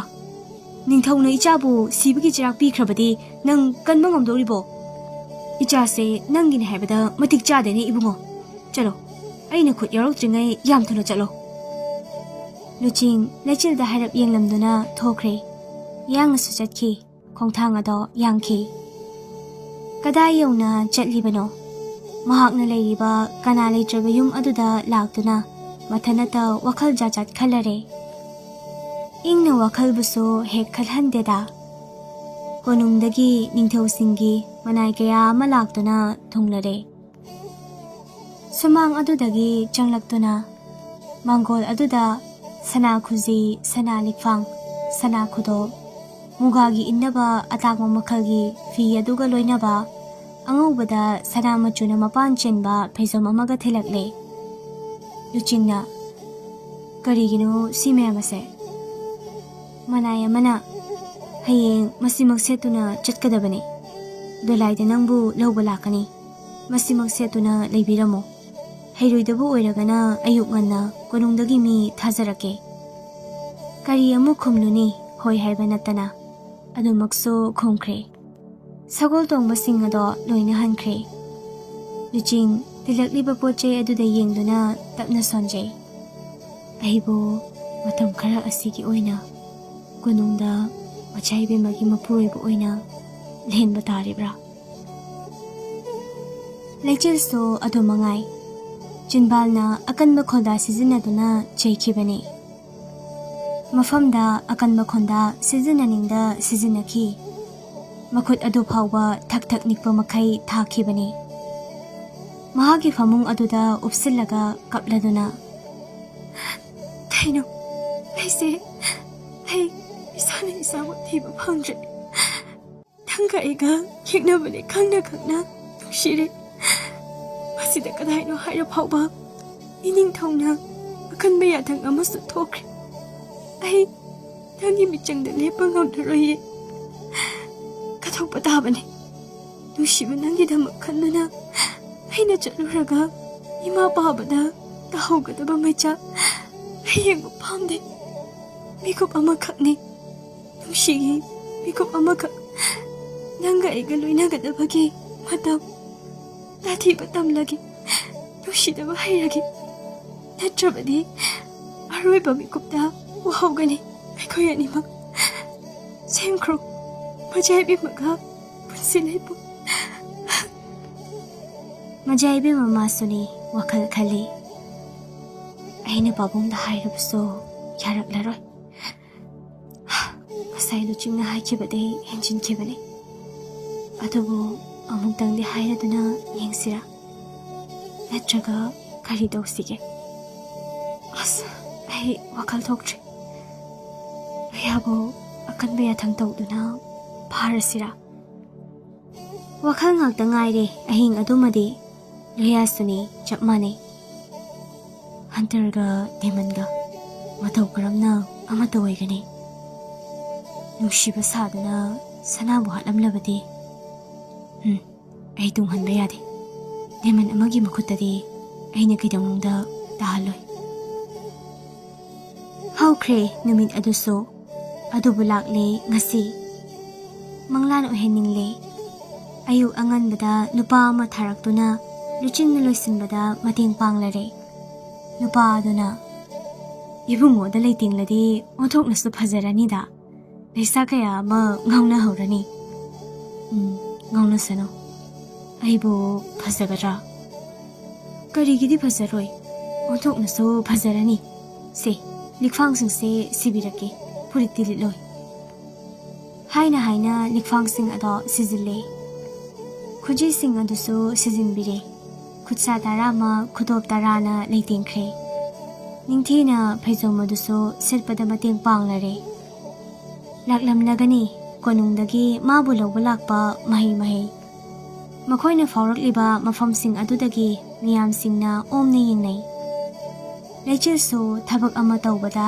ꯍꯥꯊꯨꯔꯤ ꯁꯠ ꯂꯣꯏꯁꯤꯜꯂꯒ ꯇꯅꯨ ꯍꯣꯏꯗ ꯂꯥꯛꯂꯦ ꯍꯥꯊꯨꯏ ꯀꯧꯔꯛꯄ ꯈꯣꯟꯖꯦꯜ ꯑꯗꯨꯁꯨ ꯇꯅꯨ ꯂꯥꯛꯑꯣ ꯀꯣꯅꯨꯡ ꯃꯌꯥꯗ ꯆꯠꯂꯨꯁꯦ ꯊꯨꯔꯦ ꯁꯠ ꯇꯧꯔꯣ ꯇꯅꯨꯁꯨ ꯐꯤꯖꯥꯎ ꯑꯃ ꯏꯟꯁꯤꯜꯂꯒ ꯑꯅꯤꯗꯣ ꯁꯒꯣꯜ ꯑꯃꯗ ꯊꯣꯛꯂꯛꯂꯦ ꯁꯃꯗꯣꯟꯗꯅꯤ ꯂꯥꯛꯂꯤꯕ ꯁꯣꯝꯗ ꯂꯨꯆꯤꯡꯕꯨ ꯂꯣꯏꯁꯤꯜꯂꯤꯕ ꯃꯤꯁꯛ ꯑꯗꯨꯅ ꯈꯣꯟꯖꯦꯜ ꯇꯥꯔꯦ ꯂꯥꯛꯂ ꯃꯥꯜꯂꯦ ꯊꯣꯛꯅꯕ ꯇꯧꯔꯁꯤ ꯐꯖꯔꯦꯗꯣ ꯍꯥꯏꯗꯨꯅ ꯂꯨꯆꯤꯡꯕꯨ ꯃꯥꯡꯗ ꯐꯤꯗꯥ ꯊꯥꯗꯨꯅ ꯅꯤꯡꯊꯣꯛꯍꯜꯂꯛꯂꯦ ꯁꯪꯒꯥꯏꯗꯒꯤ ꯑꯉꯛꯄ ꯐꯪꯉꯤ ꯃꯤꯌꯥꯝꯗꯣ ꯃꯖꯥꯏꯕꯦꯝꯃꯒꯤ ꯕꯣꯔ ꯑꯣꯏꯒꯗꯧꯔꯤꯕ ꯅꯨꯄꯥꯁꯤ ꯀꯌꯥꯝ ꯃꯇꯤꯛ ꯂꯩꯕꯅꯣ ꯀꯌꯥꯝ ꯆꯨꯡꯐꯤꯔꯥꯜ ꯆꯥꯔꯕꯅꯣ ꯍꯥꯏꯗꯨꯅ ꯌꯦꯡꯅꯅꯕ ꯃꯤꯌꯥꯝꯅ ꯀ꯭ꯔꯤꯛ ꯁꯧꯕꯅꯤ ꯌꯥꯎꯔꯝꯒꯗ꯭ꯔꯥ ꯃꯌꯥꯝꯂꯛꯇ ꯗꯦꯃꯟ ꯈꯔ ꯑꯗꯨꯁꯨ ꯃꯍꯥꯛꯀꯤ ꯍꯦꯛ ꯊꯣꯡꯒꯥꯟꯃꯛꯇꯒꯤ ꯇꯣꯡꯈꯠꯈ꯭ꯔꯦ ꯁꯃꯨ ꯗꯣꯂꯥꯏꯗ ꯀꯔꯝꯕ ꯂꯩꯕꯥꯛꯀꯤ ꯅꯤꯡꯊꯧꯅꯣ ꯍꯥꯏꯅ ꯍꯥꯏꯅꯕꯁꯨ ꯌꯥꯎꯔꯝꯒꯅꯤ ꯑꯣꯟꯊꯣꯛꯅꯗꯤ ꯐꯖꯈ꯭ꯔꯦ ꯄꯦꯟꯖꯈ꯭ꯔꯦ ꯃꯍꯥꯛꯇ ꯑꯁꯨꯝ ꯂꯥꯛꯄꯅ ꯀꯣꯅꯨꯡꯒꯤ ꯊꯣꯡꯖꯥꯎ ꯋꯥꯠꯂꯤꯉꯩ ꯃꯈꯣꯡ ꯑꯗꯨꯅ ꯂꯩꯃꯥꯏꯗ ꯇꯥ ꯑꯃꯨꯛ ꯈꯣꯡꯗꯥꯔꯛꯂꯦꯗꯣ ꯂꯩꯆꯤꯜꯁꯨ ꯃꯌꯥꯝꯂꯛꯇꯩ ꯂꯤꯈꯠꯂꯛꯇꯨꯅ ꯏꯟꯊꯣꯛꯇꯨꯅ ꯌꯦꯡꯂꯛꯏ ꯎꯔꯔꯦ ꯇꯉꯧꯕ ꯀꯨꯆꯨꯗ ꯋꯥꯡ ꯆꯥꯎꯔꯕ ꯍꯛꯆꯥꯡꯗ ꯁꯅꯥꯒꯤ ꯂꯤꯛꯐꯥꯡꯅ ꯉꯛꯁꯝ ꯄꯔꯦꯡ ꯂꯩꯇꯦꯡꯗꯨꯅ ꯊꯕꯥꯛ ꯐꯥꯎꯕ ꯆꯣꯟꯅ ꯁꯤꯔꯦ ꯁꯤꯡꯂꯤ ꯄꯧꯅ ꯊꯣꯛꯂꯤꯕ ꯈꯨꯗꯥꯡ ꯑꯗꯨꯗ ꯁꯅꯥꯒꯤ ꯈꯨꯖꯤꯅ ꯂꯩꯇꯦꯡꯕꯗꯤ ꯀꯌꯥꯝ ꯅꯤꯡꯊꯤꯖꯔꯝꯒꯗꯒꯦ ꯑꯉꯧꯕ ꯃꯆꯨꯒꯤ ꯃꯨꯒꯥ ꯐꯤꯗ ꯃꯄꯥꯟ ꯁꯅꯥ ꯃꯆꯨꯅ ꯍꯛꯄ ꯏꯅꯐꯤ ꯑꯃ ꯃꯈꯨꯗꯥꯡꯗ ꯌꯦꯠꯇꯨꯅ ꯏꯜꯂꯦ ꯐꯩꯖꯣꯝ ꯑꯗꯨꯁꯨ ꯏꯅꯐꯤ ꯑꯗꯨꯒ ꯆꯨꯅꯅ ꯁꯦꯠꯄꯅ ꯃꯥꯟꯈ꯭ꯔꯦ ꯂꯩꯕꯥꯛ ꯑꯁꯤꯒꯤ ꯅꯤꯡꯊꯧ ꯀꯌꯥꯗ ꯅꯤꯡꯊꯤꯖꯕ ꯅꯤꯡꯊꯤꯗ ꯑꯉꯣꯝ ꯄꯥꯈꯪ ꯂꯩꯆꯤꯜ ꯃꯤꯠꯌꯦꯡ ꯍꯣꯡꯉꯝꯗꯦ ꯄꯥꯈꯪ ꯑꯗꯨꯒꯤ ꯁꯅꯥ ꯍꯛꯆꯥꯡꯗ ꯇꯥꯔꯦ ꯃꯍꯥꯛꯀꯤ ꯃꯤꯠꯌꯦꯡ ꯑꯗꯨꯕꯨ ꯍꯟꯅ ꯐꯥꯎꯕ ꯌꯦꯡꯗ ꯀꯣꯅꯨꯡꯂꯣꯝꯗ ꯊꯥꯡꯖꯤꯟꯈꯤ ꯈꯣꯡꯊꯥꯡ ꯇꯅꯨꯅ ꯇꯞꯅ ꯂꯩꯆꯤꯜ ꯈꯛꯇ ꯇꯥꯅꯕ ꯃꯑꯣꯡꯗ Pakhangse phajatra. Nangna karigi nangi nakhutagi sanagi lifang asibo hondokliba. Demanni maha. Kano demanni. Mali masida mana kona hatlase hairabaso. Aina maha kaliminaraga matau karam hatpa ngamgani. Lahongnasano. Khangde nangi wakhalse. Chumna leplaga ama khalo. Khale. Mahagi luhongba image peni yengchage. Changbagi ayaba yaudabra. Yawi. Madi changba yai. Tanusu changba yai. Leibak asigi kananaba tawriba misakni. Mahangna athauba lanmigi machani hojiki oinade. Makhoisu changlakduna yengnaba tawri. Leichilna. Halasira. Yengise ngaiko. Sana hakjangda sangom haiduna sengdokpado amta yengninge. Majaibi malanglen thoidi tholakte. Angom adubu ningthina famhanduna oklare. Konungda haithare sawan aduda sangom. Leichildi yenglaga thamoi hena kairakle. Ningthi jakre nupado. Leichil mitfam hongkre. Yengba talaboi hatu hatu thorakle. Mamang aduda masamo faraba nupa ama fatlipsilakpani. Leichil su yengi. Kananate majaibungoni. Karim narira. Natraga usitribra. Faina jinduna noklaga. Nangi nungshiba. Nangbu lawgani haramba pakhangse. Ichangi kongloi oikragani. Nangna aigi oibatare. Aigi siza. Oibina baso nabiyo. Angama mating pangjagani. Oijuba fawbadi aigi famdi yetpigano. Aibu awaba bibigano. Wafam masimadi sanai bungoda hangachari. Karisu tawba ngamdabi nanay aina. Leichilgi makut ani ado tapay rakhiboire. Makut aduna supay paisili. Nangna garigi wagani. Ay lady nangidama. Leichil makut adu susat kiboire. Fatsat laga. Aigi kudang paibigano. Nangna ngasi uriba aigi saktam. Hayeng na ama oikibasu yay. Ngasi sona leplamba aina nangondagi wangna lepkibasu yay. Masimadi kaubino. Sanai bungoga thang chainabada kumaningol aina kide. Sanai bungoda utfam thokpa bibar ado uchabani. Yay haiduna so ka hinjin birakano. Karigumbe henjilaklabadi henjilakpa khuki khosa kakpa ngamba sanai bimani kaubino. Kumaningolni ningsingbiyo. Inthok lubase irala. Pamura ida ningthiba. Kalag ida jinglemba. Jingjawgom mafamlingda lepliba. Monghada famliba. Nangi saktamna ifamda karamba bakhong chenbagi. Fonglaklo bakhongse khangdari nanawdi. Takbiyuda thagonana. Karamba kumjada lotsigi nanga. Karim na boy wakhalda. Phagi daw boy thamoida. Khanduna nokning lurabani wahay khuding.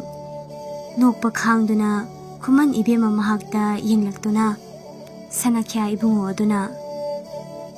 Kuman ningol nangbo. Aigi sizaw hengani haiduna. Mafam asimaktada kudang ado jingduna pusinkibada kanana nang bukan gani. Aina ay bukan gani. Isana isa bukan gani. Usitana hiyaina. Yeng badare. Nasana nasabu kan mangambra haibado. Haina thot labi maning tamliba kujeng adobo magi makada sizamin thol fanghanduna mapu palabi uhengi khana tapailaklaba matam aduda ibema adugi khuzengbo kana amagi ningthiraba khusana chetna paisilakwa khajik chingthokladuna lumlum launa hairei ai leiringeida leisa sigi khuzeng kana amatana sokpa yaroi karigumba soke hotnaraba lamsilakliba khusa ado kakkani hojik khaktani ꯃꯨꯟꯅ ꯈꯣꯡꯗꯒꯤ tone ꯐꯥꯎꯕ ꯌꯦꯡꯈꯠꯂꯛꯄ ꯃꯤꯁꯛ ꯑꯗꯨꯅꯤ ꯃꯥꯅ ꯈꯜꯂꯤꯕ ꯃꯤꯁꯛ ꯑꯗꯣ ꯂꯩꯆꯤꯜ ꯁꯅꯥ ꯃꯍꯥꯛꯁꯨ ꯃꯃꯤꯠ ꯑꯗꯣ ꯀꯤꯔꯨꯛ ꯄꯥꯡꯂꯗꯨꯅ ꯍꯤꯌꯥꯏꯗ ꯑꯃꯨꯛ ꯌꯦꯡ ꯃꯥꯒꯤ ꯈꯨꯗꯥꯡꯗ ꯆꯦꯠꯅ ꯄꯥꯏꯔꯤꯕ ꯅꯨꯄꯥ ꯑꯗꯨꯗ ꯑꯃꯨꯛ ꯌꯦꯡ ꯊꯥꯡꯅꯕ ꯃꯤꯀꯨꯞꯇ ꯀꯔꯤ ꯇꯧꯔꯛꯀꯗꯕꯅꯣ ꯈꯟꯅ ꯃꯀꯣꯛ ꯑꯗꯨꯗ ꯃꯩꯒꯤ ꯆꯤꯡ ꯄꯣꯈꯥꯏꯔꯛꯀꯗꯧꯔꯤ ꯅꯤꯛ ꯅꯤꯛ ꯂꯥꯎꯔꯛꯂꯦꯗꯣ ꯑꯗꯨꯛ ꯊꯧꯅ ꯌꯦꯡꯂꯤꯕ ꯑꯉꯣꯝ ꯃꯍꯥꯛꯀꯤ ꯃꯤꯁꯅꯥ ꯑꯗꯨꯒꯤ ꯋꯥꯡꯃꯂꯥꯅ ꯃꯍꯥꯛꯕꯨ ꯎꯁꯤꯠꯇꯦ ꯈꯟꯅ ꯌꯥꯝꯅ ꯁꯥꯎꯅ ꯅꯤꯡꯊꯦꯝꯅ ꯀꯔꯤꯒꯤ ꯑꯩꯕꯨ ꯎꯁꯤꯠꯇꯦ ꯑꯩꯁꯦ ꯀꯅꯥꯅꯣ ꯈꯪꯅ ꯈꯪꯅ ꯑꯩꯕꯨ ꯍꯟꯖꯤꯟ ꯍꯟꯖꯤꯟ ꯁꯤꯡꯅꯕꯅꯤ ꯂꯝꯗꯝ ꯑꯁꯤꯗꯒꯤ ꯅꯪꯒꯤ ꯈꯣꯡꯒꯨꯜ ꯃꯃꯤ ꯐꯥꯎꯕ ꯃꯨꯊꯠꯂꯨꯔꯥ ꯂꯨꯆꯤꯡ ꯃꯍꯥꯛꯁꯨ ꯍꯟꯗ ꯍꯥꯏꯔꯛꯏ ꯈꯣꯟꯖꯦꯜ ꯑꯗꯣ ꯋꯥꯡꯅ ꯉꯝꯂꯕꯗꯤ ꯑꯩꯒꯤ ꯏꯇꯨ ꯅꯥꯃꯁꯨ ꯑꯩꯁꯨ ꯀꯅꯥꯅꯣ ꯈꯪꯗ꯭ꯔꯕ ꯃꯥꯜꯂꯤ ꯀꯣꯅꯨꯡ ꯑꯁꯤꯗ ꯂꯩꯔꯤꯕ ꯃꯖꯥꯏꯕꯦꯝꯃꯒꯤ ꯕꯣꯔꯅꯤ ꯍꯥꯏꯕꯁꯨ ꯀꯥꯎꯕꯤꯔꯕ ꯃꯥꯜꯂꯤ ꯃꯐꯝ ꯑꯁꯤꯗ ꯑꯩꯒꯤ ꯍꯛ ꯀꯌꯥꯝ ꯆꯥꯎꯅ ꯂꯩ ꯅꯍꯥꯛ ꯈꯪꯕꯤꯌꯨ ꯃꯤꯀꯨꯞ ꯑꯁꯤꯃꯒꯤ ꯑꯣꯏꯅ ꯑꯉꯣꯝ ꯑꯗꯨꯁꯨ ꯆꯥꯎꯈ꯭ꯔꯦ ꯃꯖꯥꯏꯕꯦꯝꯃꯒꯤ ꯏꯕꯨꯡꯉꯣꯅꯤ ꯍꯥꯏꯗꯨꯅꯁꯨ ꯄꯣꯡꯈ꯭ꯔꯦ ꯀꯅꯥꯅ ꯍꯦꯟꯖꯤꯟꯒꯅꯤ ꯃꯥꯁꯨ ꯇꯥꯗꯦ ꯅꯪ ꯍꯦꯟꯗꯦ ꯃꯤꯀꯨꯞꯁꯤꯃꯒꯤꯗꯤ ꯎꯁꯤꯠꯇ ꯃꯤꯅꯣꯛ ꯑꯃ ꯅꯣꯛꯇꯨꯅ ꯈꯨꯗꯨꯝ ꯆꯦꯠꯅ ꯇꯥꯁꯤꯟ ꯍꯤꯌꯥꯏ ꯈꯣꯝꯕ ꯃꯌꯥ ꯑꯅꯤ ꯀ꯭ꯔꯛ ꯀ꯭ꯔꯛ ꯆꯤꯛꯁꯤꯟꯅ ꯁꯣꯟꯊꯥꯡꯅꯅ ꯍꯥꯏꯔꯛꯏ ꯃꯇꯝ ꯃꯥꯅ ꯋꯥꯍꯟꯕꯅꯤ ꯂꯥꯛꯈꯤꯒꯅꯤ ꯑꯩꯒꯤꯁꯨ ꯃꯇꯝ ꯌꯦꯡꯕ ꯇꯥꯔꯦꯗꯅ ꯅꯪꯒ ꯑꯩꯒ ꯀꯅꯥꯅ ꯍꯦꯜꯂꯤ ꯍꯥꯏꯕ ꯃꯤꯀꯨꯞ ꯑꯁꯤꯗ ꯎꯍꯧꯕ ꯃꯤ ꯑꯃ ꯌꯥꯎꯈ꯭ꯔꯕꯗꯤ ꯃꯖꯥꯏꯕꯦꯝꯃꯒꯤ ꯂꯣꯏꯅꯕ ꯑꯣꯏꯒꯗꯧꯔꯤꯕ ꯑꯉꯣꯝ ꯄꯥꯈꯪ ꯑꯗꯨꯅ ꯂꯩꯔꯥꯡ ꯀꯅꯥ ꯑꯃꯒꯤ ꯈꯨꯖꯦꯡ ꯏꯔꯥꯏ ꯂꯥꯏꯅ ꯁꯣꯛꯈ꯭ꯔꯦ ꯀꯔꯤ ꯃꯔꯤ ꯂꯩꯅꯩ ꯏꯅꯤꯡꯊꯧꯗ ꯋꯥꯀꯠꯁꯦ ꯍꯥꯏꯗꯨꯅ ꯍꯣꯠꯅꯔꯝꯒꯅꯤ ꯑꯗꯨꯕꯨ ꯃꯤꯀꯨꯞ ꯑꯗꯨꯗ ꯃꯈꯣꯏꯕꯨ ꯎꯕꯤꯅꯕ ꯀꯅꯥ ꯑꯃꯁꯨ ꯂꯩꯈꯤꯗꯦ ꯍꯤꯌꯥꯏ ꯈꯣꯝꯕ ꯑꯁꯥꯎꯕ ꯃꯤꯍꯨꯟ ꯑꯃꯒ ꯂꯣꯏꯅꯅ ꯐꯠ ꯆꯪꯈꯤ ꯍꯧꯖꯤꯛꯇꯗ ꯅꯤꯡꯁꯥ ꯁꯣꯔ ꯑꯁꯥꯡꯕ ꯑꯃ ꯍꯣꯟꯗꯣꯛꯂꯒ ꯍꯥꯏꯔꯛꯏ ꯂꯩꯆꯤꯜꯅ ꯀꯔꯤꯒꯤ ꯂꯥꯛꯏꯅꯣ ꯀꯅꯥ ꯑꯃꯅ ꯎꯈ꯭ꯔꯕꯗꯤ ꯊꯪꯅꯕ ꯃꯤꯀꯨꯞꯇ ꯀꯔꯤ ꯑꯣꯏꯔꯛꯀꯅꯤ ꯈꯪꯗꯕ꯭ꯔꯥ ꯑꯩꯒꯤ ꯈꯨꯗꯥꯡ ꯊꯥꯗꯣꯛꯄꯤꯌꯨ ꯂꯨꯆꯤꯡꯁꯨ ꯆꯦꯠꯅ ꯄꯥꯏꯔꯝꯕ ꯈꯨꯠꯁꯥꯁꯤꯡ ꯑꯗꯣ ꯑꯃꯃꯝꯇ ꯀꯣꯝꯊꯣꯔꯛꯂꯦ ꯑꯣꯟꯊꯣꯛꯅꯁꯨ ꯆꯦꯠꯅ ꯄꯥꯏꯔꯝꯈ꯭ꯔꯦ ꯇꯪꯉꯧꯔꯕꯤ ꯈꯨꯖꯦꯡ ꯑꯗꯣ ꯈꯨꯠꯁꯥ ꯃꯃꯤ ꯇꯥꯕ ꯃꯈꯩ ꯏꯉꯥꯡ ꯉꯥꯡꯁꯤꯟꯗꯨꯅ ꯂꯩꯔꯦ ꯅꯥꯕ ꯐꯥꯎꯔꯕ꯭ꯔꯥ ꯃꯈꯨꯠ ꯑꯃꯗꯨꯅ ꯇꯞꯅ ꯄꯥꯏꯁꯤꯜꯂꯗꯨꯅ ꯆꯪꯕꯤꯔꯣ ꯑꯩꯁꯨ ꯆꯠꯂꯒꯦ ꯆꯪꯂꯔꯣꯏ ꯆꯠꯂꯗꯕꯅꯤ ꯍꯥꯏꯔꯝꯂꯗꯨꯅ ꯂꯩꯆꯤꯜ ꯃꯃꯥꯡ ꯊꯥꯅ ꯒꯝꯒꯝ ꯆꯠꯈ꯭ꯔꯦ ꯁꯒꯣꯜ ꯍꯟꯖꯕꯅ ꯅꯤꯡꯊꯧꯅ ꯍꯥꯏꯕꯗꯒꯤ ꯁꯒꯣꯜ ꯁꯪꯗꯒꯤ ꯍꯦꯛ ꯌꯦꯡꯕꯗ ꯕꯨꯕꯨꯞ ꯂꯥꯎꯔꯕ ꯃꯁꯥ ꯃꯎ ꯐꯔꯕ ꯁꯒꯣꯜ ꯑꯃꯁꯨ ꯂꯨꯆꯤꯡꯗ ꯄꯤꯔꯛꯂꯦ ꯃꯗꯨꯒꯤ ꯁꯒꯣꯜ ꯑꯗꯨꯃꯛ ꯊꯧꯔꯛꯇꯨꯅ ꯂꯥꯛꯂꯕꯅꯤ ꯇꯥꯟꯅꯔꯛꯂꯤꯕꯅꯤ ꯂꯩꯆꯤꯜꯕꯨ ꯑꯗꯨꯕꯨ ꯑꯗꯨꯋꯥꯏ ꯑꯅꯛꯄ ꯑꯗꯨꯗꯗꯤ ꯂꯩꯕ ꯊꯦꯡꯅꯈꯤꯗ꯭ꯔꯦ ꯁꯒꯣꯜ ꯊꯧꯔꯗꯨꯅ ꯍꯜꯂꯝꯂꯒꯅꯤ ꯍꯥꯏꯅ ꯂꯨꯆꯤꯡ ꯃꯥꯒꯤ ꯁꯪꯒꯥꯏꯔꯣꯝꯗ ꯑꯣꯏꯅ ꯂꯥꯛꯂꯕꯅꯤ ꯃꯥꯅ ꯊꯧꯔꯤꯕ ꯁꯒꯣꯜ ꯑꯗꯨꯒꯤ ꯃꯃꯥꯡꯗ ꯁꯒꯣꯜ ꯑꯃ ꯐꯠ ꯈꯥꯝꯖꯤꯜꯂꯛꯇꯨꯅ ꯉꯥꯏꯈꯣ ꯂꯨꯆꯤꯡ ꯃꯥꯒꯤ ꯂꯝꯕꯤ ꯊꯠꯇꯨꯅ ꯃꯥꯕꯨ ꯈꯥꯝꯂꯤꯕ ꯃꯤꯁꯛ ꯑꯗꯨꯗ ꯌꯦꯡꯂꯛꯂꯦ ꯙꯅꯨꯅꯤ ꯙꯅꯨ ꯂꯨꯆꯤꯡꯅ ꯀꯔꯤꯒꯤ ꯑꯩꯒꯤ ꯂꯝꯕꯤ ꯊꯠꯄꯅꯣ ꯂꯨꯆꯤꯡ ꯑꯇꯣꯞꯄ ꯅꯪ ꯅꯠꯇꯕ ꯗꯦꯃꯟ ꯀꯌꯥ ꯂꯩꯔꯤ ꯑꯩꯉꯣꯟꯗ ꯁꯦꯡꯅ ꯍꯥꯏꯌꯨ ꯉꯁꯤꯗꯒꯤ ꯃꯈꯣꯏꯕꯨ ꯊꯤꯕ ꯍꯧꯔꯒꯅꯤ ꯂꯨꯆꯤꯡ ꯇꯞꯅ ꯑꯗꯨꯃꯛ ꯅꯈꯣꯏꯅ ꯉꯝꯂꯣꯏ ꯃꯈꯣꯏꯕꯨ ꯍꯥꯠꯄ ꯅꯈꯣꯏꯒꯤ ꯅꯥꯇꯤꯛ ꯅꯠꯇꯦ ꯑꯩꯈꯣꯏꯁꯦ ꯍꯟꯇꯔꯅꯤ ꯃꯈꯣꯏꯗꯤ ꯀꯔꯤꯁꯨ ꯅꯠꯇꯦ ꯅꯪꯅ ꯉꯁꯤ ꯂꯩꯕꯥꯛ ꯑꯁꯤꯗ ꯃꯐꯝ ꯑꯃꯗꯒꯤ ꯃꯐꯝ ꯑꯃꯗ ꯆꯠꯇꯨꯅ ꯂꯩꯕ ꯉꯝꯂꯤꯕꯁꯦ ꯀꯅꯥꯅꯅꯣ ꯑꯩꯅ ꯅꯠꯇꯕ꯭ꯔꯥ ꯅꯪꯕꯨ ꯍꯥꯠꯄꯗꯤ ꯍꯧꯖꯤꯛꯃꯨꯛꯁꯨ ꯌꯥꯏ ꯑꯗꯨꯕꯨ ꯑꯩꯅ ꯍꯥꯠꯂꯣꯏ ꯃꯁꯤꯡ ꯀꯌꯥꯃꯨꯛ ꯂꯩꯔꯝꯈꯤꯒꯅꯤ ꯆꯥꯎꯔꯥꯛꯅ ꯍꯥꯏꯔꯛꯑꯣ 9-10 ꯂꯩꯔꯤ ꯑꯗꯨꯕꯨ ꯅꯈꯣꯏꯅ ꯍꯦꯛꯇ ꯍꯦꯟꯖꯤꯟꯕ ꯉꯝꯂꯣꯏ ꯐꯔꯦ ꯉꯁꯤꯗꯒꯤ ꯅꯪꯒꯤ ꯅꯨꯃꯤꯠ ꯈꯨꯠ ꯊꯦꯛꯄ ꯍꯧꯔꯣ ꯃꯈꯣꯏ 9 ꯊꯥ ꯑꯃ ꯐꯥꯔꯔꯣꯏ ꯍꯥꯏꯅ ꯀꯤꯍꯜꯂꯝꯗꯨꯅ ꯁꯒꯣꯜ ꯑꯗꯣ ꯃꯃꯥꯏ ꯂꯩ ꯊꯧꯗꯨꯅ ꯆꯠꯈ꯭ꯔꯕꯅꯤ ꯁꯣꯝꯗꯅ ꯀꯣꯅꯨꯡꯗ ꯃꯄꯥ ꯅꯤꯡꯊꯧꯒꯤ ꯃꯅꯥꯛꯇ ꯃꯀꯣꯛ ꯅꯣꯟꯗꯨꯅ ꯍꯥꯏꯖꯔꯤ ꯃꯖꯥꯏꯕꯦꯝꯃ ꯂꯥꯡꯂꯦꯟ ꯊꯣꯏꯅ ꯚꯥꯕꯣꯛ ꯃꯇꯤꯛ ꯆꯥꯗꯦ ꯑꯩ ꯃꯥꯒ ꯍꯣꯡꯕ ꯉꯝꯂꯣꯏ ꯅꯆꯥ ꯂꯨꯍꯣꯡꯈꯤꯔꯣꯏ ꯌꯥꯃꯨꯡ ꯍꯥꯟꯅ ꯍꯣꯡꯁꯤꯕ ꯃꯆꯥ ꯊꯣꯏꯕꯤ ꯃꯔꯩ ꯇꯧꯒꯅꯨ ꯁꯠ ꯍꯣꯡꯂꯅꯤ ꯂꯩꯕꯥꯛ ꯃꯌꯥꯝꯗ ꯍꯥꯏꯈ꯭ꯔꯕ ꯋꯥꯐꯝꯅꯤ ꯑꯩꯅ ꯉꯥꯛꯇꯅ ꯇꯣꯛꯂꯣꯏꯀꯣ ꯄꯥꯕꯨꯡ ꯑꯩ ꯃꯥꯒ ꯂꯨꯍꯣꯡꯕ ꯄꯥꯝꯗꯦ ꯅꯪꯅ ꯄꯥꯝꯕ ꯄꯥꯝꯗꯕ ꯅꯨꯄꯥ ꯃꯆꯥ ꯑꯗꯨꯅ ꯌꯥꯔꯤ ꯄꯥꯕꯨꯡ ꯃꯥꯗꯤ ꯌꯥꯗꯦ ꯃꯥꯒ ꯏꯇꯥ ꯁꯅꯥꯒ ꯃꯔꯤ ꯂꯩꯅꯕꯅꯦ ꯅꯤꯡꯊꯧꯒꯤ ꯀꯣꯛꯊꯛꯇ ꯕ꯭ꯔꯖ ꯇꯥꯁꯤꯜꯂꯛꯄꯒꯨꯝ ꯃꯀꯣꯛ ꯑꯗꯣ ꯆꯦꯈꯥꯏꯔꯦ ꯀꯔꯤ ꯍꯥꯏꯕ ꯑꯩꯈꯣꯏ ꯏꯕꯦꯝꯃ ꯁꯅꯥꯒ ꯏꯕꯨꯡꯉꯣꯒ ꯃꯔꯤ ꯂꯩꯅꯩ ꯊꯤꯟꯊꯕ ꯌꯥꯗꯦ ꯃꯁꯤꯗꯤ ꯂꯩꯕꯥꯛ ꯄꯥꯎꯖꯦꯜ ꯆꯠꯍꯜꯂꯒꯦ ꯍꯌꯦꯡ ꯃꯍꯣꯡꯅꯕ ꯊꯧꯔꯥꯡꯂꯒꯦ ꯐꯒꯗ꯭ꯔꯥ ꯈꯟꯅ ꯍꯥꯏꯔꯨꯕ ꯋꯥꯐꯝꯅꯤ ꯍꯦꯟꯅ ꯑꯋꯥꯕ ꯄꯤꯅꯕ ꯑꯣꯏꯅ ꯊꯣꯛꯂꯦ ꯄꯥꯈꯠꯂꯛꯂꯦ ꯍꯥꯏꯗꯣꯛꯈꯤꯕ ꯉꯥꯛꯄ ꯅꯤꯡꯊꯧꯅ ꯍꯌꯦꯡꯃꯛ ꯍꯦꯛꯇ ꯍꯣꯡꯍꯜꯂꯒꯦ ꯍꯥꯏꯕꯁꯨ ꯉꯝꯃꯤ ꯋꯥꯐꯝ ꯑꯗꯨ ꯍꯥꯏꯗꯣꯛꯈꯤꯕꯒ ꯂꯥꯡꯂꯦꯟ ꯊꯤꯟꯊꯗ ꯃꯥꯒꯤ ꯁꯒꯣꯜ ꯊꯝꯐꯝꯗꯒꯤ ꯁꯒꯣꯜ ꯑꯃ ꯂꯧꯊꯣꯛꯇꯨꯅ ꯌꯥꯡꯅ ꯊꯧꯔꯒ ꯂꯩꯆꯤꯜꯒꯤ ꯃꯅꯥꯛꯇ ꯍꯥꯟꯅ ꯂꯥꯛꯂꯦ ꯂꯩꯆꯤꯜꯁꯨ ꯄꯥꯜꯄꯥꯟ ꯑꯗꯨꯗ ꯐꯝꯗꯨꯅ ꯂꯩꯔꯝꯃꯤ ꯂꯥꯡꯂꯦꯟ ꯁꯠ ꯆꯪꯁꯤꯜꯂꯛꯇꯨꯅ ꯂꯩꯆꯤꯜ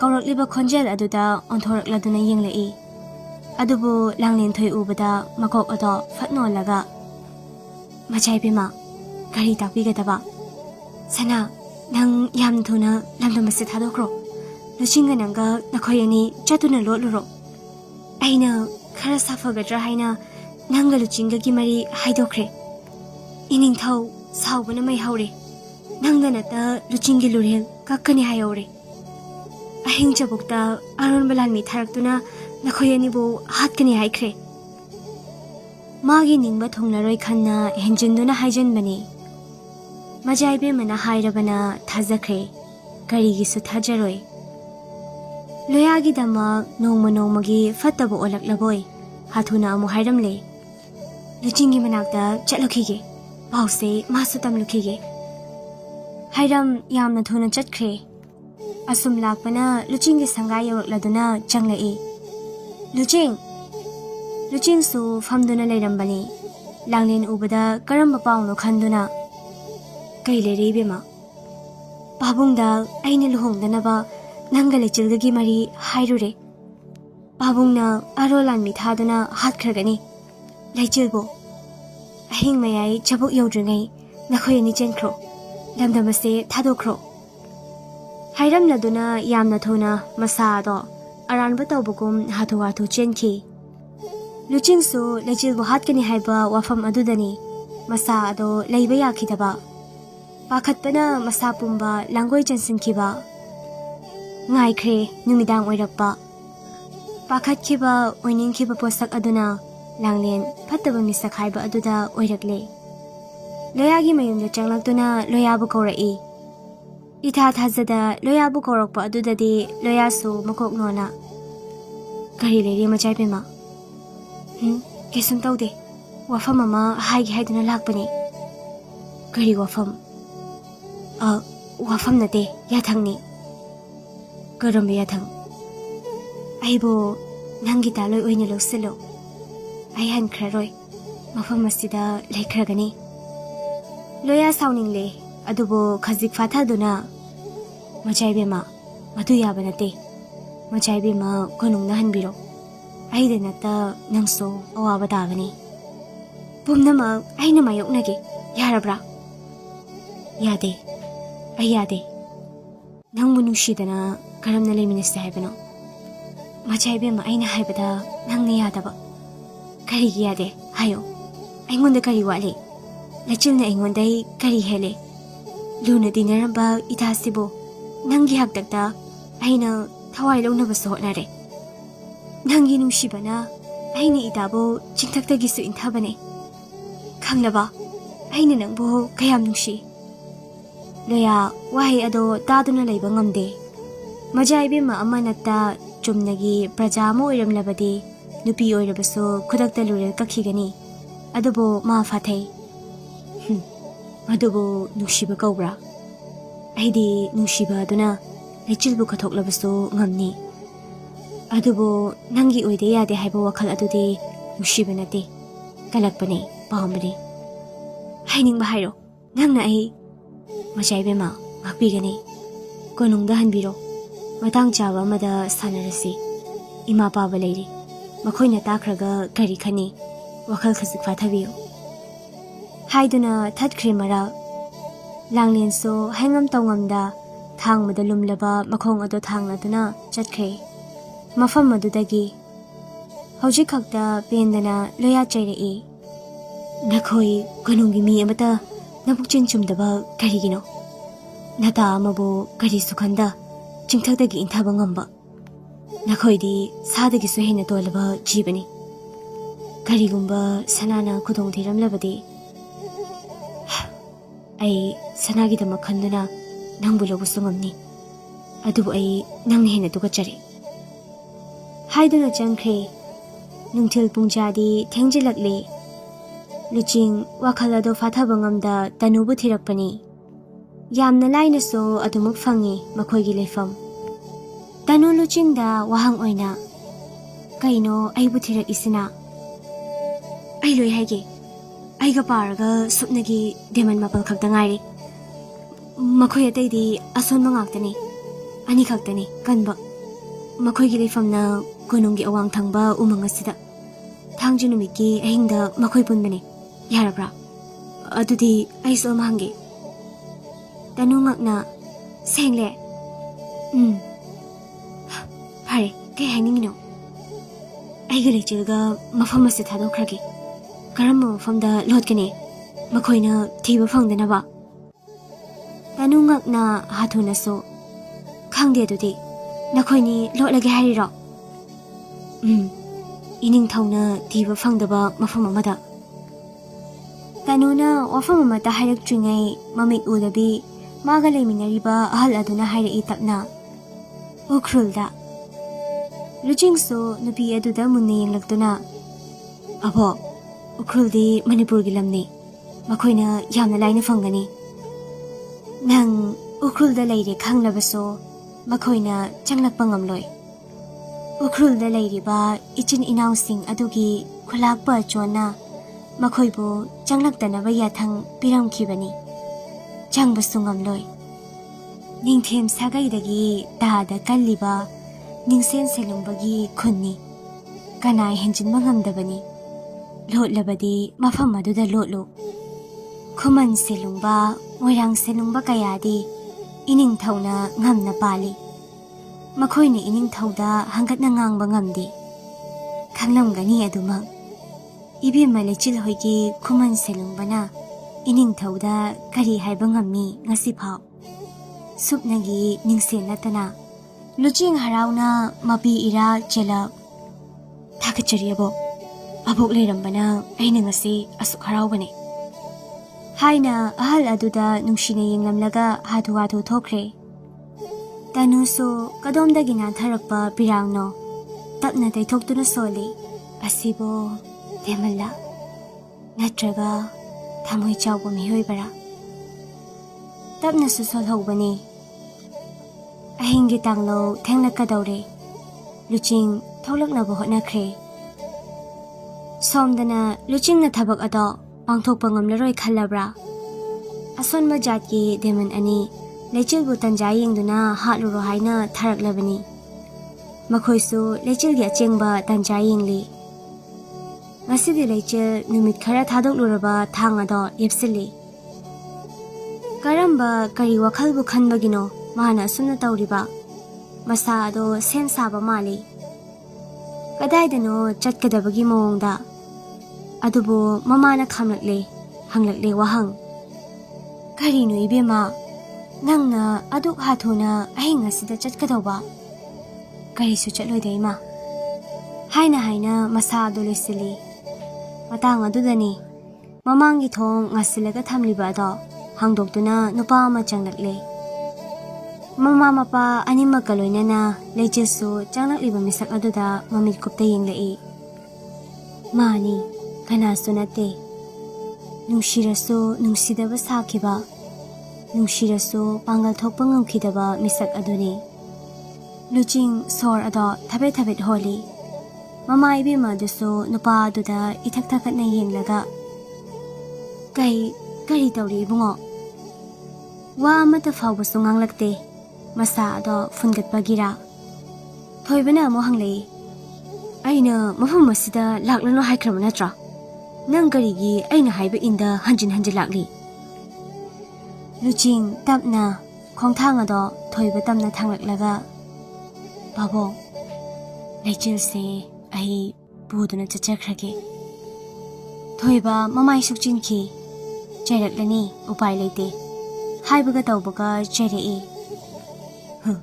ꯃꯊꯣꯡ ꯆꯥꯗꯕ ꯇꯧꯅꯨ ꯏꯕꯨꯡꯉꯣ. ꯆꯠꯂꯣ ꯅꯌꯨꯝꯗ ꯍꯜꯂꯣ. ꯑꯩꯅꯁꯨ ꯍꯥꯟꯅ ꯍꯥꯏꯈ꯭ꯔꯦ.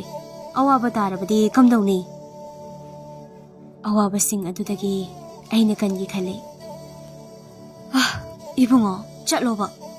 ꯅꯪꯅꯦ 이자ꯁꯤꯗ ꯑꯃꯨꯛ ꯍꯟꯅ ꯌꯦꯡꯂꯛꯂꯅꯨꯀꯣ. ꯄꯥꯕꯨꯡꯅ ꯍꯥꯏꯔꯤꯁꯦ ꯅꯪꯕꯨ ꯃꯇꯤꯛ ꯆꯥꯗꯦ ꯄꯥꯝꯗꯦ ꯍꯥꯏꯕꯒꯤ ꯅꯠꯇꯦ. 이자ꯁꯤ ꯄꯤꯛꯂꯤꯉꯩꯗꯒꯤ ꯃꯅꯤꯡꯁꯨ ꯊꯨꯡꯂꯛꯇ꯭ꯔꯕꯅꯤ. ꯄꯣꯛꯄꯅ ꯁꯅꯥ ꯁꯪꯒꯥꯏꯗ ꯆꯥꯎꯔꯛꯄꯅ ꯁꯪꯒꯣꯜꯗꯅꯤꯗꯣ. ꯃꯄꯥ ꯑꯩꯅꯅꯦ 이자ꯁꯤ ꯑꯃꯨꯛ ꯍꯟꯅ ꯁꯣꯛꯍꯟꯕ ꯄꯥꯝꯗꯦ. ꯅꯪꯕꯨ ꯒ꯭ꯌꯥꯟ ꯇꯥꯔꯣꯀꯣ. ꯂꯨꯆꯤꯡ ꯃꯈꯣꯜ ꯈꯣꯟꯖꯦꯜ ꯅꯤꯛꯂꯛꯂꯦ. ꯃꯄꯤꯗꯤ ꯁꯤꯟꯊꯔꯛꯇꯦ. ꯅꯤꯛ ꯅꯤꯛ ꯂꯥꯎꯅꯗꯤ ꯂꯩꯔꯦ ꯃꯤꯠꯂꯨ ꯑꯗꯨꯗ ꯕꯟꯗꯨꯅ. ꯂꯩꯆꯤꯜꯁꯨ ꯀꯞꯅꯤꯡꯂꯕꯣꯏ ꯃꯀꯣꯛ ꯑꯗꯣ ꯅꯣꯟꯊꯗꯨꯅ ꯂꯩꯈ꯭ꯔꯕꯅꯤ. ꯂꯨꯆꯤꯡꯅ ꯅꯨꯡꯁꯤꯈꯤꯕꯅ ꯑꯩꯒꯤ ꯑꯣꯏꯕ ꯄꯨꯝꯕ ꯀꯠꯈ꯭ꯔꯦ. ꯄꯥꯕꯨꯡ ꯑꯩ ꯃꯥꯒꯤ ꯋꯥꯈꯜꯗ ꯂꯨꯞꯂꯦ. ꯃꯥ ꯌꯥꯎꯗꯅ ꯑꯩ ꯂꯩꯕ ꯉꯝꯗ꯭ꯔꯦ. ꯃꯤꯀꯨꯞ ꯈꯨꯗꯤꯡ ꯃꯍꯥꯛꯇꯒ ꯂꯣꯏꯅꯗꯨꯅ ꯍꯤꯡꯒꯗꯧꯔꯤꯕ ꯄꯨꯟꯁꯤꯁꯦ ꯃꯇꯦꯛ ꯑꯃꯇ ꯑꯣꯏꯔꯕꯁꯨ ꯆꯠꯃꯤꯟꯅꯖꯒꯦ. ꯂꯨꯈꯥꯛ ꯆꯥꯗꯨꯅ ꯂꯦꯜꯂꯕꯁꯨ ꯂꯦꯜꯂꯁꯅꯨ. ꯑꯩ ꯃꯥꯒ ꯄꯨꯟꯁꯤ ꯂꯦꯟꯕ ꯄꯥꯝꯃꯤ. ꯂꯩꯆꯤꯜ ꯃꯄꯤ ꯑꯗꯣ ꯅꯥꯟꯊꯈ꯭ꯔꯦ. ꯀꯥꯞꯂꯛꯂꯦ ꯃꯥꯁꯨ. ꯂꯨꯆꯤꯡ ꯂꯩꯆꯤꯜꯗ ꯑꯣꯟꯁꯤꯟꯈꯤꯗꯨꯅ ꯁꯅꯥ ꯂꯥꯛꯑꯣ. ꯑꯩꯒꯤ ꯈꯨꯠꯁꯦ ꯁꯝꯂꯛꯑꯣ. ꯏꯍꯥꯡ ꯍꯥꯡꯅ ꯂꯩꯕꯁꯦ ꯅꯨꯡꯉꯥꯏꯇ꯭ꯔꯦꯕ. ꯂꯥꯛꯑꯣꯁꯦ. ꯑꯩꯈꯣꯏꯅꯤ ꯆꯠꯂꯁꯦ. 이닝ꯊꯧꯅ ꯊꯤꯕ ꯐꯪꯂꯣꯏꯗꯕ ꯃꯐꯝ ꯑꯃꯗ ꯅꯤꯡꯁꯦꯟ ꯁꯦꯟꯅꯨꯡꯕꯒꯤ ꯃꯐꯝꯗ ꯆꯪꯖꯐꯝ ꯂꯧꯔꯨꯔꯁꯤ. ꯂꯩꯆꯤꯜ ꯃꯄꯥꯗ ꯌꯦꯡꯂꯛꯏ. ꯃꯃꯥꯗꯁꯨ ꯑꯃꯨꯛ ꯌꯦꯡ. ꯊꯃꯣꯏꯅꯗꯤ ꯆꯠꯂꯁꯦ ꯍꯥꯏꯔꯤ. ꯃꯈꯣꯡꯅꯗꯤ ꯐꯨꯛꯄ ꯉꯝꯗ ꯐꯥꯔꯤ. ꯋꯥꯈꯜꯗꯅ ꯂꯥꯟꯅꯤ ꯁꯣꯛꯅꯔꯤꯕꯗꯣ ꯅꯨꯡꯁꯤꯕꯒꯤ ꯂꯥꯟꯕꯨꯡꯗ. ꯊꯣꯏꯕ ꯈꯪꯉꯤ ꯃꯆꯥꯅ ꯅꯨꯄꯥ ꯑꯁꯤꯕꯨꯁꯨ ꯊꯥꯡꯒꯩ ꯁꯦꯡꯅ ꯅꯨꯡꯁꯤꯖꯔꯨꯔꯦ. ꯑꯗꯨꯕꯨ ꯀꯔꯝꯅ ꯂꯦꯞꯀꯅꯤ ꯅꯤꯡꯊꯦꯝ ꯁꯥꯒꯩꯒꯤ ꯃꯥꯡꯗ? ꯃꯈꯣꯏꯗꯤ ꯑꯁꯣꯟꯕꯅꯤ. ꯂꯦꯞꯄꯁꯨ ꯉꯝꯂꯣꯏ ꯀꯩꯗꯧꯅꯨꯡꯗ. ꯃꯆꯥꯒꯤꯗꯃꯛꯇ ꯊꯋꯥꯏ ꯊꯥꯔꯒꯦ ꯈꯜꯂꯕꯁꯨ ꯃꯆꯥꯕꯨ ꯊꯤꯗꯨꯅ ꯆꯩꯔꯥꯛ ꯄꯤꯈ꯭ꯔꯕꯗꯤ ꯈꯟꯕꯗ ꯊꯃꯣꯏ ꯄꯤꯛꯂꯕ ꯃꯤꯁꯛ ꯑꯃ ꯑꯣꯏꯕ ꯇꯥꯔꯦ. 이붕어 ꯆꯠꯈ꯭ꯔꯣ. ꯄꯥꯕꯨꯡꯒꯤꯗꯤ ꯎꯄꯥꯏ ꯂꯩꯇ꯭ꯔꯦ. 이자ꯕꯨ ꯅꯉꯣꯟꯗ ꯊꯥꯖꯕꯗꯤ ꯑꯣꯏꯔꯔꯣꯏ. ꯂꯨꯆꯤꯡ ꯊꯣꯏꯕꯗꯒꯤ ꯂꯩꯈ꯭ꯔꯦ. ꯂꯩꯆꯤꯜꯗ ꯑꯣꯏꯅ ꯉꯥꯡꯂꯛꯏ. ꯑꯗꯨꯗꯤ ꯀꯔꯤꯒꯤ ꯑꯩꯒꯤ ꯊꯃꯣꯏꯕꯨ ꯅꯪꯅ ꯁꯨꯝꯂꯝꯂꯤ? ꯅꯪꯒꯤ ꯃꯪꯂꯥꯟꯗ ꯇꯥꯍꯜꯂꯝꯂꯤ? ꯍꯧꯖꯤꯛꯇꯤ ꯅꯪꯒꯤ ꯅꯨꯡꯁꯤꯕꯅ ꯊꯃꯣꯏ ꯑꯁꯤꯗꯒꯤ ꯄꯥꯊꯣꯛꯇꯨꯅ ꯆꯦꯜꯂꯛꯂꯕ ꯀꯥꯟ ꯑꯩꯁꯦ ꯑꯃꯨꯛ ꯏꯟꯊꯣꯛꯂꯤꯕ. ꯆꯪꯁꯤꯜꯂꯛꯇꯨꯅ ꯃꯈꯨꯠ ꯑꯅꯤ ꯆꯪꯗꯅ ꯂꯩꯆꯤꯜꯒꯤ ꯇꯧꯐꯝ ꯈꯪꯗ ꯀꯞꯄ ꯈꯥꯡꯕꯗ ꯄꯥꯏꯁꯤꯟꯅꯔꯤꯕ ꯃꯈꯨꯠ ꯑꯅꯤꯗꯣ ꯃꯥꯅ ꯄꯥꯏꯁꯤꯜꯂꯤ. ꯀꯞꯂꯦ ꯅꯨꯄꯥ ꯑꯗꯣ. ꯆꯠꯁꯤ. ꯊꯦꯡꯂꯦ. 이닝ꯊꯧꯒꯤ ꯑꯔꯣꯟꯕ ꯂꯥꯟꯃꯤ ꯂꯥꯛꯂꯗꯤ ꯅꯪꯕꯨ ꯁꯣꯏꯗꯅ ꯑꯩ ꯉꯝꯂꯣꯏ ꯌꯦꯡꯕ. ꯃꯁꯤ ꯄꯨꯝꯅꯃꯛ ꯑꯩꯒꯤ ꯏꯔꯥꯜꯅꯤ. ꯉꯥꯛꯄꯤꯌꯨ ꯑꯩꯒꯤ ꯏꯔꯥꯜꯁꯦ. ꯂꯩꯆꯤꯜꯁꯨ ꯍꯤꯛ ꯍꯤꯛ ꯀꯞꯊꯣꯔꯛꯂꯦ. ꯑꯩꯁꯨ ꯀꯩ ꯍꯥꯏꯗꯣꯏꯅꯣ? ꯏꯈꯣꯡ ꯑꯁꯤ ꯐꯨꯉꯝꯗ꯭ꯔꯦ. ꯄꯟꯊꯧ ꯁꯪꯒꯥꯏ ꯑꯁꯤꯗꯒꯤ ꯑꯩ ꯂꯦꯡꯕ ꯉꯝꯗ꯭ꯔꯦ. ꯂꯩꯕꯥꯛꯀꯤ ꯊꯧꯔꯤꯅ ꯄꯨꯟꯗꯨꯅ ꯊꯝꯂꯕ ꯑꯩꯅꯦ. ꯑꯩꯅ ꯅꯪꯒꯤꯗꯃꯛ ꯀꯌꯥꯝ ꯀꯨꯏꯅ ꯂꯦꯞꯇꯣꯏꯕ? ꯅꯪ ꯍꯟꯊꯔꯅꯤ. ꯍꯟꯊꯔꯝꯃꯅ ꯑꯗꯨꯛ ꯁꯣꯟꯕ꯭ꯔꯥ? ꯅꯪꯁꯨ ꯗꯦꯃꯟꯅꯤ. ꯗꯦꯃꯟ ꯑꯃꯅꯗꯤ ꯀꯔꯤꯒꯤ ꯑꯗꯨꯛ ꯁꯣꯜꯂꯤ? ꯑꯩ ꯗꯦꯃꯟꯅꯤ. ꯑꯗꯨꯕꯨ ꯑꯩ ꯁꯣꯜꯂꯤ. ꯀꯔꯤꯗꯒꯤ? ꯄꯨꯝꯅꯃꯛ ꯅꯪꯕꯨ ꯊꯃꯣꯏ ꯁꯦꯡꯅ ꯅꯨꯡꯁꯤꯔꯨꯕꯗꯒꯤ, ꯅꯪꯒꯤ ꯋꯥꯈꯜꯗ ꯇꯥꯎꯔꯨꯕꯗꯒꯤ, ꯅꯪꯕꯨ ꯑꯩꯒꯤ ꯑꯣꯏꯅꯤꯡꯂꯨꯕꯗꯒꯤ. ꯊꯣꯏꯕ ꯂꯨꯆꯤꯡꯕꯨ ꯃꯅꯤꯡꯗꯒꯤ ꯆꯤꯡꯊꯣꯛꯂꯒ ꯏꯜꯂꯤ. ꯀꯔꯤ ꯗꯦꯃꯟ? ꯍꯥꯏꯕꯗꯤ ꯍꯤꯡꯆꯥꯕ? ꯑꯗꯨꯒ 이자ꯗꯒ ꯅꯛꯁꯤꯟꯕ ꯁꯥꯏ. ꯅꯈꯣꯏꯅ ꯀꯔꯤ ꯄꯥꯝꯕ ꯑꯩ ꯈꯪꯗꯦ. ꯑꯗꯨꯕꯨ ꯅꯪꯗꯤ ꯑꯩꯅ 이닝ꯊꯧꯗ ꯇꯥꯛꯇꯨꯅ ꯁꯤꯕꯒꯤ ꯗꯟꯗꯤ ꯄꯦꯟꯒꯅꯤ. ꯄꯥꯕꯨꯡ ꯃꯥꯅꯤ ꯑꯩ ꯍꯤꯡꯆꯥꯕꯅꯤ.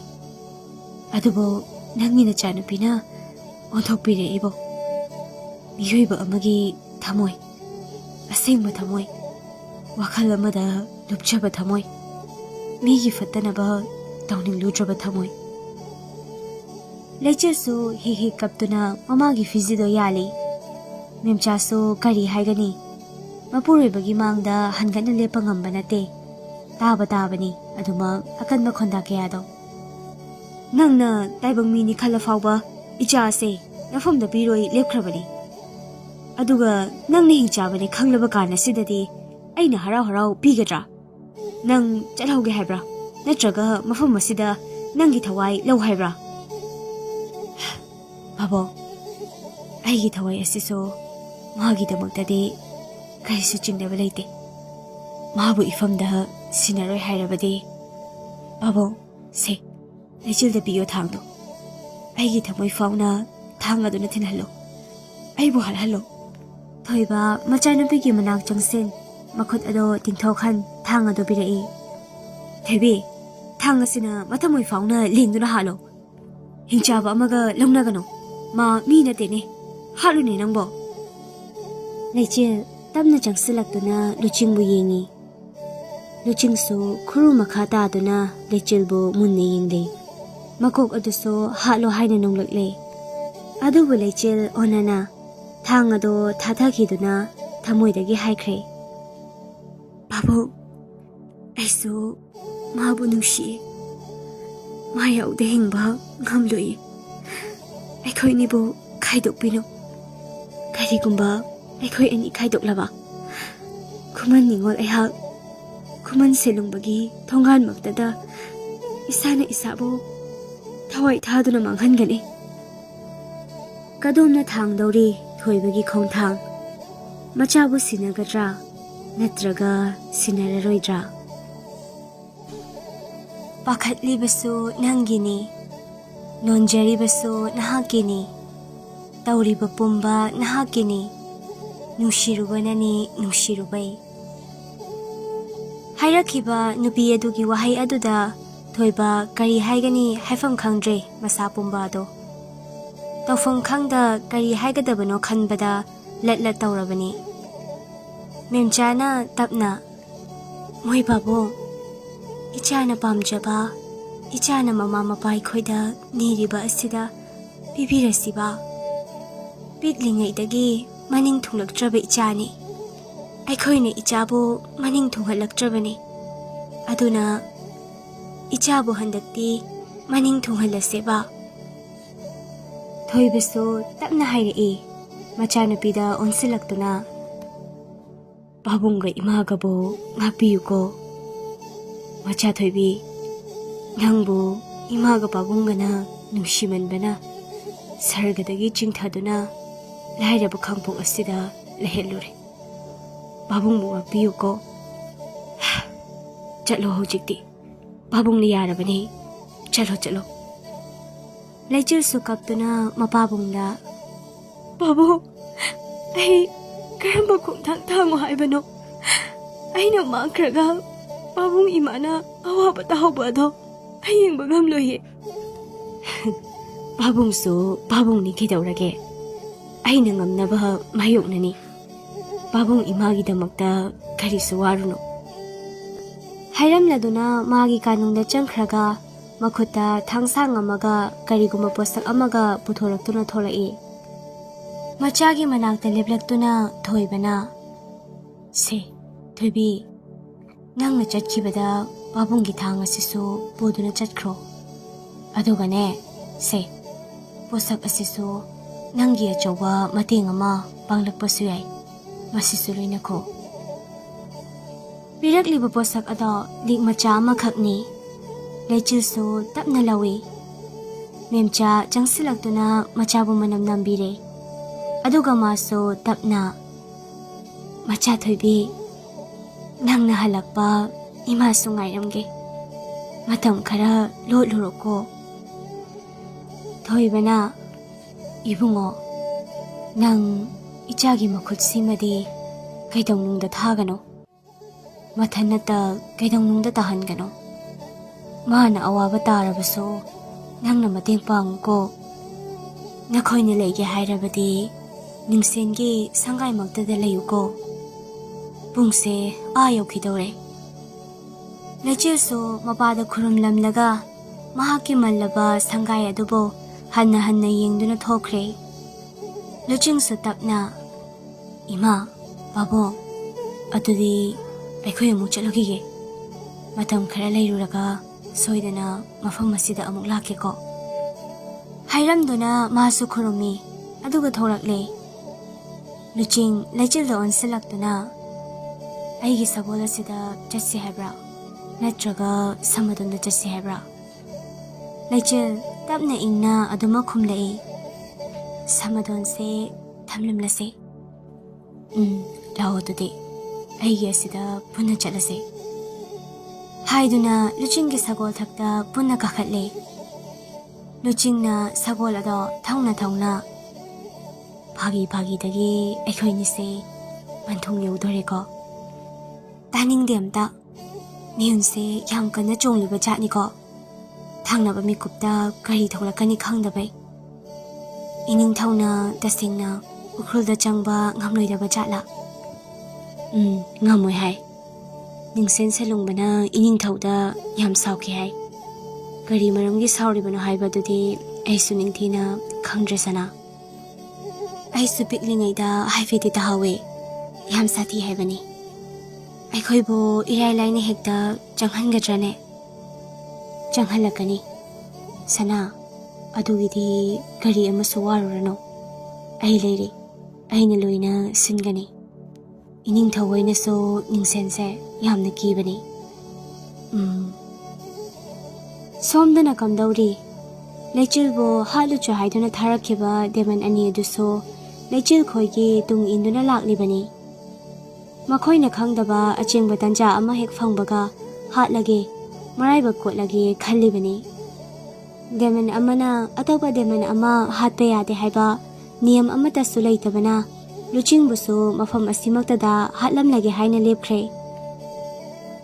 ꯑꯁꯨꯝ ꯋꯥꯔꯤ ꯁꯥ ꯌꯥꯡꯅ ꯊꯧꯔꯛꯄꯅ ꯎꯃꯪ ꯑꯃ ꯌꯧꯁꯤꯜꯂꯛꯂꯦ ꯂꯩꯆꯤꯜ ꯇꯞꯂꯞꯅ ꯇꯥꯕ꯭ꯔꯥ ꯑꯩꯈꯣꯏ ꯑꯅꯤ ꯍꯥꯠꯅꯅꯕ ꯏꯅꯤꯡꯊꯧꯅ ꯑꯔꯣꯟꯕ ꯃꯅꯥꯏ ꯊꯥꯔꯛꯀꯅꯤ ꯍꯥꯏꯕ ꯑꯗꯣ ꯊꯥꯈ꯭ꯔꯕ ꯖꯥꯠꯂꯥ ꯑꯩꯒꯤ ꯁꯪꯒꯥ ꯌꯧꯔꯝꯂꯕꯗꯤ ꯀꯔꯝ ꯇꯧꯅꯤ ꯀꯔꯤꯝꯇ ꯇꯧꯔꯔꯣꯏ ꯊꯥꯔꯝꯂꯒꯁꯨ ꯀꯔꯤꯝ ꯍꯥꯏꯕ ꯉꯝꯂꯣꯏ ꯃꯣꯏꯅ ꯍꯣꯏ ꯇꯥꯟꯖꯥ ꯑꯗꯨꯃꯛꯇꯗꯅꯤ ꯗꯦꯃꯟ ꯑꯅꯤ ꯑꯗꯣ ꯊꯧꯔꯤꯕ ꯁꯒꯣꯜ ꯑꯗꯨꯗ ꯐꯟ ꯆꯣꯡꯁꯤꯜꯂꯛꯏ ꯂꯨꯆꯤꯡꯁꯨ ꯈꯪꯍꯧꯗꯕꯅ ꯁꯒꯣꯜ ꯑꯗꯨꯒ ꯄꯨꯂꯞ ꯂꯣꯡꯉꯤ ꯂꯩꯆꯤꯜꯁꯨ ꯌꯥꯎꯔꯤꯕꯅꯤ ꯊꯤꯟꯊꯗꯦ ꯂꯨꯆꯤꯡ ꯂꯩꯆꯤꯜꯒꯤ ꯃꯥꯡꯗ ꯐꯠ ꯂꯦꯞꯁꯤꯟꯈꯤꯗꯨꯅ ꯀꯩꯅꯣ ꯅꯈꯣꯏꯅ ꯑꯩꯈꯣꯏꯗ ꯇꯧꯔꯛꯂꯤꯁꯦ ꯗꯦꯃꯟ ꯑꯃꯅ ꯂꯨꯆꯤꯡ ꯅꯨꯄꯤ ꯑꯗꯣ ꯑꯩꯈꯣꯏꯒꯤ ꯈꯨꯠꯇ ꯁꯤꯟꯅꯧ ꯀꯨꯏꯅ ꯂꯩꯕ ꯄꯥꯝꯗ꯭ꯔꯅꯤ ꯑꯩꯈꯣꯏ ꯅꯪꯅ ꯉꯝꯂꯔꯣꯏ ꯍꯥꯏꯕ ꯈꯪꯂꯦ ꯑꯩꯈꯣꯏꯅ ꯄꯥꯡꯊꯣꯛꯂꯒꯦ ꯑꯩꯈꯣꯏꯗ ꯁꯤꯟꯅꯧ ꯂꯨꯆꯤꯡꯅ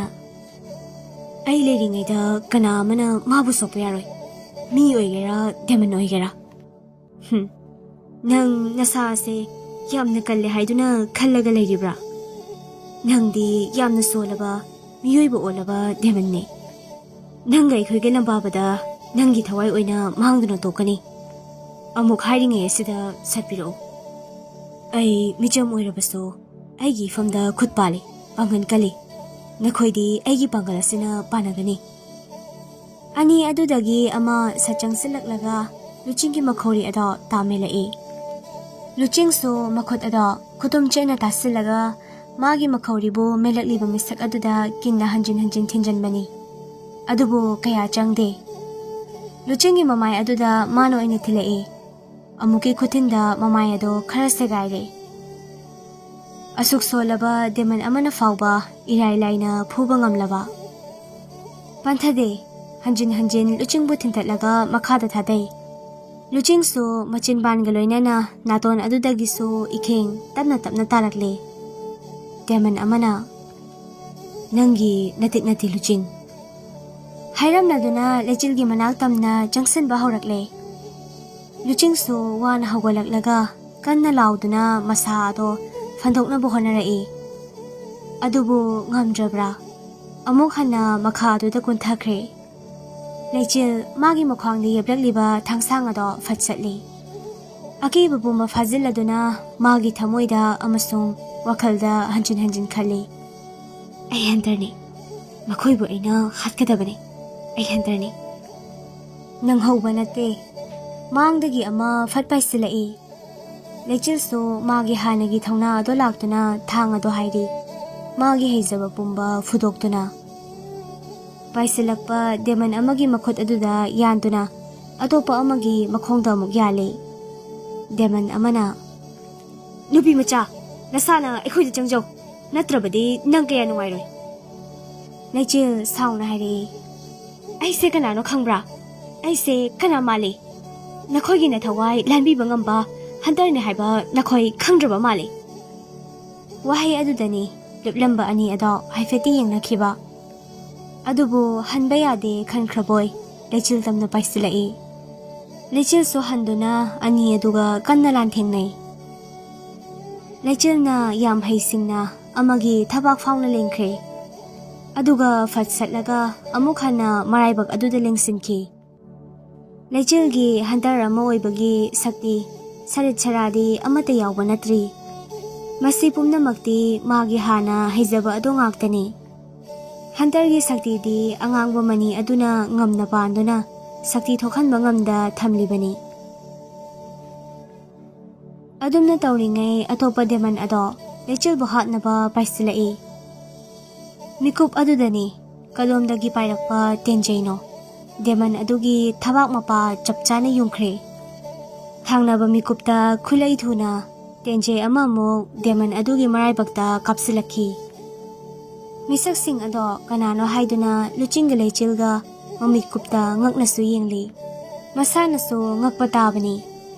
Kana oiriba makhoigi thawai kanbiribasi kanano. Tasingnama makhoigi mateng panglibra haidunasu khanjai. Adubu oiramliba sakfam ado ubada Leichil swailawi. Luchingi makhot jejetna paisalakre.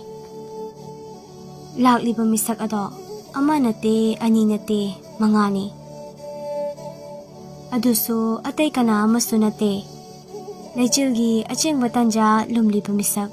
Haibadi athawba sing aduni. Athawba na kadayda chatki hotnaramli bano. Luot naso jena batoramli. Leichil tapna angamba sing aduda. Athawba nachan hoibo thadokpiyo. Nakhoina ikhoibo matang chana kanbibagi damaktadi thagachari. Adubo athawba nachan hoibo thadokpiro. Athawba yamna usiptana noklaga. Langda thuraba saji amana masa kanjanaba nanthoknaba fan kawba adunine nangna tawrise. Kayam kuirakli khangbro. Aina nangbu lumlakpa. Nangbu amuktadi aigi iti khanghangi haiduna. Luching Leichilgi makhot ado kanna paisilai. Leichil maso kanna pairai. Athawba na nupa nangdi aikhoi majaibi magi manida. Oh nangani ne lona chenaba hotnarise. Ining thawda singnaba. Adudi mafam masida nakhoi animag loisilamba tare ne. Luchingna athawba kari maramgi nakhoina ikhoibo phaba pamliba. Nakhoidi mini thamoi jawbani aikhoibu thadokpiyo. Aikhoina athawba hoida lankibaso amata leiti khanjai. Maram aduna thadokpiyo. Athawba munna yenglaktuna khanglaw lawkhalai. Kari landaba nakhoi ani mafam masida hinkidra. Nakhoibu harpada aikhoida kari cherak phangani phangloi amata. Haiduna athawba satchang silaklaga Leichilbu pharakpani. Luchingna mamai aduda thinjale. Aina sokono haradi sokono. Asolma deman nangbu aikhoina kigadaba manbra. Haina thangsang ado satoraktuna luchingi magaksam aduda thamlai. Leichil pakhatna mamit ado lauthoklaga athawba magi mara leite. Nangna hatpa pabladi ayoina hatpiyo. Magi mara karisu leite athawba. Athawba Leichilda hairap yenglamlaga luchingbu laktana kauthoklam. Leichilna makhot ado jinglaga puthokre. Luchingna Leichil Lechilbu solhanbaso angang mani adunani. Masagi hejaba adunaso athaubasingbudi panaba ngamloi khangi. Athaubana lechilbu makhoida khut tharambagi dandi oina mabu manghannabu hotnarakle. Lechilna Athauba engonda aduna tauno hat ke harabadi halo adubu asumnadi engonda tawbinuba. Athauba mi usita mawalaude. Athaubabu karigumba achoba posak amana laktuna humki. Athauba phanayam chethoklaga tai. Luching masani magfanduna sauna. Ai leiringeda mabu soknaba hotnaba. Atopa lepliba athauba sing aduso masa aduna loina humdalai. Athauba thang pakhatkre. Aduga luchingda yannaba tawrai. Adubu luchingna thairaga masa aduna kanbada phanayam sokle. Lechil so ngaklibani. Luching masa mathanata kankhalakpa aduda. Masanadi ukhidre. Masamaki maraibag aduda ngangsangang langlakliba. Athauba mari ado khudakta masa pumba maina grangang chakhalladuna hatkre. Athauba kiraduna Oi, changsilakano. Handu haibani. Matang aduso tanja chada lechil laibakta ngalamba mamthakre. Luchingso masa aduso yauna mathanata sating sinki. Matang adugi fazaba tanja ado lauduna athauba sachang silaklaga luchingda thangsang aduna thilakle. Pukchep aduda thang aduna lingsinkibani. Luching jaina khangna lawi. Lechil so pakhatna Luching Haiduna masa ado frang saugalakle. Payakpa thangsang ado thangalaga athauba tamna paisilai. Athauba so luchinggi pukchep adudagi satsatlaga lechilda thilake tawbani. Adubu lechilgi misna anima higok machu oisinkhiduna amuki khuhaida athaubagi lure leimai makhada takre. Hanna fawba yengbida luchingdi leisilaklaga maso phamtharakle. Aduga luchingbu sauduna Dabra Se, kaya soke. Kaiso tawrari se. As, kamay na tawni. Luching tapna. Sana, ay wari. Mamay mamit aduso humang na punglublublare. Sagol ado lechil na pusilaklaga luching musaw na kahali. Magi kwang dalak liba kwang chet ado nagtok to na chen na luching bo maga pana na punsili. Tahaw da na bani. Aduga lechil sagol ado thawrakle. Yamna yang naso thawrakre. Matam madi hawkhiduna korong maso tarang-tarang thawlaklabani. Amambaga anganbaga tainaraklabani. Lechilga luchingga pulap chenkre haibase. Tanu langlen amadi makhoyi moma mapa natana kana amanasu khangdri. Khanglakpada lan kharadi thokadawribra. Ukruldadi ingle. Athaba phirol sing setnarabani. Tamdasu inglaklabani. Adubu chingi lamdana khitheli ingbaso. Nupi ama hatho ningsengi sangai tamna jensilaktuna sumang aduda leplaga kaurari. Ima lingam. Apa John? Kana leitabrani? Lingam hafi athaba ama insinduna thongi puna kangladuna thoklai. Kari tawre? Ima lingam. Aikhoigi chingkhongda aina sum lamna ubadane ko. Nupa macha amaga nupi macha amaga lehawene. Inglabasida thak ninghawre. Mafam asigi miyoi sumandaba. Tamdagi lakpa oigadra. Lingam ngakna. Katai waitano lamjingone. Nupi aduna. Ima somda lakpiyo. Haiduna mana mang thaduna hathu lakle. Makhoisu yoksilakpada urare. Nupa amaga nupi amaga to. Lingam sachang selakduna mamit uisin tumlibi nupi adugi saganda tapna pairaga nomkaw kawi.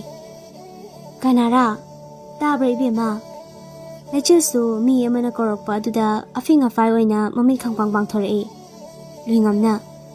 Tapna tawo ko. Lechil hawjiktada gyaning thina lakduna.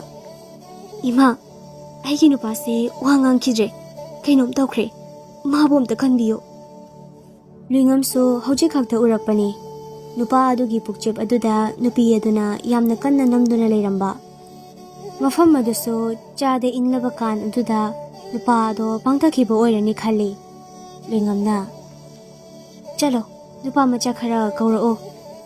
Nupi adusu hatu chenki. Luingam luchingi mihun ado paiduna mihun hulibra haini yengi. Hunmadi hulamli adubo yamna tapthare. Tanja aduda nupa amani su chelai. Luingamna haibadagi luchingbo makoina thangduna purai. Luingam mana iliba haufi ado lauthokladuna laishilta insinbirai. Ichanupi se nasapumba ingleni amuk naba tare. Naba yate ko. Laichilsu ingman kiba aduna yarani fawba haikidre. Adumok lausilaga insili. Luingamgi sangaida animak pusilaktuna thamni. Luchindi masa ado saharnaba manang aduda may hawatpiduna athaba fi amana yesinbi. Laichilsu pakhatni yingjay. Luingam nupi adugi mataw aduda.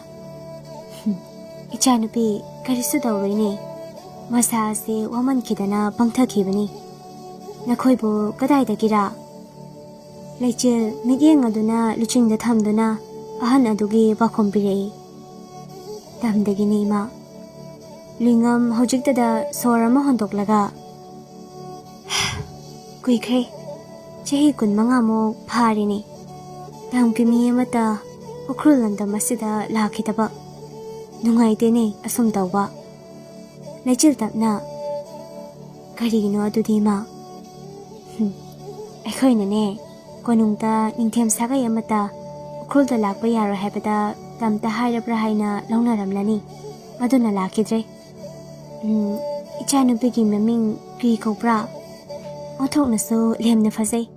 Napa silungpaga masak yamna managi tawi. Laichil tapna. Ima, aigi ming laichil sana gauje. Ima gidi. Luingam, kawini. Tanja aduda ningsen salungba achon manungda satchang lai. Machin aduda so hai na changlakpani. Kana kari tawraba? Tamdagi mi haise kanara. Luingam na. Achon, ichanupi asiga nupa asigani. Nupa asidi sokpadagi gya laktrini. Oo, pare. Ningthina pothao. Numinini humni leithokho. Laichil tapna animakta naba moongda. Ima, ipa. Aikhoy anise tamdagi chelapani. Matam khara lotke haiduna.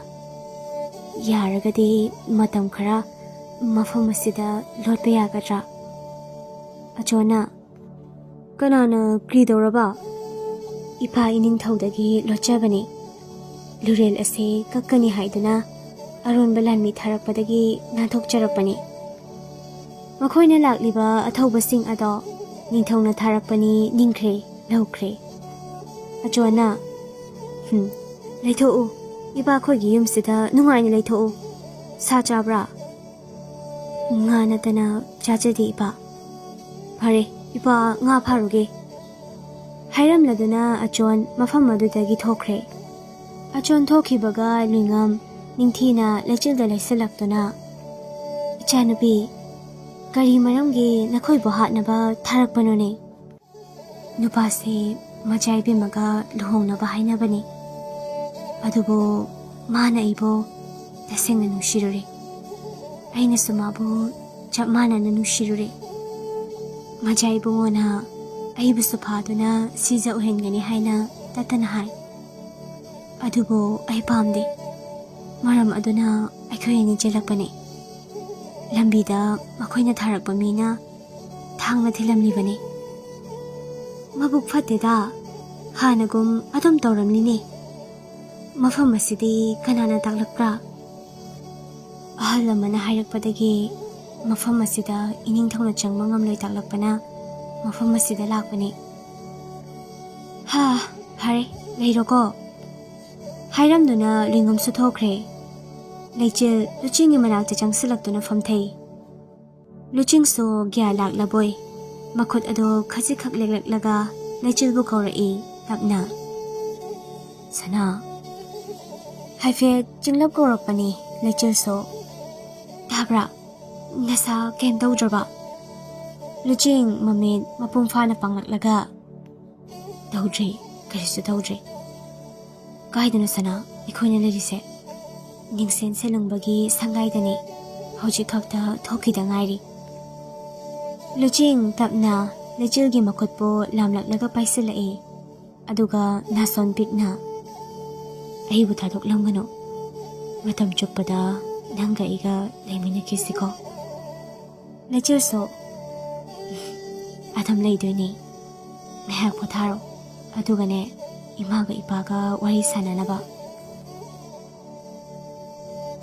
ꯁꯣꯝꯗꯅ ꯀꯣꯅꯨꯡꯗ ꯂꯩꯆꯤꯜꯒ ꯂꯨꯆꯤꯡꯒ ꯆꯦꯟꯈ꯭ꯔꯦ ꯃꯥꯡꯈ꯭ꯔꯦ ꯍꯥꯏꯕꯒꯤ ꯄꯥꯎꯅ ꯀꯣꯅꯨꯡ ꯑꯗꯣ ꯄꯣꯈꯥꯏꯒꯗꯧꯔꯦ ꯅꯤꯡꯊꯧꯗ ꯅꯠꯇ ꯍꯤꯌꯥꯏ ꯂꯩꯃꯔꯦꯝꯕꯤ ꯁꯥꯎꯕꯅ ꯃꯇꯤꯡ ꯊꯣꯛꯂꯦ ꯀꯗꯥꯏꯗ ꯂꯣꯠꯂꯝꯕ ꯌꯥꯕꯒꯦ ꯍꯥꯏꯕꯁꯨ ꯈꯪꯗꯕꯅ ꯂꯨꯄꯥ ꯁꯥꯎꯅ ꯍꯧꯖꯤꯛꯃꯛ ꯑꯩꯒꯤ ꯁꯒꯣꯜ ꯊꯧꯔꯥꯡ ꯇꯧ ꯆꯠꯀꯅꯤ ꯊꯣꯏꯕꯨꯍꯣꯏꯗ ꯆꯠꯀꯅꯤ ꯑꯗꯨꯒ ꯀꯔꯝ ꯇꯧꯕꯅꯣ ꯍꯪꯒꯅꯤ ꯃꯈꯣꯏꯅ ꯊꯥꯗꯣꯛꯂꯤꯕ꯭ꯔꯥ ꯅꯠꯇ꯭ꯔꯒ ꯃꯈꯣꯏꯁꯨ ꯈꯪꯗꯕ꯭ꯔꯥ ꯈꯪꯂꯝꯗ꯭ꯔꯕꯗꯤ ꯐꯩ ꯀꯔꯤꯒꯨꯝꯕ ꯈꯪꯂꯝꯂꯕꯗꯤ ꯑꯩꯕꯨꯗꯤ ꯐꯠꯇꯦ ꯍꯥꯏꯅꯨꯍꯦ ꯃꯐꯝ ꯈꯨꯗꯤꯡ ꯅꯤꯡꯊꯤꯕꯤ ꯂꯝꯗꯝ ꯈꯨꯗꯤꯡ ꯐꯖꯕꯤ ꯐꯖꯩꯗ ꯇꯁꯦꯡꯅ ꯐꯖꯩ ꯃꯅꯤꯄꯨꯔ ꯅꯍꯥꯛꯀꯤ ꯁꯛꯇꯝꯁꯦ ꯃꯣꯏꯔꯥꯡ ꯂꯝꯗꯝꯗ ꯌꯦꯡꯂꯨꯔꯦ ꯂꯣꯛꯇꯥꯛ ꯏꯃꯥ ꯎꯈ꯭ꯔꯨꯜ ꯂꯝꯗꯝꯗ ꯌꯦꯡꯂꯨꯔꯦ ꯁꯤꯔꯣꯏ ꯆꯤꯡꯗꯣꯜ ꯏꯝꯐꯥꯜ ꯃꯌꯣꯜꯂꯝꯗ ꯌꯦꯡꯂꯁꯨ ꯀꯪꯂꯥ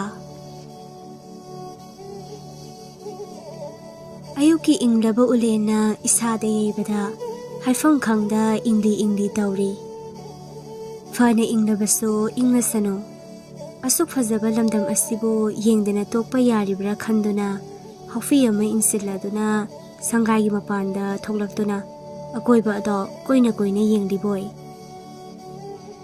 ꯂꯥꯞꯅ ꯂꯥꯞꯅ ꯇꯨꯡꯗ ꯁꯝꯄꯣꯗꯨꯅ ꯆꯠꯂꯤꯕ ꯆꯤꯡꯒꯤ ꯂꯩꯁꯥꯁꯤꯡ ꯑꯗꯨꯅ ꯍꯦꯟꯅ ꯃꯒꯨꯟ ꯍꯥꯞꯂꯔꯦ ꯑꯁꯨꯝ ꯌꯦꯡꯂꯤꯉꯩ ꯅꯥꯀꯟꯗꯒꯤ ꯀꯧꯔꯛꯄꯅꯤ ꯃꯐꯝꯁꯦ ꯐꯖꯗ꯭ꯔꯥ ꯁꯅꯥ ꯍꯥꯏꯔꯝꯕ ꯇꯧꯗ ꯇꯥꯛꯂꯝꯕꯁꯨ ꯂꯩꯇ ꯅꯥꯀꯟ ꯑꯗꯨꯗꯒꯤ ꯈꯪꯉꯥꯏ ꯍꯥꯏꯔꯛꯄ ꯑꯗꯨꯗ ꯂꯩꯆꯤꯜ ꯃꯁꯥ ꯑꯗꯨ ꯈꯪꯉꯤ ꯁꯠ ꯂꯩꯊꯣꯔꯛꯂꯒ ꯑꯩꯅ ꯄꯣꯊꯥꯗꯨꯅ ꯂꯩꯕꯤꯍꯧ ꯍꯥꯏꯖꯕ ꯅꯠꯇ꯭ꯔꯥ ꯀꯔꯤꯒꯤ ꯇꯥꯕꯤꯗ꯭ꯔꯤꯅꯣ ꯅꯁꯥꯗꯣ ꯁꯣꯜꯂꯤꯌꯦ ꯑꯁꯨꯝ ꯍꯤꯞꯇꯨꯅ ꯂꯩꯕꯗꯣ ꯏꯁꯥꯁꯦ ꯍꯦꯟꯅ ꯁꯣꯟꯖꯤꯟꯕꯒꯨꯝ ꯇꯧꯏ ꯁꯅꯥ ꯅꯪꯒ ꯂꯩꯔꯤꯕ ꯃꯈꯩ ꯏꯁꯥꯁꯦ ꯏꯌꯥꯡ ꯌꯥꯡꯏ ꯀꯔꯝꯕ ꯂꯩꯋꯥꯕꯨ ꯄꯥꯏꯕꯅꯣ ꯈꯪꯗꯦ ꯂꯩꯆꯤꯜ ꯃꯣꯃꯣꯟ ꯅꯣꯛꯂꯛꯇꯨꯅ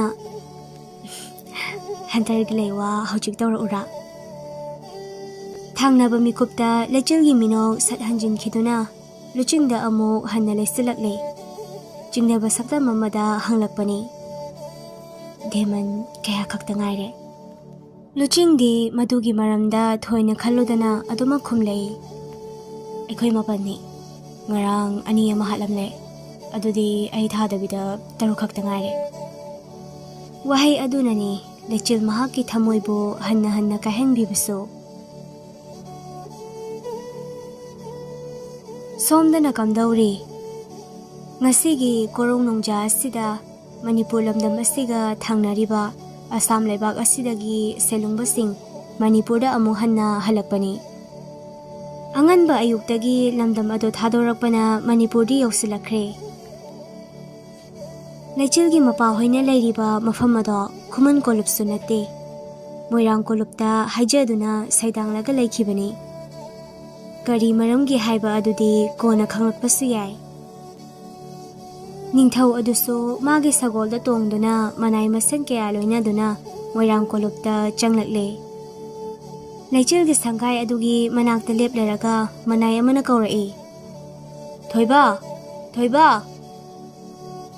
ꯀꯧꯕꯒꯤ ꯈꯣꯟꯖꯦꯜ ꯑꯗꯨ ꯇꯥꯕꯗ ꯑꯗꯨꯝꯅ ꯇꯧꯔꯛꯂꯒꯅꯤ ꯈꯪꯕꯅ ꯁꯦꯝ ꯁꯥꯈ꯭ꯔꯕꯅꯤ ꯊꯣꯏꯕ ꯃꯅꯨꯡ ꯑꯗꯨꯗꯒꯤ ꯃꯣꯡ ꯍꯥꯗꯅ ꯊꯣꯛꯂꯛꯂꯦ ꯑꯗꯨꯒ ꯃꯀꯣꯛ ꯅꯣꯜꯂꯗꯨꯅ ꯃꯥꯡꯗ ꯂꯩꯔꯤꯕ ꯏꯅꯤꯡꯊꯧꯕꯨ ꯊꯧꯒꯜ ꯎꯠꯇꯨꯅ ꯍꯪꯒꯠꯂꯛꯏ ꯀꯔꯤ ꯂꯩꯔꯦ ꯏꯅꯤꯡꯊꯧ ꯀꯔꯤ ꯇꯥꯛꯄꯤꯒꯗꯕ ꯁꯒꯣꯜ ꯑꯗꯨꯗꯒꯤ ꯀꯨꯝꯊꯗ ꯂꯨꯄꯥ ꯁꯥꯎꯅ ꯅꯆꯥꯅꯨꯄꯤ ꯀꯗꯥꯏꯗ ꯂꯩꯈꯤ ꯑꯩꯒꯤ ꯏꯌꯥ ꯑꯣꯏꯔꯒꯅꯤ ꯈꯪꯅ ꯈꯪꯅ ꯅꯨꯄꯥ ꯑꯗꯨꯕꯨ ꯃꯥꯅ ꯏꯔꯥꯡ ꯍꯧꯗꯨꯅ ꯄꯨꯈ꯭ꯔꯦ ꯅꯈꯣꯏ ꯈꯪꯕ꯭ꯔꯥ ꯈꯪꯗꯕ꯭ꯔꯥ ꯊꯣꯏꯕ ꯃꯀꯣꯛ ꯑꯗꯨꯃꯗꯤ ꯍꯥꯏꯒꯠꯂꯛꯇ ꯇꯞꯅ ꯈꯨꯝꯂꯛꯏ꯫ ꯈꯪꯖꯗꯦ ꯏꯅꯤꯡꯊꯧ, ꯑꯍꯤꯡꯒꯤ ꯃꯇꯝꯗ ꯆꯠꯈꯤꯕ ꯑꯣꯏꯔꯒꯅꯤ, ꯑꯩꯈꯣꯏ ꯇꯁꯦꯡꯅ ꯈꯪꯖꯍꯧꯗ꯭ꯔꯦ꯫ ꯁꯦꯡꯂꯦꯀꯣ, ꯀꯔꯤꯒꯨꯝꯕ ꯑꯩꯈꯣꯏꯗ ꯅꯆꯤꯟ ꯑꯗꯣ ꯊꯤꯕ ꯑꯣꯏꯔꯝꯂꯕ, ꯅꯆꯤꯟ ꯊꯤꯕꯒꯤ ꯀꯔꯝꯕ ꯗꯟꯗꯤ ꯄꯤꯕ ꯍꯥꯏꯕꯗꯨ ꯅꯈꯣꯏ ꯅꯁꯥꯅ ꯈꯪꯖꯗꯦꯅꯦ꯫ ꯏꯅꯤꯡꯊꯧ, ꯑꯩꯈꯣꯏ ꯂꯣꯏꯅ ꯈꯪꯖꯩ, ꯑꯗꯨꯕꯨ ꯏꯆꯥꯅ ꯃꯥꯡꯈꯤꯕ ꯑꯗꯣ ꯇꯁꯦꯡꯅ ꯈꯪꯍꯧꯗꯕꯅ ꯑꯩꯈꯣꯏꯁꯨ ꯀꯔꯤꯝ ꯍꯥꯏꯕꯗꯤ ꯉꯝꯖꯗ꯭ꯔꯦ, ꯉꯥꯛꯄꯤꯒꯅꯤ꯫ ꯈꯪꯗꯦ ꯍꯥꯏꯔꯕꯗ ꯀꯔꯤ ꯑꯃꯨꯛ ꯍꯥꯏꯔꯨꯒꯅꯤ, ꯑꯗꯨꯃꯛ ꯆꯤꯡꯅꯔꯕꯁꯨ ꯍꯟꯕ ꯇꯥꯔꯦꯗꯣ꯫ ꯍꯟꯕꯁꯨ ꯍꯟꯈꯤ꯫ ꯃꯖꯥꯏꯕꯦꯝꯃ ꯂꯥꯡꯂꯦꯟꯗꯤ ꯀꯔꯤ ꯑꯃꯨꯛ ꯍꯥꯏꯔꯨꯅꯤ, ꯃꯥꯒꯤ ꯊꯃꯣꯏꯗ ꯍꯔꯥꯎꯕꯒꯤ ꯃꯩꯅ ꯆꯨꯗꯨꯅ ꯗꯣꯟ ꯕꯦꯟ ꯌꯩ ꯖꯒꯣꯏ ꯁꯥꯕꯒꯨꯝꯁꯨ ꯊꯣꯛꯂꯔꯦ꯫ ꯑꯣꯟꯊꯣꯛꯅ ꯍꯔꯥꯎꯖꯈ꯭ꯔꯦ ꯃꯖꯥꯏꯕꯦꯝꯃ꯫ ꯖꯟꯇ꯭ꯔ ꯈꯣꯡꯕꯁꯤꯡ ꯑꯗꯨꯗ ꯄꯦꯅꯥꯒꯤ ꯅꯨꯡꯁꯤꯕ ꯁꯨꯔ ꯑꯃꯗ ꯀꯅꯥ ꯑꯃꯒꯤ ꯊꯃꯣꯏ ꯈꯨꯗꯤꯡꯃꯛ ꯍꯨꯕ ꯉꯝꯕ ꯃꯑꯣꯡꯗ ꯅꯨꯡꯁꯤꯅ ꯈꯣꯡꯍꯜꯂꯗꯨꯅ ꯃꯖꯥꯏꯕꯦꯝꯃ ꯈꯨꯠꯀꯤ ꯅꯤꯡꯊꯤꯕ ꯀꯂꯥꯗ ꯈꯨꯠꯁꯥ ꯊꯦꯛ, ꯃꯈꯣꯡ ꯑꯗꯨꯅ ꯈꯨꯠꯀ ꯆꯥꯟꯅꯕ ꯃꯑꯣꯡꯗ ꯂꯦꯡꯗꯨꯅ ꯅꯤꯡꯊꯤꯕ ꯈꯨꯊꯦꯛ ꯇꯝꯂꯤ꯫ ꯃꯥꯏꯊꯣꯡꯗꯅ ꯃꯣꯃꯣꯟ ꯃꯤꯅꯣꯛꯅꯤ ꯇꯝꯂꯤꯕ꯫ ꯃꯖꯥꯏꯕꯦꯝꯃ ꯑꯁꯤꯕꯨ ꯐꯠꯇꯦ ꯍꯥꯏꯒꯗꯧꯔꯤꯕ꯭ꯔꯥ ꯅꯠꯇ꯭ꯔꯒ ꯑꯐꯕꯤꯅꯤ ꯍꯥꯏꯒꯗꯧꯔꯤꯕ꯭ꯔꯥ? ꯃꯥꯒꯤ ꯈꯟꯕꯅ ꯉꯁꯤꯗꯤ ꯅꯨꯔꯥ ꯄꯥꯈꯪ ꯑꯅꯤ ꯑꯗꯨꯗꯤ ꯅꯨꯡꯁꯤ ꯊꯧꯔꯤꯅ ꯆꯦꯠꯅꯁꯨ ꯄꯨꯟꯈ꯭ꯔꯦ꯫ ꯑꯗꯨꯛ ꯅꯤꯡꯊꯤꯅ ꯁꯥꯔꯤꯉꯩ ꯑꯁꯨꯛ ꯐꯖꯕ ꯄꯦꯅꯥꯒꯤ ꯈꯣꯟꯖꯦꯜꯕꯨ ꯊꯨꯒꯥꯏꯗꯨꯅ ꯅꯨꯄꯤ ꯑꯃ ꯒꯝ ꯆꯪꯂꯛꯏ꯫ ꯑꯗꯨꯒ ꯃꯖꯥꯏꯕꯦꯝꯃꯒꯤ ꯃꯈꯨꯠ ꯑꯗꯨꯗ ꯇꯥꯞꯄꯥꯏꯈ꯭ꯔꯒ ꯂꯥꯛꯇꯅ ꯆꯤꯡꯂꯒ ꯄꯨꯊꯣꯛꯈꯤꯕꯅꯤ꯫ ꯄꯦꯅꯥ ꯈꯣꯡꯕ ꯑꯍꯜ ꯑꯗꯣ ꯉꯛꯅ ꯌꯦꯡꯍꯧꯏ꯫ ꯑꯁꯨꯝ ꯆꯤꯡꯊꯣꯔꯛꯄꯅ ꯀꯅꯥ ꯂꯥꯛꯂꯣꯏꯗꯕ ꯀꯣꯅꯨꯡꯒꯤ ꯃꯐꯝ ꯑꯃꯗ ꯃꯖꯥꯏꯕꯦꯝꯃꯕꯨ ꯊꯥꯗꯣꯛꯈ꯭ꯔꯦ꯫ ꯅꯨꯄꯤ ꯑꯗꯨꯅ ꯁꯥꯎꯅ, ꯅꯪꯅ ꯅꯠꯇ꯭ꯔꯥ ꯃꯈꯣꯏꯕꯨ ꯊꯥꯗꯣꯛꯂꯤꯕꯁꯦ? ꯅꯪꯅ ꯅꯠꯇ꯭ꯔꯥ ꯍꯥꯏꯌꯣ, ꯀꯔꯤꯅ ꯅꯤꯡꯊꯨꯡꯗꯕꯅ ꯃꯈꯣꯏꯕꯨ ꯃꯐꯝ ꯑꯁꯤꯗꯒꯤ ꯆꯦꯟꯍꯟꯈꯤꯕ? ꯃꯖꯥꯏꯕꯦꯝꯃ ꯃꯈꯨꯠ ꯑꯅꯤꯗꯣ ꯀꯥꯔꯟꯆꯠ ꯅꯨꯄꯤ ꯑꯗꯨꯒꯤ ꯃꯥꯏꯊꯣꯡꯗꯒꯤ ꯃꯍꯥꯛꯀꯤ ꯃꯤꯁꯅ ꯂꯩꯊꯣꯛꯈꯤꯗꯨꯅ, ꯑꯩꯅ ꯄꯥꯝꯕ ꯄꯣꯠ ꯑꯩꯅ ꯐꯪꯗꯅ ꯇꯣꯛꯂꯣꯏ ꯈꯪꯕꯤꯗꯕ꯭ꯔꯥ? ꯑꯩꯁꯨ ꯃꯖꯥꯏꯕꯦꯝꯃꯅꯤ, ꯇꯧꯒꯦꯗ ꯉꯝꯃꯤ꯫ ꯅꯨꯄꯤ ꯑꯗꯣ ꯁꯥꯎꯔꯦ꯫ ꯀꯔꯤꯒꯤ ꯁꯥꯎꯔꯤꯕ? ꯅꯪꯒ ꯑꯩꯒ ꯋꯥꯈꯜꯗꯤ ꯈꯔ ꯃꯥꯟꯅꯔꯤ, ꯑꯁꯨꯝꯅ ꯊꯥꯈꯤꯕꯒꯤ ꯃꯍꯨꯠ ꯀꯣꯛ ꯍꯥꯠꯇꯣꯛꯈꯤꯕꯗꯤ ꯀꯔꯤ ꯀꯥꯏ? ꯍꯥꯠꯈꯤꯅꯕ ꯍꯣꯠꯅꯈꯤꯕꯗ ꯃꯥꯏ ꯄꯥꯛꯈꯤꯕ꯭ꯔꯥ? ꯃꯔꯥꯏ ꯁꯤꯖꯈ꯭ꯔꯗꯕꯅꯤ ꯍꯌꯦꯡ ꯀꯣꯟꯅ꯫ ꯑꯩꯁꯨ ꯍꯧꯖꯤꯛꯀꯤ ꯇꯟꯖꯥ ꯑꯁꯤꯒꯤ ꯅꯨꯡꯉꯥꯏꯕꯁꯦ ꯑꯃꯨꯛꯇ ꯂꯧꯈꯤꯒꯦ ꯍꯥꯏꯗꯨꯅ ꯃꯃꯥꯏ ꯂꯩꯊꯣꯔꯛꯏ꯫ ꯅꯨꯄꯤ ꯑꯗꯨꯅ ꯈꯣꯟꯖꯦꯜ ꯈꯔ ꯋꯥꯡꯂꯞ ꯃꯖꯥꯏꯕꯦꯝꯃꯗ ꯕꯦꯕꯥꯔ ꯑꯃꯠꯇ ꯌꯥꯎꯗ, ꯃꯖꯥꯏꯕꯦꯝꯃ, ꯑꯩꯒꯤ ꯍꯥꯏꯕꯨ ꯑꯩꯗꯤ ꯃꯥ ꯍꯥꯠꯀꯅꯤ, ꯏꯈꯨꯠꯁꯤꯅ ꯍꯥꯠꯇ꯭ꯔꯕꯗꯤ ꯑꯩꯗꯤ ꯄꯦꯜꯂꯣꯏ, ꯁꯨꯄꯦꯟꯁꯨ ꯄꯦꯜꯂꯣꯏ꯫ ꯆꯠꯂꯒꯦ ꯍꯣꯠꯅꯔꯗꯨꯅ ꯁꯃꯥꯏ ꯂꯩꯔꯨꯔꯕ ꯃꯖꯥꯏꯕꯦꯝꯃ ꯑꯃꯨꯛ ꯍꯟꯅ ꯂꯩꯁꯤꯜꯂꯛ, ꯃꯥꯁꯨ ꯁꯥꯎꯅ, ꯉꯥꯟꯊꯣꯏ, ꯑꯗꯨꯛ ꯊꯧꯒꯜꯂꯣꯟ ꯌꯥꯎꯗꯕ ꯑꯩꯁꯦ ꯈꯪꯗꯕ꯭ꯔꯥ? ꯅꯪꯒꯨꯝꯕ ꯑꯃꯅ ꯑꯩꯉꯣꯟꯗ ꯈꯣꯜ ꯋꯥꯡꯈꯠꯂꯛꯄ ꯌꯥꯕ꯭ꯔꯥ? ꯃꯍꯥꯅꯤ, ꯅꯨꯄꯤ ꯑꯗꯣ ꯀꯅꯥꯁꯨ ꯅꯠꯇꯦ, ꯉꯥꯟꯊꯣꯏꯅꯤ꯫ ꯃꯃꯥꯏꯗ ꯑꯃꯨꯕ ꯐꯤ ꯀꯨꯞꯇꯨꯅ ꯀꯣꯅꯨꯡꯗ ꯇꯣꯏꯅ ꯆꯪꯂꯛꯈꯤꯕꯁꯨ ꯉꯥꯟꯊꯣꯏꯅꯤ꯫ ꯅꯣꯡꯃ ꯂꯩꯆꯤꯜꯒꯤ ꯃꯅꯥꯇꯣꯟ ꯃꯦꯟꯁꯤꯟꯗꯨꯅ ꯂꯦꯛꯊꯍꯟꯈꯤꯕꯁꯨ ꯉꯥꯟꯊꯣꯏꯅꯤ꯫ ꯉꯥꯟꯊꯣꯏꯅ, ꯃꯖꯥꯏꯕꯦꯝꯃ ꯑꯣꯏꯔꯕꯁꯨ ꯀꯣꯅꯨꯡꯁꯦ ꯑꯩꯅ ꯇꯨꯝꯍꯟꯕ ꯉꯝꯅꯤ ꯈꯪꯗꯕ꯭ꯔꯥ? ꯅꯪꯅ ꯉꯝꯅꯕ ꯍꯣꯠꯅꯧ, ꯑꯩꯁꯨ ꯑꯩꯅ ꯉꯝꯅꯕ ꯃꯑꯣꯡꯗ ꯍꯣꯠꯅꯔꯛꯀꯅꯤ꯫ ꯑꯩꯒꯤꯗꯤ ꯍꯥꯏꯈ꯭ꯔꯦ, ꯂꯩꯆꯤꯜꯕꯨ ꯍꯥꯠꯀꯅꯤ꯫ ꯂꯥꯡꯂꯦꯟ ꯅꯣꯛꯈꯤ꯫ ꯃꯤꯀꯨꯞ ꯑꯗꯨꯗ ꯋꯥꯗꯤ ꯉꯥꯡꯊꯣꯛꯈꯤꯗ꯭ꯔꯦ, ꯊꯃꯣꯏꯗ ꯑꯣꯏꯅ ꯃꯔꯣꯜ ꯑꯃ ꯂꯣꯟꯈꯤꯕ ꯃꯥꯜꯂꯤ꯫ ꯁꯨꯞꯅꯒꯤ ꯁꯤꯡꯅꯕ ꯃꯥꯟꯕ ꯋꯥꯍꯩ ꯑꯁꯤꯃꯈꯛ ꯍꯥꯏꯔꯝꯃꯤ, ꯇꯧꯖꯔꯣ ꯑꯄꯥꯝꯕ꯫ ꯃꯁꯤ ꯍꯥꯏꯔꯝꯗꯨꯅ ꯃꯅꯨꯡꯗ ꯒꯝ ꯆꯪꯈꯤ꯫ ꯉꯥꯟꯊꯣꯏꯁꯨ ꯂꯥꯡꯂꯦꯟꯅ ꯆꯠꯈ꯭ꯔꯤꯕ ꯃꯐꯝ ꯑꯗꯨꯗ ꯌꯦꯡꯗꯨꯅ ꯂꯦꯞꯍꯧꯔꯤ꯫ ꯀꯣꯅꯨꯡꯗ ꯍꯥꯟꯅ ꯂꯥꯛꯈꯤꯕ ꯁꯦꯂꯨꯡꯕꯁꯨ ꯌꯥꯎꯏ, ꯃꯈꯣꯏꯒꯤ ꯂꯩꯐꯝ ꯃꯥꯏꯀꯩ ꯄꯥꯡꯈꯤꯕꯁꯨ ꯌꯥꯎꯏ꯫ ꯀꯣꯅꯨꯡꯗꯒꯤ ꯄꯥꯎ ꯇꯥꯔꯛꯄꯅ ꯃꯣꯏꯔꯥꯡ ꯁꯦꯂꯨꯡꯕ ꯁꯥꯎꯅ ꯃꯣꯏꯔꯥꯡꯗ ꯆꯪꯖꯐꯝ ꯂꯧꯗꯨꯅ ꯂꯩꯔꯤꯕ ꯈꯨꯃꯟ ꯊꯣꯏꯕꯒꯤ ꯁꯪꯒꯥꯏ ꯇꯝꯅ ꯂꯥꯛꯂꯦ꯫ ꯃꯥꯁꯨ ꯍꯦꯛꯇ ꯀꯧꯔꯛꯏ, ꯊꯣꯏꯕ! ꯑꯃꯨꯛꯀꯤ ꯈꯨꯈꯧꯗ ꯑꯗꯨꯃꯛ ꯊꯣꯛꯂꯛꯏ꯫ ꯊꯣꯏꯕꯁꯨ ꯃꯥꯡꯗ ꯁꯒꯣꯜꯗ ꯇꯣꯡꯗꯨꯅ ꯂꯩꯔꯝꯕ, ꯃꯤꯌꯥꯝꯅ ꯁꯥꯊꯤ ꯍꯥꯏꯅꯗꯨꯅ ꯍꯪꯒꯣꯏꯅ ꯆꯠꯂꯤꯕ ꯃꯣꯏꯔꯥꯡ ꯁꯦꯂꯨꯡꯕ ꯑꯁꯥꯎ ꯈꯥꯝꯕꯤ ꯍꯧꯗꯨꯅ ꯂꯩꯔꯝꯕ ꯑꯗꯨ ꯎꯕꯗ ꯊꯣꯏꯕ ꯈꯨꯔꯨ ꯈꯨꯗ ꯀꯨꯟꯊꯗꯨꯅ, ꯁꯦꯂꯨꯡꯕ, ꯀꯔꯤ ꯇꯥꯛꯄꯤꯒꯗꯕ? ꯃꯣꯏꯔꯥꯡ ꯁꯦꯂꯣꯡꯕ ꯁꯥꯎꯅ ꯑꯩꯅ ꯅꯈꯣꯏꯕꯨ ꯃꯤꯅꯨꯡꯁꯤ ꯑꯃ ꯄꯣꯛꯇꯨꯅ ꯑꯩꯒꯤ ꯃꯐꯝ ꯑꯁꯤꯗ ꯆꯪꯖꯐꯝ ꯂꯧꯍꯟꯈꯤꯕꯅꯤꯀꯣ, ꯑꯗꯨꯒ ꯑꯩꯒꯤ ꯀꯣꯂꯣꯞ ꯑꯁꯤꯗ ꯂꯩꯗꯨꯅ ꯑꯩꯕꯨ ꯆꯦꯟꯊꯅꯕ ꯊꯕꯛ ꯇꯧꯔꯝꯕ ꯁꯥꯔꯤ꯫ ꯑꯩ ꯍꯦꯛ ꯊꯣꯛꯂꯛꯄꯒ ꯀꯣꯅꯨꯡꯗ ꯃꯥꯏ ꯑꯁꯤ ꯊꯝꯐꯝ ꯂꯩꯔꯝꯗ꯭ꯔꯦꯅꯦ꯫ ꯁꯦꯂꯨꯡꯕꯒꯤ ꯃꯥꯏ ꯈꯨꯅꯕ ꯊꯕꯛ ꯑꯃꯠꯇ ꯇꯧꯖꯗꯕ꯭ꯔꯥ ꯈꯜꯂꯤ꯫ ꯏꯆꯥꯗꯣ ꯑꯩꯈꯣꯏꯅ ꯊꯥꯗꯣꯛꯈꯤꯕꯗꯤ ꯅꯠꯇꯦꯗꯅ꯫ ꯃꯣꯏꯔꯥꯡ ꯃꯇꯤꯡ ꯐꯨꯗꯣꯛꯄ ꯃꯈꯩ ꯁꯥꯎꯔꯤ꯫ ꯁꯒꯣꯜ ꯑꯗꯣ ꯊꯧꯖꯤꯜꯂꯛꯇꯨꯅ ꯁꯒꯣꯜ ꯁꯥꯕꯟꯗ ꯇꯣꯡꯅ ꯇꯣꯡꯅ ꯈꯣꯡꯄꯥꯛ ꯑꯗꯨꯅ ꯊꯣꯏꯕꯒꯤ ꯃꯊꯕꯥꯛꯇ ꯁꯥꯐꯨ ꯀꯟꯅ ꯀꯥꯎꯏ꯫ ꯈꯪꯕ꯭ꯔꯥ, ꯍꯧꯖꯤꯛꯃꯛ ꯑꯩꯈꯣꯏꯒꯤ ꯃꯣꯏꯔꯥꯡ ꯀꯣꯂꯨꯞ ꯊꯥꯗꯣꯛꯎ, ꯅꯁꯥꯒꯤ ꯈꯨꯃꯟ ꯀꯥꯡꯂꯨꯞꯇ ꯆꯠꯈꯣ, ꯊꯤꯜꯂꯤ ꯍꯧꯖꯤꯛꯃꯛ꯫ ꯁꯦꯂꯨꯡꯕ ꯃꯣꯏꯔꯥꯡ ꯁꯥꯎꯅ ꯁꯒꯣꯜ ꯑꯗꯣ ꯃꯃꯥꯏ ꯂꯩꯗꯨꯅ ꯊꯧꯈ꯭ꯔꯦ꯫ ꯃꯦꯝꯆꯥꯁꯨ ꯊꯣꯛꯂꯛꯏ꯫ ꯑꯗꯨꯕꯨ ꯃꯥꯅ ꯊꯣꯛꯂꯛꯄꯗꯗꯤ ꯃꯥꯒꯤ ꯃꯄꯨꯔꯣꯏꯕ ꯊꯣꯏꯕꯅ ꯂꯩꯕꯥꯛꯇ ꯃꯊꯕꯥꯛ ꯑꯗꯣ ꯆꯦꯟꯅ ꯄꯥꯏꯁꯤꯟ ꯂꯩꯃꯥꯏꯗ ꯑꯣꯟꯗꯨꯅ ꯂꯩꯔꯝꯕ ꯑꯗꯣ ꯎꯕꯗ ꯄꯥꯈꯠꯅ "ꯅꯨꯄꯥ, ꯀꯩꯗꯧꯔꯒꯦ? ꯀꯔꯤ ꯇꯧꯕ ꯌꯥꯎꯔꯒꯦ?" ꯊꯣꯏꯕ ꯉꯁꯤꯗꯤ ꯃꯤꯠꯂꯨ ꯑꯅꯤ ꯑꯗꯨꯗꯒꯤ ꯄꯤꯔꯥꯡ ꯁꯤꯟꯊꯔꯛꯂꯦ꯫ "ꯅꯨꯄꯤ, ꯂꯣꯏꯁꯤꯜꯂꯨ, ꯃꯔꯨ ꯑꯣꯏꯕ ꯄꯣꯠꯆꯩ ꯃꯈꯩ ꯌꯣꯝꯁꯤꯜꯂꯨ, ꯏꯈꯣꯡ ꯑꯁꯤꯅ ꯄꯨꯕ ꯃꯥꯏꯀꯩꯗ ꯆꯠꯂꯁꯤ, ꯑꯩꯈꯣꯏꯅꯤ ꯎꯃꯪꯗ ꯌꯥꯔꯦꯛꯂꯨꯔꯁꯤ."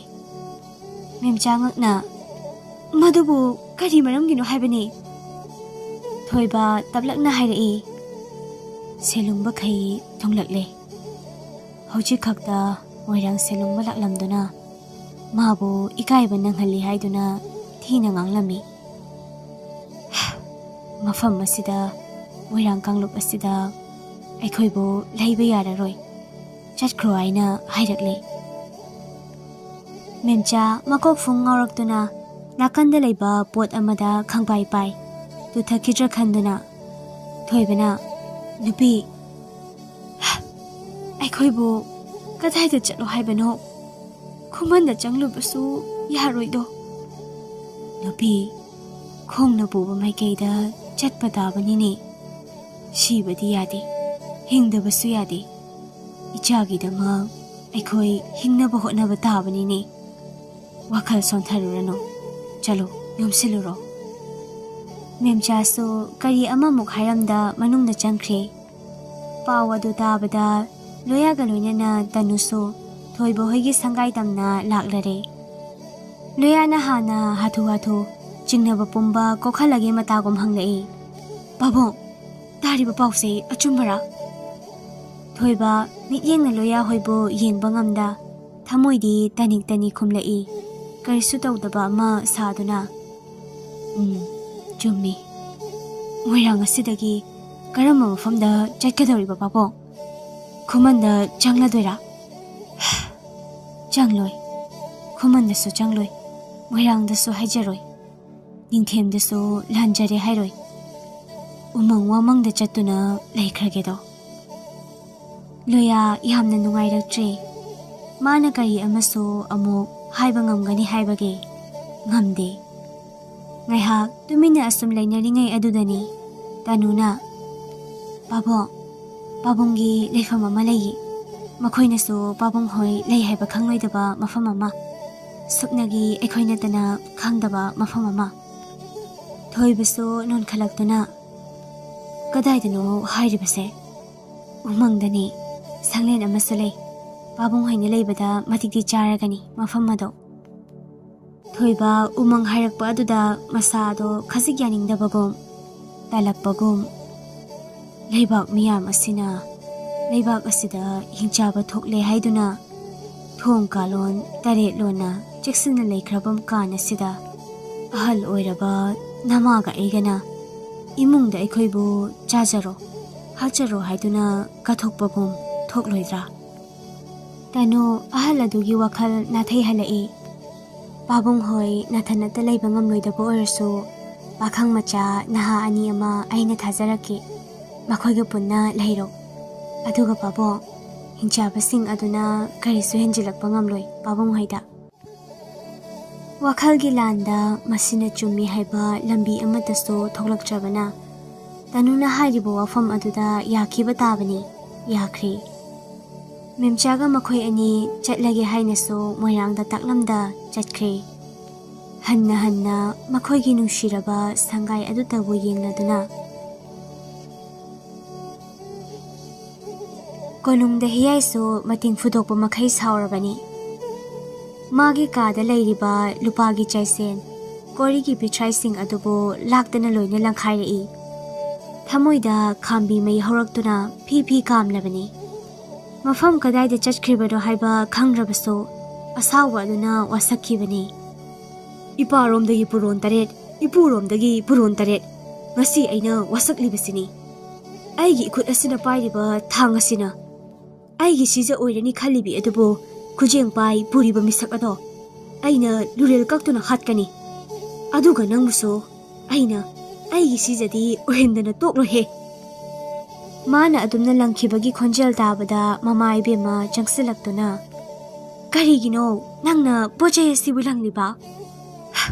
ꯏꯃꯥꯁꯦ, ꯑꯩ ꯁꯍꯤꯡ ꯆꯥꯕ ꯃꯤ ꯑꯣꯜꯂꯛꯂꯒꯅꯤ꯫ ꯑꯩꯅ ꯇꯧꯕ ꯈꯨꯗꯤꯡꯗ ꯅꯈꯣꯏꯅ ꯊꯤꯡꯕꯁꯨ ꯌꯥꯔꯣꯏ꯫ ꯑꯗꯨꯕꯣꯕꯥ, ꯂꯨꯍꯣꯡ ꯄꯨꯡꯖꯥꯎ ꯊꯤꯟꯅ ꯅꯆꯟꯗꯨꯒꯤ ꯂꯥꯎꯊꯣꯛꯂꯨꯔꯦ꯫ ꯅꯆꯟꯒꯤ ꯍꯣꯡꯒꯗꯕ ꯃꯇꯝ ꯑꯗꯨ ꯀꯥꯏꯍꯟꯗꯅ ꯅꯪꯅ ꯍꯣꯡꯕ ꯇꯥꯔꯦꯗꯣ꯫ ꯃꯃꯥꯒꯤ ꯃꯔꯤ ꯁꯝꯅꯗꯅ ꯍꯥꯏꯔꯛꯄ ꯋꯥꯐꯝ ꯑꯗꯨꯗ ꯃꯥ ꯃꯨꯟꯅ ꯌꯦꯡꯂꯛꯏ꯫ ꯅꯨꯄꯤꯅꯦꯕꯨ ꯍꯥꯏꯔꯕꯗꯤ ꯍꯣꯡꯂꯒꯦ ꯂꯧꯔꯒꯦ ꯂꯩꯃꯁꯤꯡꯗ ꯆꯟꯍꯟꯗꯨꯅ ꯊꯝꯂꯒꯦ ꯈꯜꯂꯤꯕ ꯍꯤꯌꯥꯏꯅꯤ ꯍꯔꯥꯎ ꯍꯔꯥꯎ ꯌꯥꯊꯣꯔꯛꯏ꯫ ꯏꯃꯥꯁꯦ, ꯅꯨꯖꯥ ꯑꯗꯨ ꯁꯛꯇꯝꯗꯤ ꯀꯝꯗꯧꯕꯒꯦ? ꯃꯆꯥꯅ ꯍꯪꯂꯛꯂꯤꯕ ꯑꯗꯨꯒꯤ ꯄꯥꯎꯈꯨꯝ ꯑꯗꯨꯗꯤ ꯄꯤꯗ ꯁꯅꯥ ꯏꯕꯨꯡꯉꯣꯒꯤ ꯊꯣꯡ ꯑꯗꯣꯝꯗ ꯑꯣꯟꯈꯤꯗꯨꯅ ꯈꯣꯟꯊꯥꯡꯅꯅ ꯀꯧꯈꯤ꯫ ꯇꯥꯕ꯭ꯔꯥ ꯏꯕꯦꯝꯃ, ꯆꯪꯂꯛꯎ ꯂꯥꯎ꯫ ꯋꯥꯐꯝ ꯑꯗꯨ ꯂꯩꯃꯔꯦꯝꯕꯤꯒꯤ ꯃꯆꯤꯟ ꯑꯗꯨꯗꯒꯤ ꯍꯦꯛ ꯊꯣꯛꯈꯤꯕꯒ ꯆꯪꯂꯛꯂꯦ꯫ ꯅꯨꯄꯤ ꯑꯃ ꯃꯃꯥꯏ ꯐꯤ ꯑꯃꯅ ꯍꯥꯏꯔꯞ ꯈꯨꯝꯗꯨꯅ ꯆꯪꯂꯛꯂꯦ꯫ ꯍꯤꯌꯥꯏꯁꯨ ꯅꯨꯖꯥ ꯑꯗꯨꯗ ꯃꯤꯠꯌꯦꯡꯐꯝ ꯇꯥꯔꯛꯂꯦꯗꯣ꯫ ꯑꯗꯨꯕꯨ ꯅꯨꯄꯤ ꯑꯗꯨ ꯎꯕꯗ ꯃꯍꯥꯛ ꯃꯃꯥꯗ ꯉꯛꯅꯁꯨ ꯑꯣꯟꯁꯤꯜꯂꯛꯈꯤ꯫ ꯃꯥꯅ ꯍꯥꯟꯅ ꯂꯩꯃꯁꯤꯡꯗ ꯆꯟꯍꯟꯒꯦ ꯍꯥꯏꯅ ꯍꯪꯒꯠꯈꯤꯕ ꯃꯇꯝꯗ ꯊꯤꯅ ꯇꯧꯗꯨꯅ ꯇꯥꯟꯊꯣꯛꯈꯤꯕ ꯂꯧꯁꯤꯜꯂꯨ ꯍꯥꯏꯕ ꯌꯥꯈꯤꯗꯕ ꯅꯨꯄꯤ ꯑꯗꯨꯅꯤ꯫ ꯑꯗꯨꯕꯨ ꯉꯁꯤꯗꯤ ꯁꯅꯥ ꯈꯨꯌꯥ ꯑꯗꯨꯅ ꯍꯦꯛꯇꯨꯅ ꯀꯣꯅꯨꯡ ꯑꯁꯤꯗ ꯄꯨꯔꯛꯂꯕꯅꯤ꯫ ꯃꯥꯅꯤ, ꯃꯤꯁꯛ ꯑꯗꯣ ꯉꯥꯟꯊꯣꯏꯅꯤ꯫ ꯉꯥꯟꯊꯣꯏ ꯅꯣꯐꯦꯠꯇꯤ ꯇꯧꯔꯛꯈꯤ ꯃꯥꯜꯂꯦ꯫ ꯃꯀꯣꯛ ꯑꯗꯨꯁꯨ ꯈꯖꯤꯛ ꯅꯣꯜꯂꯒ, ꯁꯅꯥꯈ꯭ꯌꯥ, ꯅꯅꯥꯏ ꯑꯩꯍꯥꯛꯅꯤ, ꯑꯩꯕꯨ ꯂꯧꯁꯤꯟꯕꯤꯌꯨ꯫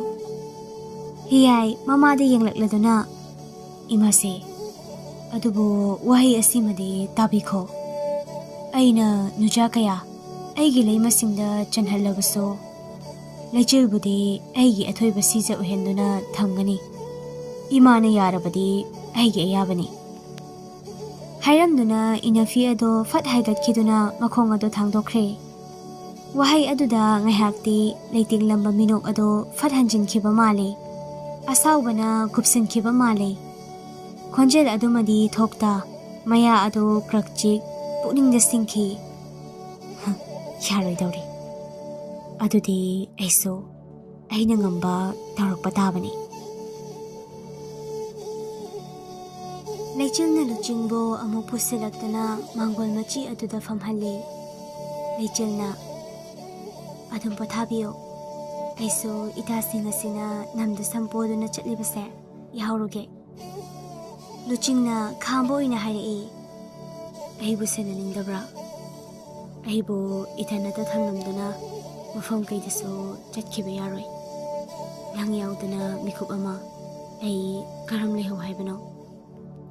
ꯂꯩꯆꯤꯜ ꯊꯃꯣꯏꯗ ꯅꯣꯛꯆꯩ, ꯑꯗꯨꯕꯨ ꯃꯥꯏꯊꯣꯡꯗꯗꯤ ꯁꯨꯛꯂꯒ, ꯃꯐꯝ ꯑꯁꯤꯗꯗꯤ ꯀꯅꯥꯁꯨ ꯂꯥꯛꯑꯣꯏꯌꯦ꯫ ꯀꯅꯥꯅꯁꯨ ꯑꯩꯕꯨ ꯐꯥꯒꯦ ꯍꯣꯠꯅꯕꯁꯨ ꯉꯝꯂꯣꯏ꯫ ꯉꯝꯗ꯭ꯔꯁꯨ ꯑꯩꯅ ꯌꯥꯔꯣꯏ꯫ ꯑꯩꯅ ꯏꯁꯥ ꯑꯁꯤ ꯀꯟꯗ꯭ꯔꯤꯕ ꯐꯥꯎꯕ ꯅꯪꯅ ꯑꯩꯕꯨ ꯀꯩꯗꯧꯉꯩꯗꯁꯨ ꯍꯨꯟꯗꯣꯛꯄ ꯌꯥꯔꯣꯏ꯫ ꯂꯩꯆꯤꯜ ꯂꯨꯆꯤꯡꯗ ꯃꯨꯟꯅ ꯌꯦꯡꯂꯛꯇꯨꯅ ꯇꯞꯅ ꯍꯥꯏꯔꯛꯏ꯫ ꯃꯤꯀꯨꯞ ꯑꯃꯒꯤ ꯅꯛꯅ ꯃꯔꯤꯅꯤ꯫ ꯀꯥꯏꯅꯒꯗꯕꯅ ꯊꯔꯥꯛ ꯊꯔꯥꯛ ꯌꯥꯟꯗꯨꯅ ꯂꯩꯔꯤꯕ ꯅꯨꯡꯁꯤ ꯍꯩꯔꯥꯅꯤ꯫ ꯑꯩ ꯆꯠꯂꯔꯣꯏꯒꯦ꯫ ꯎꯄꯥꯜꯗ ꯊꯥꯡꯗꯨꯅ ꯃꯅꯤꯡ ꯇꯝꯅ ꯄꯥꯜꯂꯤꯉꯩ ꯄꯥꯟꯃꯤꯟꯅꯁꯤ꯫ ꯀꯦꯟꯈꯤꯒꯅꯨ, ꯁꯦꯟꯅꯖꯈꯤꯒꯦ꯫ ꯂꯨꯆꯤꯡꯁꯨ ꯅꯣꯛꯅꯤꯡꯅ ꯅꯣꯛꯂꯛꯏ꯫ Matam aduda lingam laktuna wa ngang fangtharaki.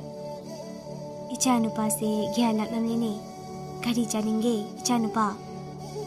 Luching masa do sa chadabaga kuirabaga tapna hairi. Sansa jagi ima. Haima, nangi loinabi asinadi nakoidi sansa chade hairaklibanini. Imana hainarodra haiduna chafu uya ningthina phengdolure. Loinabi haikiba adudadi thamoyada pena harauri. Magi loinabina haiki haiba adudadi sa chadrabasu hangam oirabasu thongdaba hingna charage sairage da leirabani. Luchingna phagi tongni deima ai sasan jajade mana pamba do adum thongbiro. Hairaduna lechil de yingna lechil so khajik noklaga nonthaduna leiramni. Luingamna di nuja pakhang ani do matay manaw amani haina so khankhre do hangluje. Asumna khankiba asina so hena pharabani makhoidadi. Lechil wafam mama ningsinglaktuna ima khoidi khangnamgani ining thause nupi lonbibra. Luingamna kari haibra uchaiba hai haibaduni ne. Nupi ani ahum kana amata khanghandana lolibani. Amadi machasu yauki lei marimbise sathi khraba. Macha yaukiba leima adubu leima sangaida chatuna hu bizaraga hatkido. Kanana so kari hainakide. Selungba khaina so makhoigi michangda lepkiba. Angang adumadi hatlamda purakhiduna macha sakni yokibani. Maduni macha ibema ado. Lechil pungang hengna kari macha ibema ayopa atopa leima amagi macha mani ni as janupi toksida makhoigi wari ase. Luching mabuk ado narakpoi milu ani suchinki. Lechil su uhauraduna luchingi pamomda parai amuk naraklira. Lingam su yengthorai luchingna nade khajik chikpagini yarse imagi mateng pangro chahinjang thongbada. Haifet yengduna hoi hairamlaga lingamga hawatkhre. Ani ado changkibaga ningseng changlakle. Nupa adubu ubada manakta famlakladuna ichanupa nangbu kari lamdainone. Luchingna babo ai tamdaini moirang kalmuptagini. Mabuk chel khakraba moirangni tamthikraba adubu pangmanini moirangse. Amana haibasu pangin inba amana haire pangyayaba apangma moirangni. Somdana thoiba khoi samado leramdabada thiba yabadi thiki. Adubu phanglaktrabada upai lete samado nyawda moirang thadokhi umang pangna chatki. Adudi samadon mahakdi kadai. Moirang selungmana makhongmakna kawkhiba ado samadon mayek sengna uhowi. Mapubu makhongna kawi haiduna yamna susawki samadon. Asum toramduna sagolda kakhat yangna magi sangai tamna thauduna chatkiba mikup aduda matung inakhi. Sangai yauraduna sagoldagi kumthaduna makhong aduna leimaida takhiba matam aduda kadomdagi chansilakibano. Samadon moirangi mathabak aduda mamangi makhok ani thangatuna safukanna kawkhibani. Moirang ngayaktang darang chatkiduna leimaida tukhi. Asum kauramlaga samadon yangna chelapani. Adubu moirangbu kaurambana moirangi manay amana pairamba ta adu samadon tamna langlakhi. Asum thoo tamlamlabra laibakta. Langlakpa timenta aduna samadongi maningi makhong aduda faureng lengkido. Chaina khangna kanna su khongjakhiba male. Manay amana changsinduna samadondagi timenta ado sat haya haina lauduna samadongi mangaksam aduda irai laina su lengbi khredo. Nang buchat laboy samadon. Sa adugi mitlu anidagi sintharakiba pirang adudi kanana ubikiba. Pirang marik-marik lepa leite sinthakiba ꯆꯠꯂꯝꯗꯥꯏ ꯃꯤꯀꯨꯞꯇ ꯌꯦꯡꯅꯤꯡꯂꯨꯏ ꯑꯃꯨꯛꯇꯗꯤ ꯃꯍꯥꯛꯀꯤ ꯃꯉꯥꯎ ꯊꯤꯖꯕꯤ ꯁꯅꯥꯕꯨ ꯂꯩꯆꯤꯜꯅ ꯋꯥꯐꯝ ꯑꯁꯦ ꯈꯪꯂꯛꯂꯒꯅ ꯀꯔꯤ ꯑꯣꯏꯔꯛꯄ